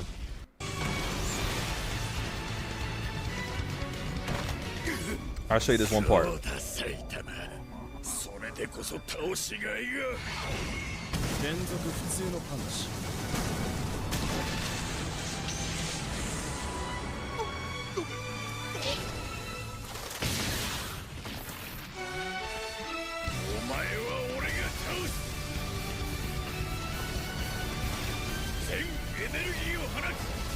Alright, that's it. I'll leave it there. You guys gotta watch it now. Alright, this is no more anime. That's it. Let's get back to the spy charts. Spy is finally at number 4, and you're above it. So remember what we talked about. In order for us to play the upside going up higher, the first thing we're going to do is wait for it to hit number 5. Boom, fall down to number 4. We'll get some calls in number 4, and then we'll play for a higher high. Sounds like a plan? Handshakes across the board? Handshakes across the board, everybody. Now, yeah, if you guys never watched an anime, I suggest you watch One Punch Man as your first anime. That anime I just showed you right there. You're definitely going to love it. That, or you can watch Death Note. Death Note, I've seen that it's more realistic. It's not as much powers and random stuff like that. Usually I give all my friends Death Note first, because Death Note is kind of like, it's a more realistic version of, I don't know, just like what anime is about. What other show can I give you guys real quick? Oh yeah, last night we were talking about Trigun. I don't know if you guys like older animations, like the 90s. Honestly, you guys got to watch the 90s anime. Like Trigun, or I forgot the vampire one. There's some type of vampire one, but what else? What other show is really good, like an old school show? Trigun. Castlevania, yeah, Castlevania is really good as well. That one's good. What else?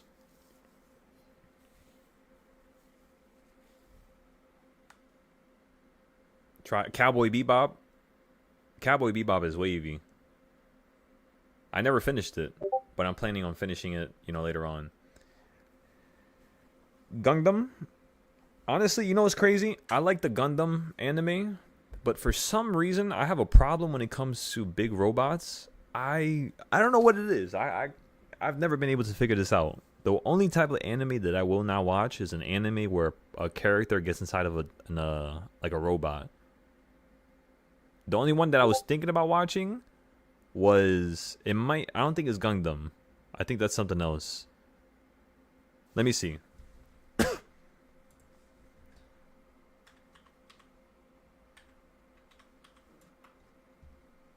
Yeah, nah, I can't. Yeah, like this, nah. Yeah, nah. I'm not trying to disrespect anybody if you like this, but yeah, these types of shows are just not my thing.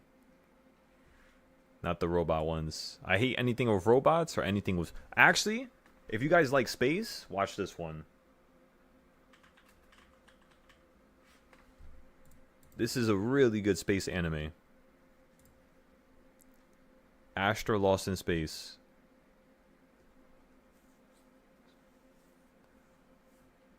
Yeah, this is like a really good one.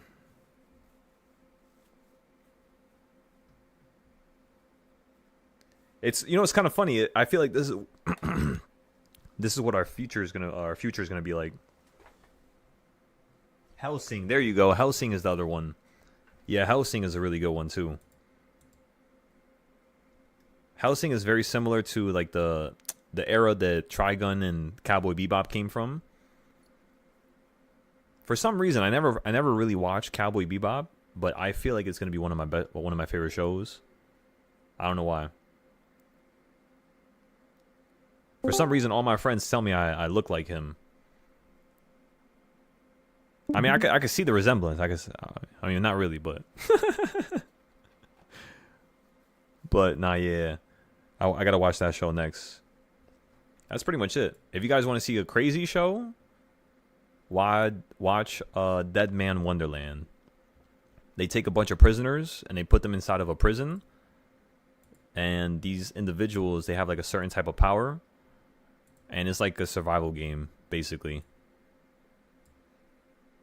If you don't like those type of gory shows, I guess you shouldn't watch it, of course. But if you want something chaotic, that's definitely a good show. Dead Man Wonderland. Any other shows would I suggest? Honestly, I'll be honest with y'all. The new age shows, most of them are pretty much trash. Even though I told you guys I liked Kaiju number 8, which is like a newer type of anime, like newer humor, newer comedy. Animation's pretty good. I still wouldn't say that there's a single show that has sparked my interest beyond like a normal degree, like at all. For some reason, they always mess up anime every single time. I don't know why. It's easier to find a comic book that's actually one more, like a little bit more well written than the actual anime. Usually 90% of the time, the comic books are better. All right, let's check NVIDIA real quick. Let's see what's going on over here. NVIDIA's stuck. Euro is stuck. Gold is stuck. We just gotta wait here, everybody. Remember, we're gonna have a bigger trade at the end of the day. We are going to turn $500 into $5,000. That's the goal. Same goal as yesterday.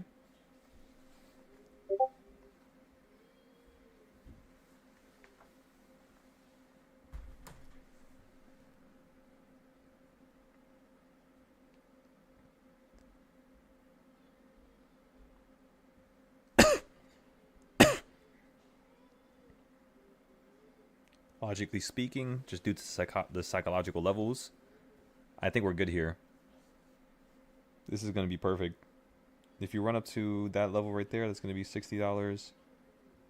So this one now, 654. 654 is the bottom right there. So if you fall down lower. So yeah, that's what we could use for tomorrow now. That's excellent.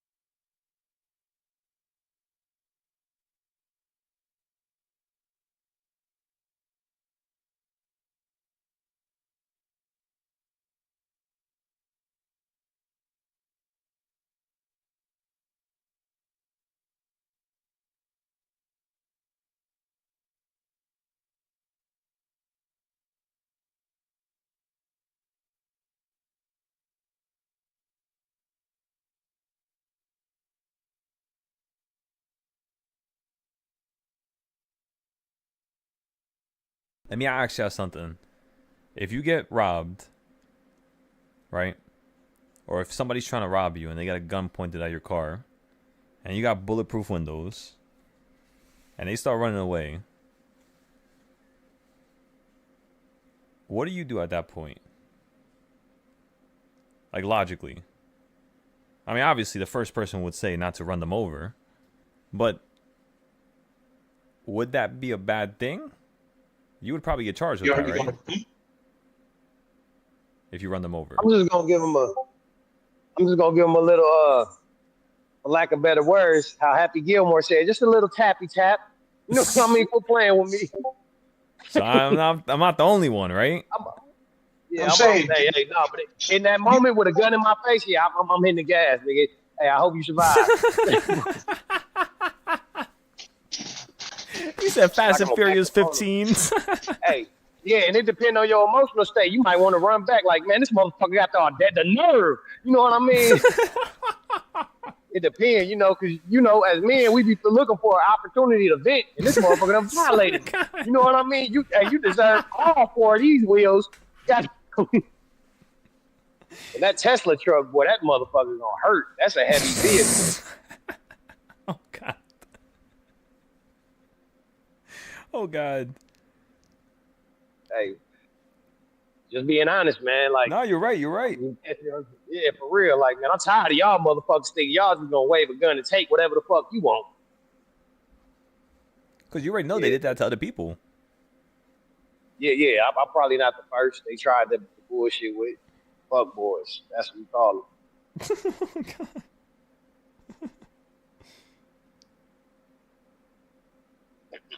Yeah, exactly. You might rev one time and be like, man, quit playing with me. Oh man. Yeah, but you gotta hit it, man. Get the fuck out the way of the gun. One way is putting that gun on the street.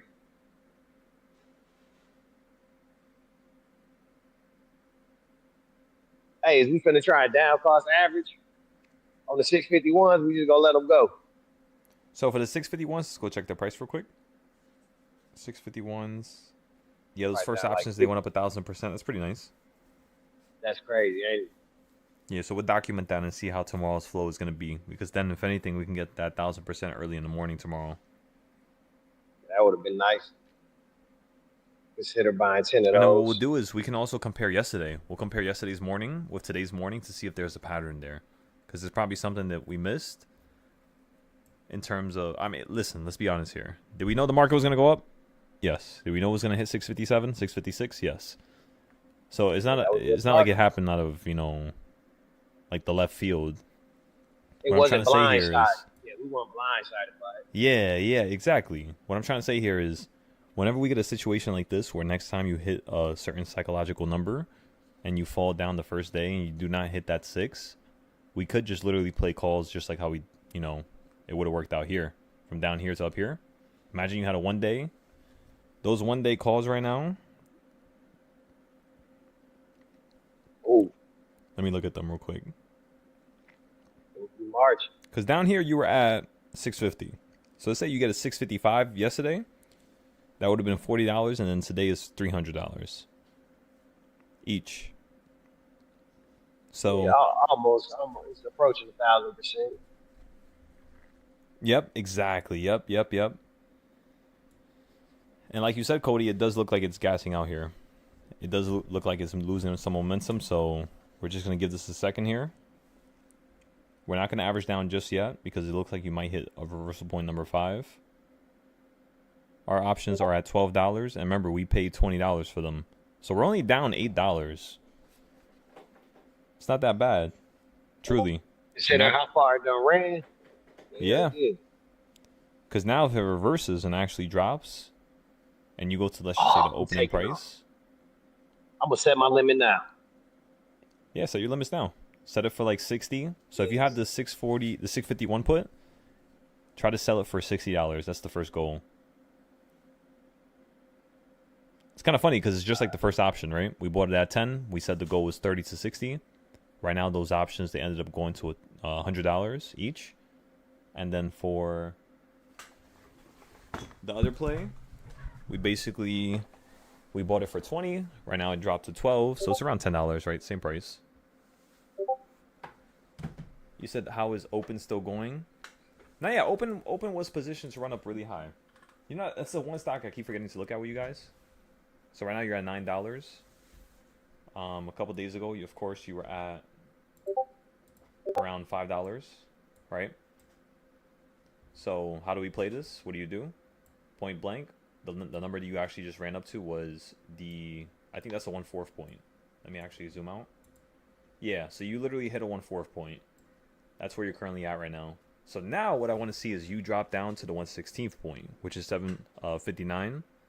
And once we hit 759, the first thing we're going to do is we're going to buy a call for this to run up to the halfway point, which is 19. Because this stock, the high isn't that high. It's not that far. It's only 39. And right now you're already at $9. So yeah, I can still see this running right back up to the top. Remember, this is one of the most oversold stocks we've ever had. So because it was so oversold, you just got that extra bit of momentum at the bottom here. Especially when you started running up here to $5. Everybody just pretty much kept buying. Because it's a cheap price, let's be honest here. That's a really cheap price to buy that 180. And it has the potential of running up to 10. Which is pretty much what it did right there in that one swoop. You just went up 1,000% right there. Actually, no, it's actually more than that. If you had a contract for $10 and you bought it at, you know, when you were around $1, your contracts are most likely up around, I would say probably 10,000%, not just 1,000%. In order for you to actually go up 1,000% for any stock, like let's just say any stock in the world, for you to go 1,000%, you just need to go up $1. So if it costs $1, to go up 1,000%, you just need it to go up to $2. So I'm sure you understand why I say that it's probably up 10,000% because you're at $10. It will have to happen in a relatively short period of time. Yes. Get that 1,000%. Exactly, yes. You would have to buy a contract in August, like down here, for like literally September 15th. So like you would have had to have something really close. That's the only way you would have actually had insane profit here. So it's not that bad. It's pretty good. Euro USD, still not ready to buy yet. Let's go back to the other SPY chart.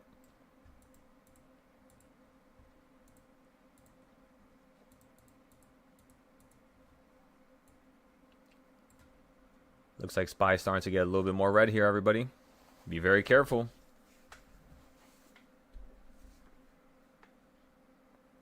Our options are now down only 40%. We hit, I think, minus 50% right there at the top.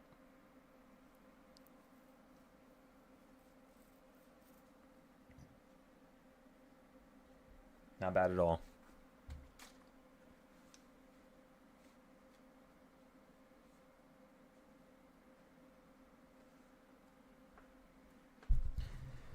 So the one thing I want you all to note in terms of the audience on YouTube, as well as those of you that are on the Discord, is you're up 66%.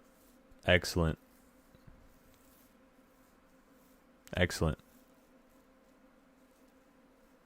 But again, the one thing I want you guys to notice in terms of the trends here is you finally hit number 4 for the first time in a couple of days. So now let's see, since you did it so early, you did it at the proper time. That's basically how every day usually trends. It's just like this right here. Little move in the beginning of the day. Bigger move towards the middle of the day. And then you get that final last end of the day move, which is either going to take you to a new low, fill the gap, or it's just simply going to take you to the midpoint of the whole entire trend today. Nah, yeah, it does have a big gap to fill to the downside. That's also what we're looking at for the SPY options for the 0 days. We want to see if it's going to start filling that gap. And then tomorrow, we're going to potentially buy a 5-day if you're at the same level. That's the plan right now.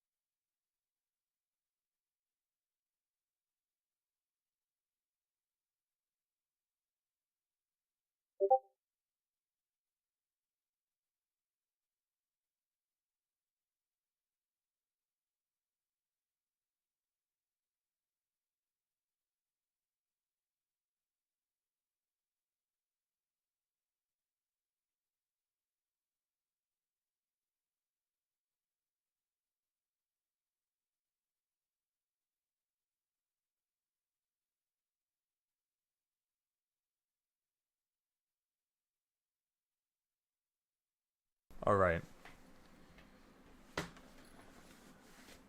With YouTube chat, I'll probably see it first, right? Mumu chat, I don't know if I have my notifications on. So like on my phone, I gotta check it.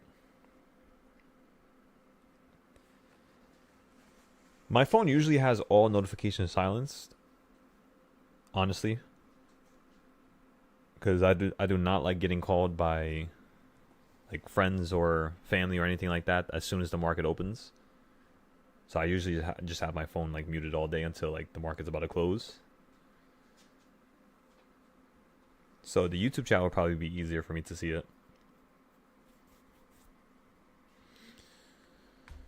Remember, oh wait, give it a second, ladies and gentlemen. Remember, ladies and gentlemen, for us to get a 5-day play, we're looking for these contracts to get a little cheaper.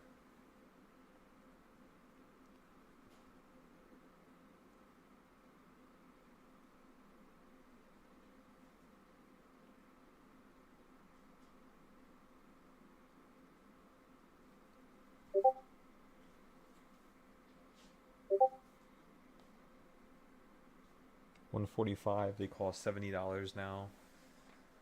That's for 651. So you're at 657.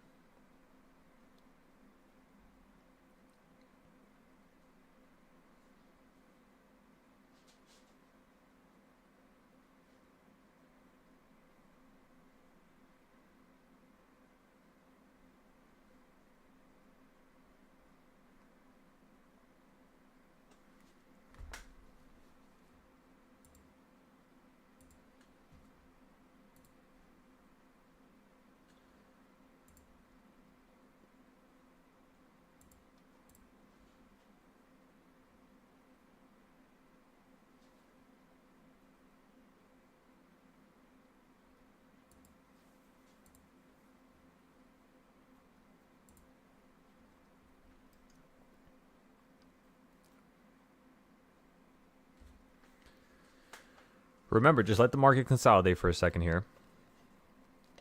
It's all good. We haven't averaged down yet. We're still only in the market for just $20.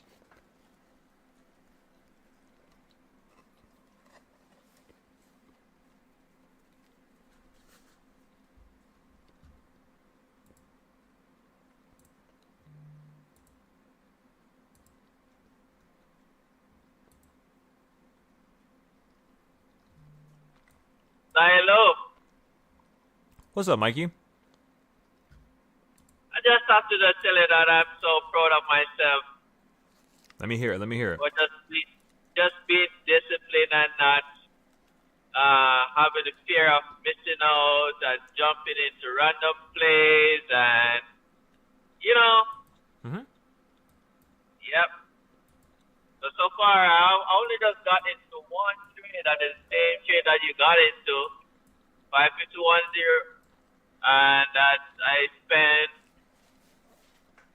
$16 on that trade, one contract. So Excellent. You got it cheaper than me.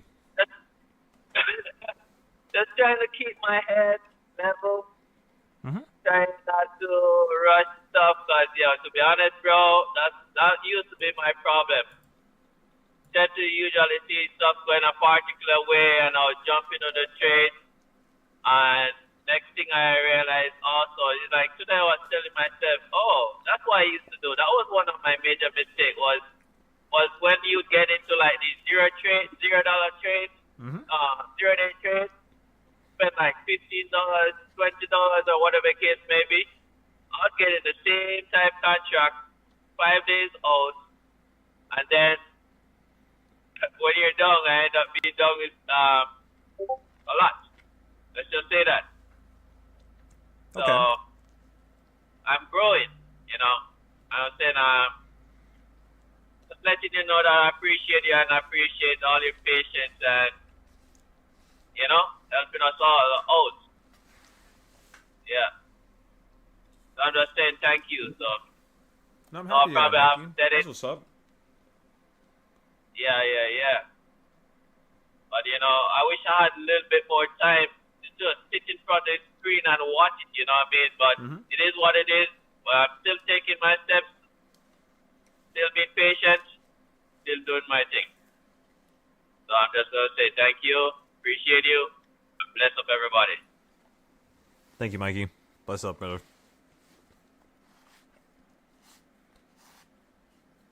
That's what's up, though, bro. I'm happy to hear that. Really happy to hear that.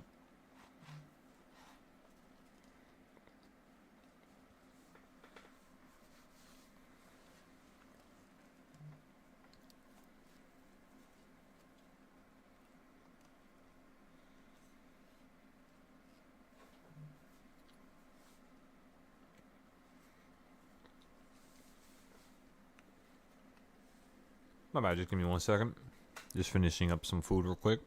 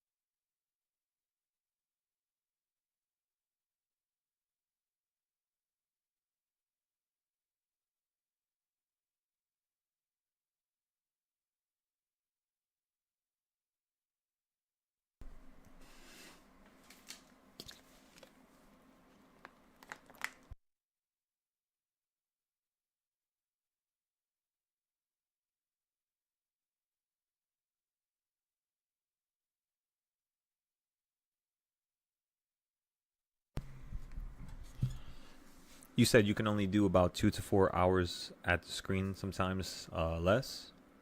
It ain't easy with the kids. Nah, yeah, I understand. But remember, that's why you planned the night before, right?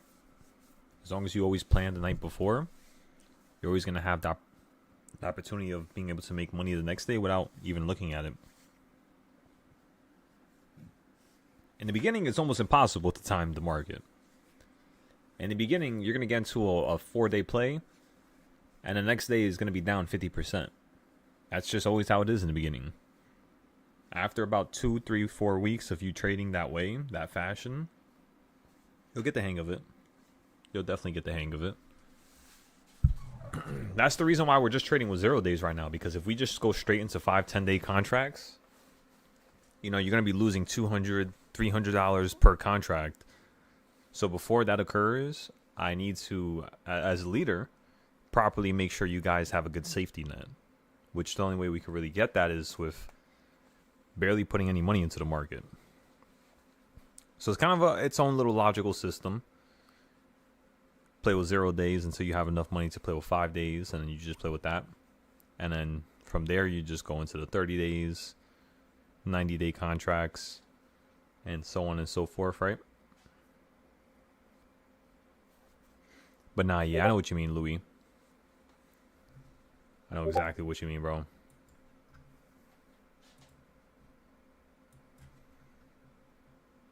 So yeah, Mumu was just hanging on that. Let's see. hanging by that 183 level. So yeah, same level.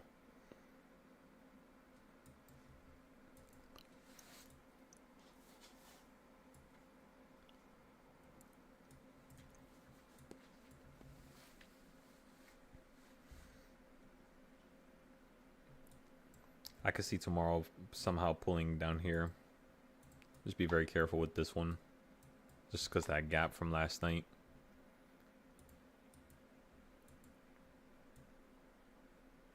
Okay, we're almost at number 5 here.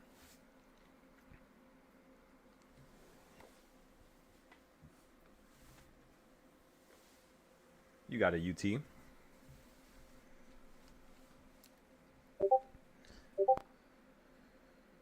Remember, everybody, just make sure you take your notes. Make sure you remember to take your notes. Come up with an idea as to what the market's going to do. And then come up with 2 ideas. One for the upside, one for the downside at your current given level. And then from there, you basically just wait for tomorrow and then just go from there. That's pretty much it. There's nothing else to do. So again, come up with a plan right now for the rest of today and then for tomorrow. And as the day progresses, that plan is, of course, going to change and it's going to mutate. It's going to turn into something else. So just capture the changing of the thought process, which is going to allow you to actually make it more consistent.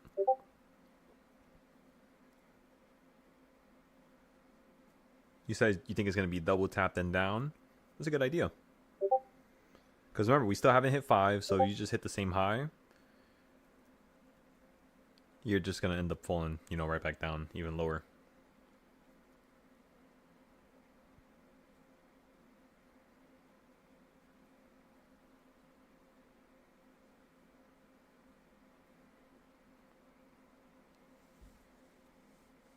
I know exactly what you mean, Meech. That's 100%.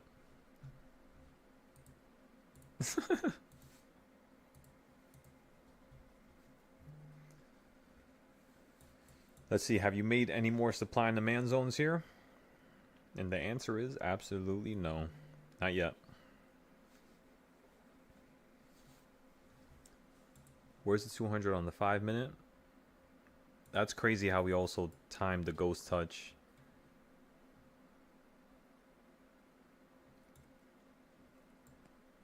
So yesterday you had that same touch down here where you ended up hitting the 200. You went below it. Today you went above the 200 here. So that's your one indication right there for the future. For us to test the ghost touch is when you actually hit the 200 moving average. Then the next day you're not going to hit it.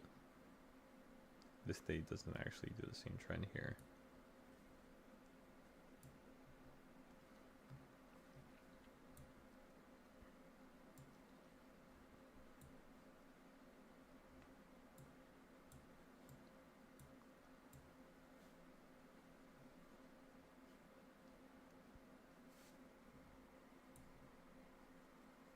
Okay. All right. I think that's going to help us go into the future here.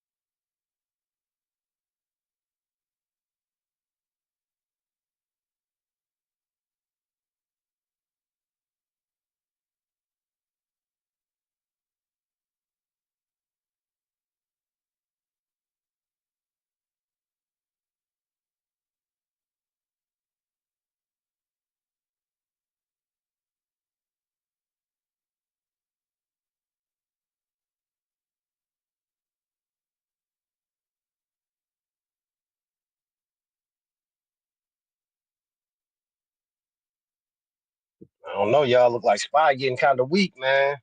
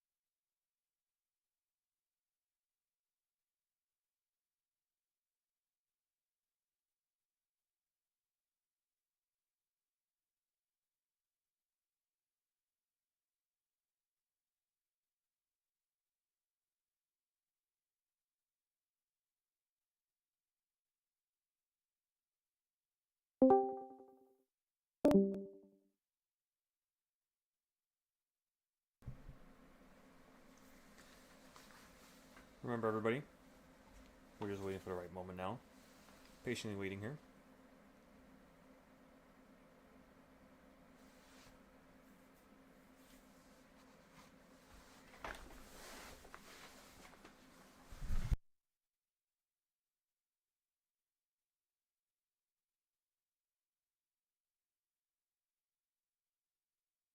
Hey, yo, Si, What's good? gonna put that down cost average in the play today. Look, I bought it at 26, right? Okay. I just down cost at 6. So now my average cost is somewhere around 15, 16 cents, right? 16 bucks a contract. I only got 2. I was down to 4. Now, correct me if I'm wrong. At the right time, it might come like I might end up buying like 10 of these things just to get my costs really low. And if it move up 1 or 2 cents, I'll be able to cash out for a profit. That's how I want to run it. Exactly, yeah, pretty much. Like, so I only got 2 contracts. I feel like I'm decent. I feel like I grabbed like 10 of them. 10 of them at like 30 cents. Then I would probably need it to go up like to like 5 or 6. 6 would be decent. And if it Exactly. do Yeah. run up like the 8, if it hits like 10 cents, I'm in the money like a motherfucker. You feel me? That's gonna be a nice little profit. That'll be over 100%. Matter of fact. Exactly. Yep. All right, all right. I'm gonna run it by you before I actually do it though. Let's You do know it. what I mean? I want to see. I want to see if I can manage. This right here is gonna do so much for my confidence. You know what I mean? If I'm Right. able to turn it look like a bad trade, and through down cost averaging, I'm able to turn that shit into a profitable trade. That's going. You know what I mean? Just Yep. doing it one time, I'm like, okay, I got this now, man. There we go. I sure hate I ain't stacked up my boxes, man. Last night I had all the time in the world. We was just talking about this. You was like, you want your chart to be future proof. Basically saying, what if it run up out your boxes? You gonna be in no man. You gonna be blind. So I did it on the phone, man. It's hard as hell to do it on the phone though to get it right. But I got it decent to where I can follow it now. It's sitting around the 8 point.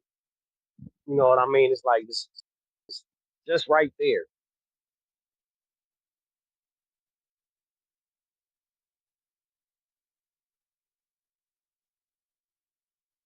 So where are we shooting for at the end of the day at? We want it to go down what to the quarter point of the last box, the box that just left. Just waiting for this to go around opening price again.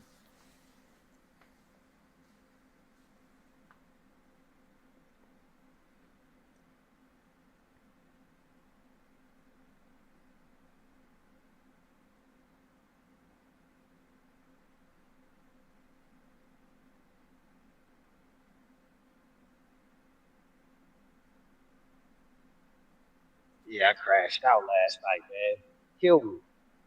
'Cause I was trying to wait for everybody to get on, man. I left my computer on. Matter of fact, I heard when you got on this morning, my computer started talking. Man, where the fuck this voice come from? Is that how you be doing? You be leaving your computer on, man, like that? Yep. Nah, yeah. Every single time, Yeah, honestly. that shit. This is the first time I did that shit. I just like left it on, like fuck it, man. I'm just gonna let it rock.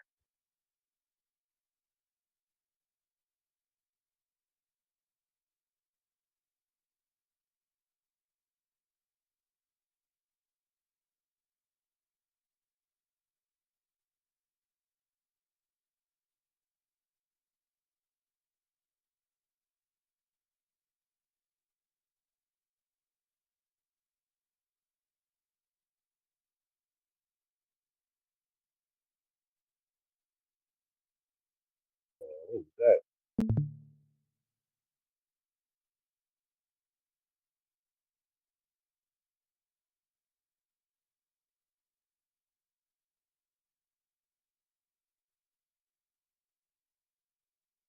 Yeah, I can't wait to see this down cause average turn this shit.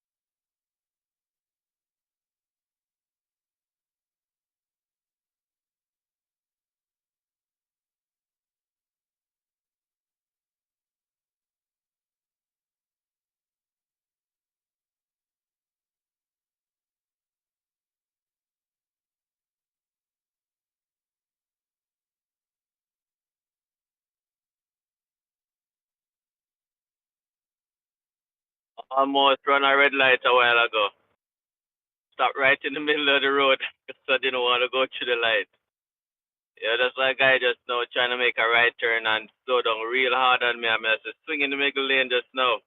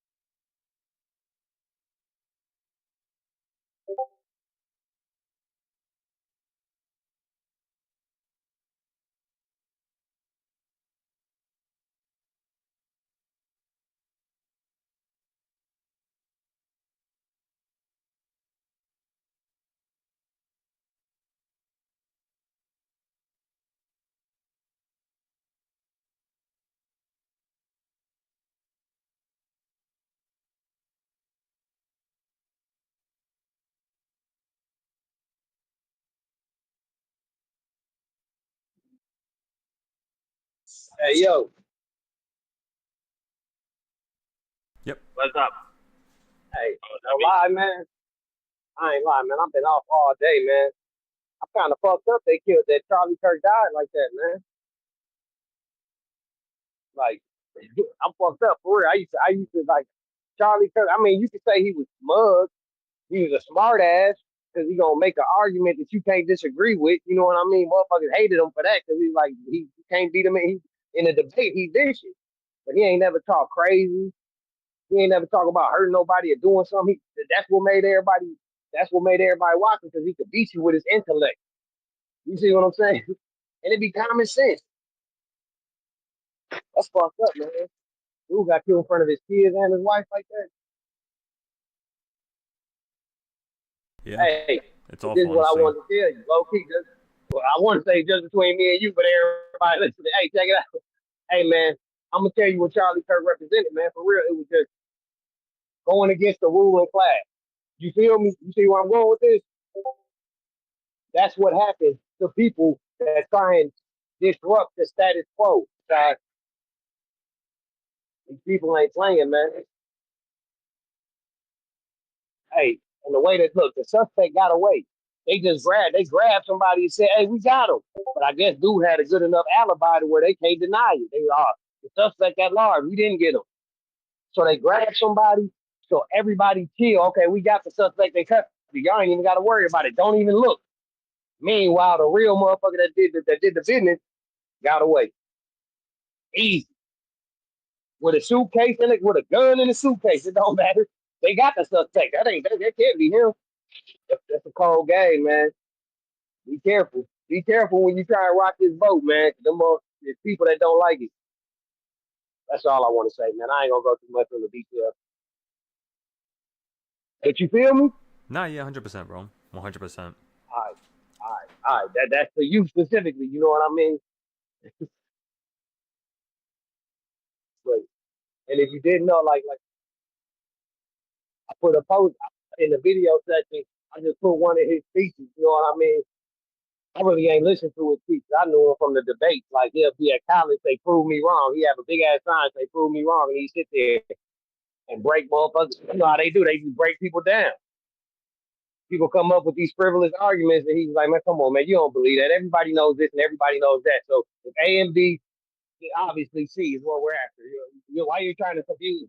You know what I mean? He's making these arguments just so simple. You might want to check him out, man, just to see what he was talking about. The boy took 10 grand in 2012, dropped out of college, and started a movement called Turning Point. You feel me? Turning Point is worth about 100 million.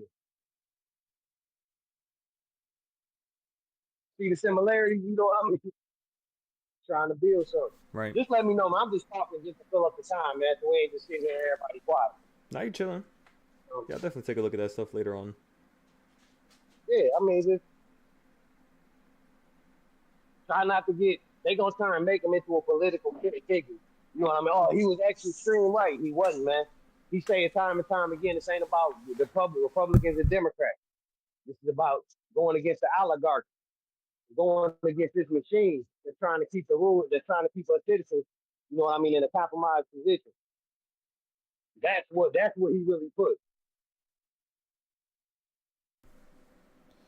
Yeah, and you know, one by one, they begin to obviously press these people. So I mean, he gonna say stuff. He say stuff like, "Man, we gotta take we gotta take all of this away. Everything has to change." You know what I mean? It sounds like somebody I know. Like, right, man, he's like, "Man, it's all gotta stop." What's going on in the world? He's like to say, right? I definitely agree with that. He was a coach. Yeah, I mean, who was the cold one, man? They honestly say the reason they can't connect him to Trump is because they say really without Trump, without him, Trump wouldn't have got elected. He just showed you. He made, this is what they said, he mobilized the men. I mean, the people know what it is. Men are apathetic. We don't care. We just gonna do what we gotta do, man. Y'all go ahead and handle that shit. I ain't going to vote. I got shit to do. Charlie got across the motherfucker and made them feel like it's important that they vote. Otherwise, this shit, and everybody seen it was getting out of hand with the women and kids, with the women and the whole gender identity situation. And it was getting out of hand, man. You talking about we need to. I don't even want to really mention this, man. This just sounds too what's the word you say? Like supercharged at this point. But basically say, man, we need to stop helping all these other countries. We need to stop giving Israel and Ukraine all this money. We need to deal with what's going on in America. They don't like that, man. People like war. War is profitable. You probably know that better than any of them. You know exactly what plays to make when if it go down, huh? You got your World War III portfolio side. Hey, if a war really kick off, you know what stocks is finna shoot. What's finna make a rally. Look, it's funny, but you say you know it, don't you? You know exactly what companies you're gonna invest in. Right. When I did my research on Redwire, it was a lot of military technology involved in that, and it made sense. You know what I mean? Basically, if you're doing anything with rocket propulsion, they gonna deem it military technology.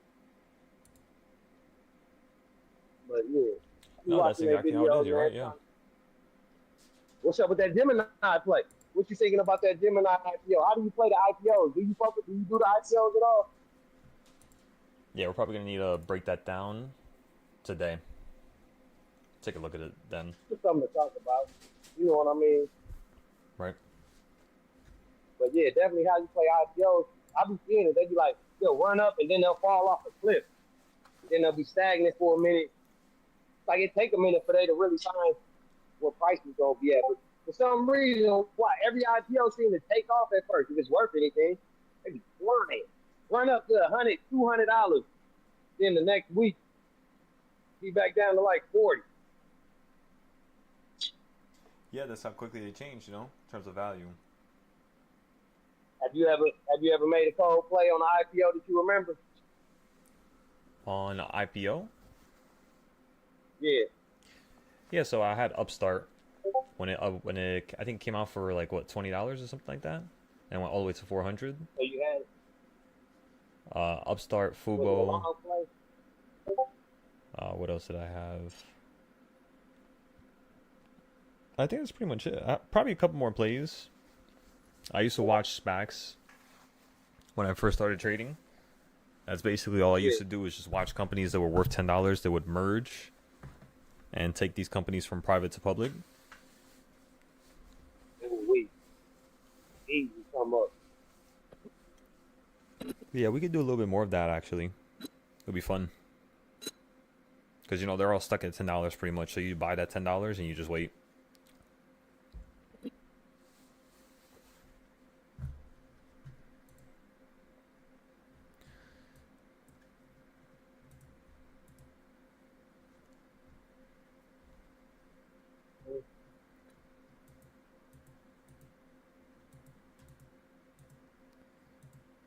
Hey, man. It feel like they just running up spies. because when they do switch trends, that's gonna be more money they gonna make. Hey, I had a thought. I had a thought yesterday, man. I was thinking, what causes a depression? What causes a collapse in the market? You know what I mean? I'm thinking, is it whales?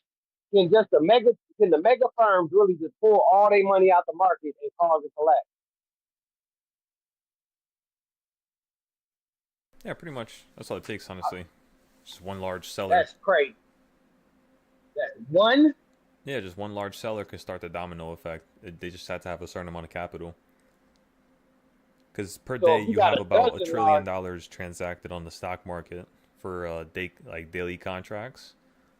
So if you have a yeah, person that's worth, I'm thinking like a dozen people. well, Like if a dozen people decide, hey, man, you know what, we gonna pull everything out for a few days. no, yeah, that's what I'm saying. They most likely coerce their buys and sells with each other. That's most Right. likely what they do. So it's usually multiple whales that are betting on one direction or betting on one side or playing a certain idea. But yeah, if you just have one large seller or one large buyer, they could literally start the domino effect. Like let's say like a BlackRock or a Vanguard security. Mm-hmm. Exactly. Yep. If BlackRock pull their money out of the market, you think it'll crash? Oh, 100%. Because they're invested everywhere. But they're not gonna. They wouldn't do that. They They would just. wouldn't do They would that. allow it Hey to man, that crash. just don't make me feel comfortable, man.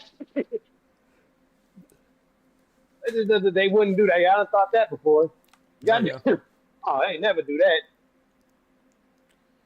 They would probably sell specific things of their portfolio if they're gonna reposition whatever's the most risky.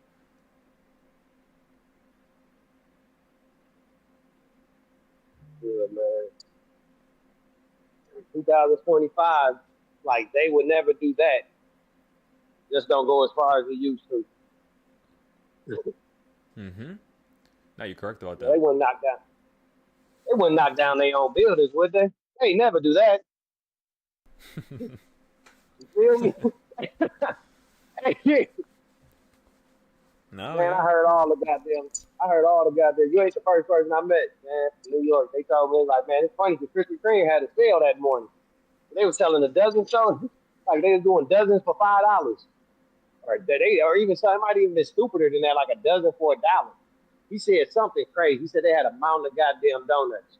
And I was like, why are they on sale? That the people never came in today. We ain't get our usual traffic. They started passing donuts out on the street. No, you're right. So That's what I'm saying. Like in terms of that's just what they do and how they move, it's very chaotic. I mean, I'm like, man, they create chaos.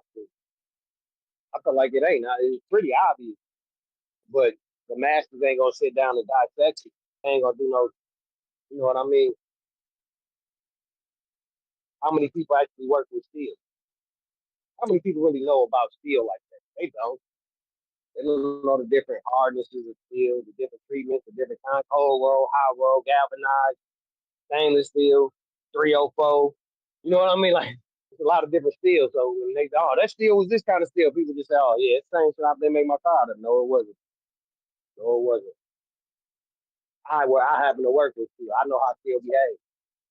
You know what I mean? When it don't behave like that. I see what you mean. Like right now, I'm picking up steel that I just touched. And I'm about to touch some more. Doing them both. Yeah, man. But anything, how many people know about, you know what I mean, aeronautics? Yeah. Mm-hmm.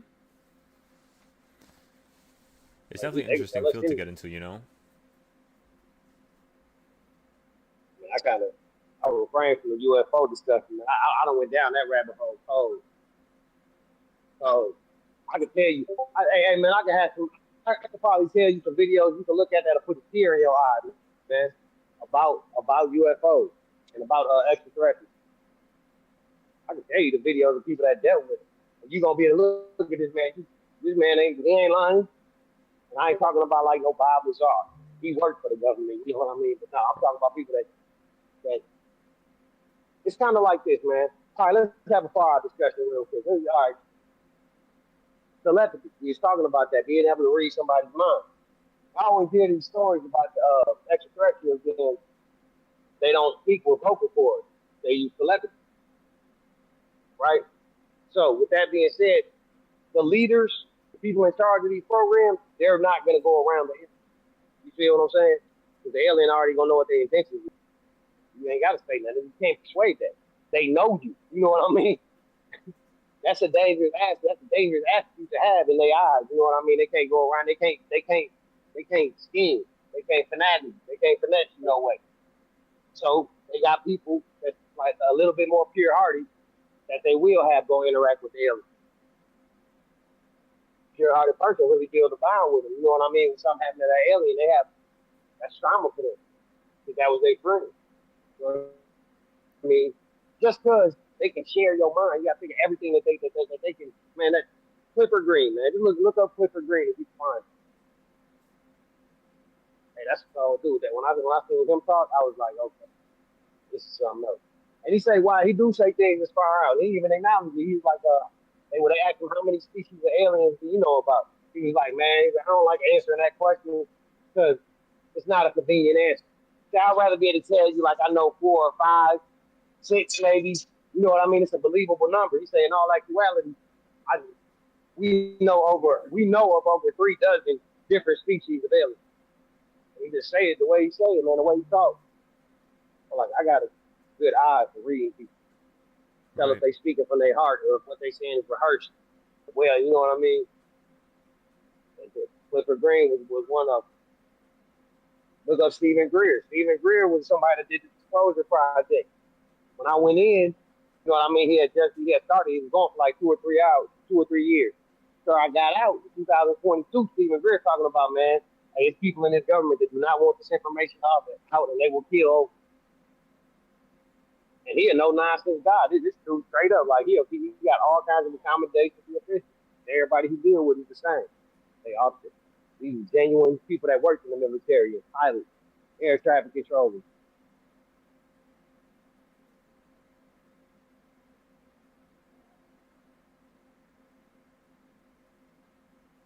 And the thing is, they constantly like to point the finger at America. I think, like, America, no. I don't think America, our department is so compartmentalized. Nobody knows that much. You know what I mean? They know what they working on. Honestly, you was to ask me, I want to say it's something like a Zionist organization that really has the keys to those doors that they trying to open. If you keep trying to get it done in America, it ain't. You're going to be infinitely stonewalled. You're not going to get the information you want. If they're not the head. The head is, you know what I mean, so to speak, the deep state. I guess that's one word they call it. You know, there's a lot of different words they use. The Illuminati, shit like that. The controllers. I don't know. That's just speculation. Like I got proof in none of that. It makes a lot of sense to me, though.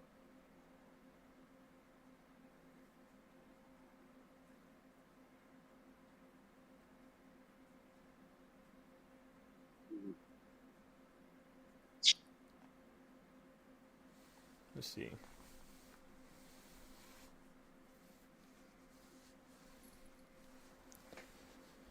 Yeah, still about 2 o'clock. We have about another hour and 30 minutes. 1 more hour and 30 minutes, everybody, for the next trade.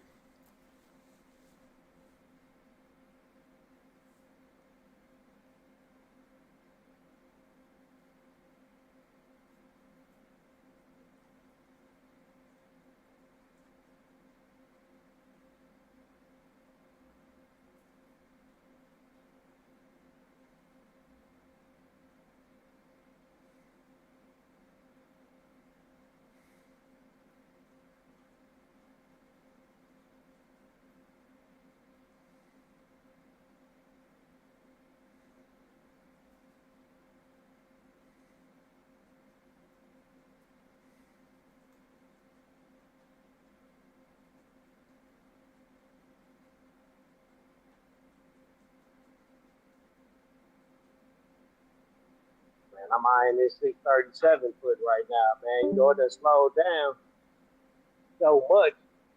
This IV is so low right now. These contract prices is man.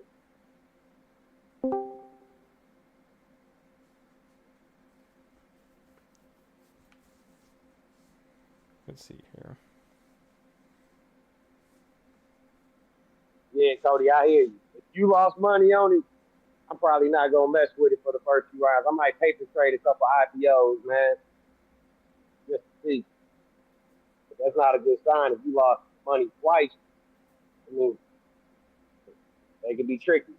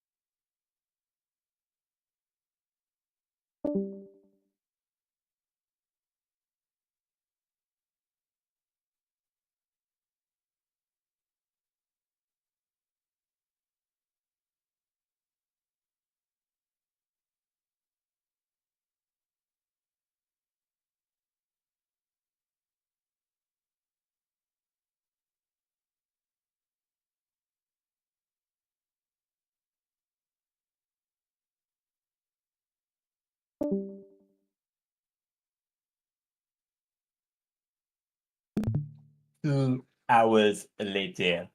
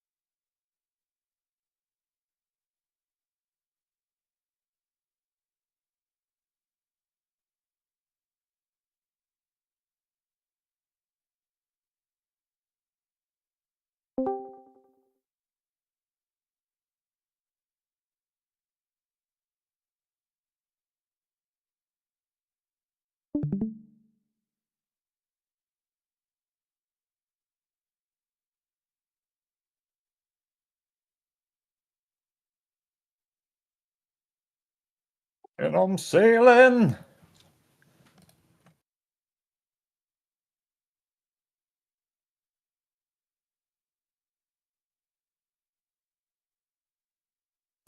Is everyone alive?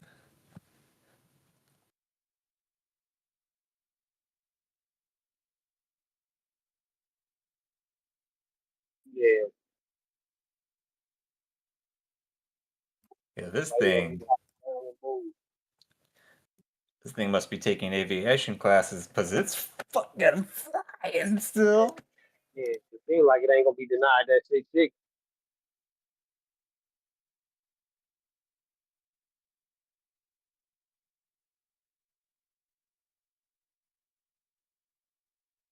Yeah, just got a 657 spot put for 5 days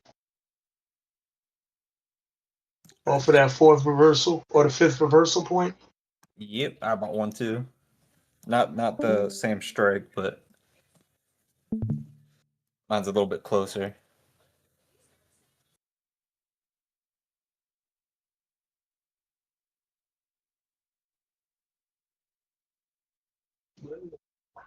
Oh no, I did get a 57. Never mind.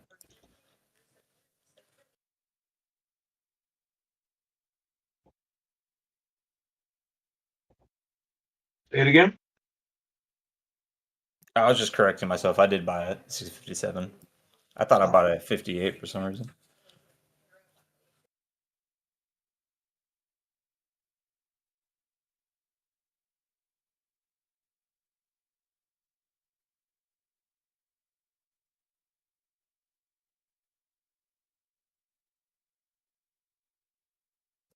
It's finally dropping.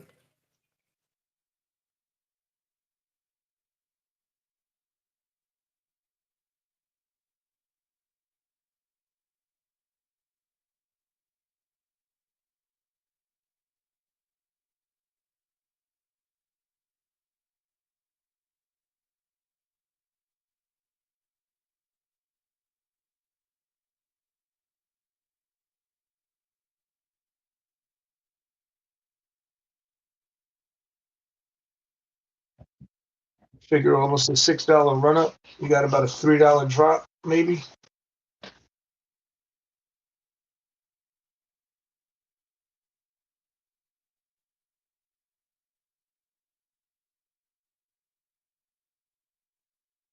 They're fighting it.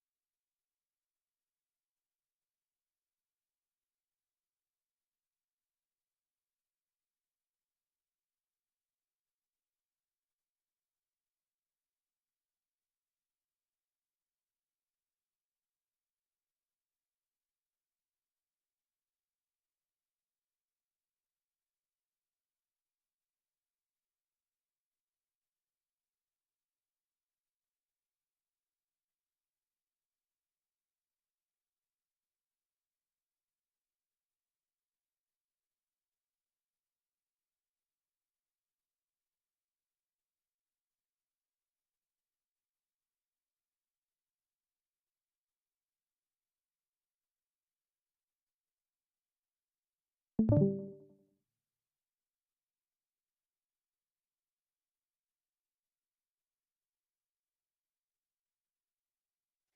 won't let it die.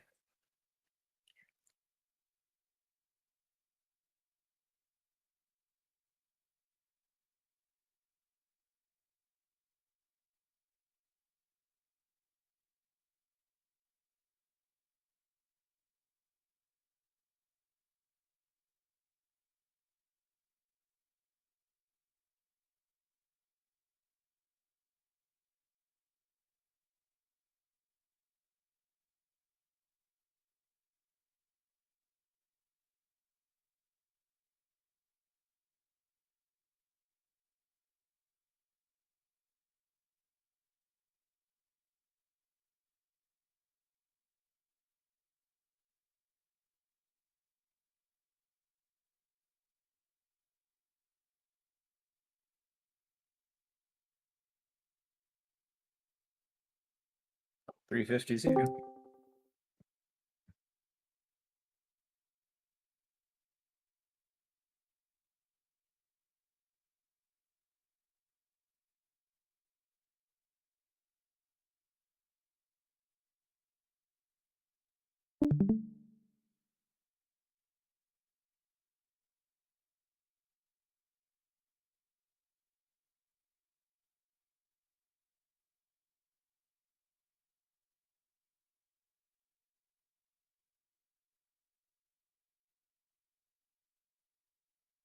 Wowza.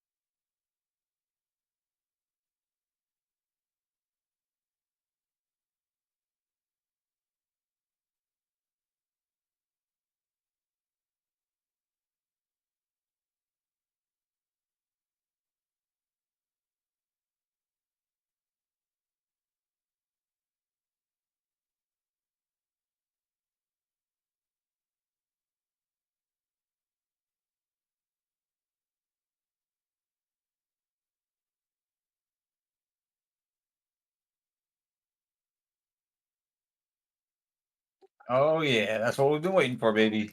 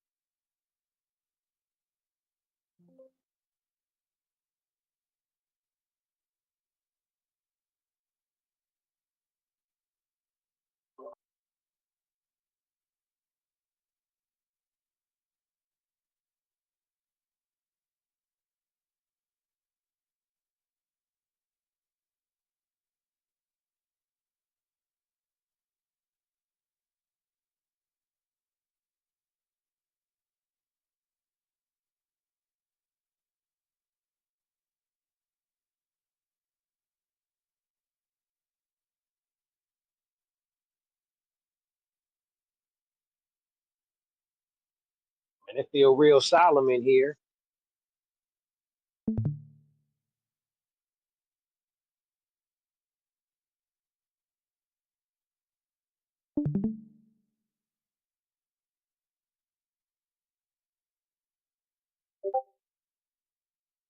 Outside, boss.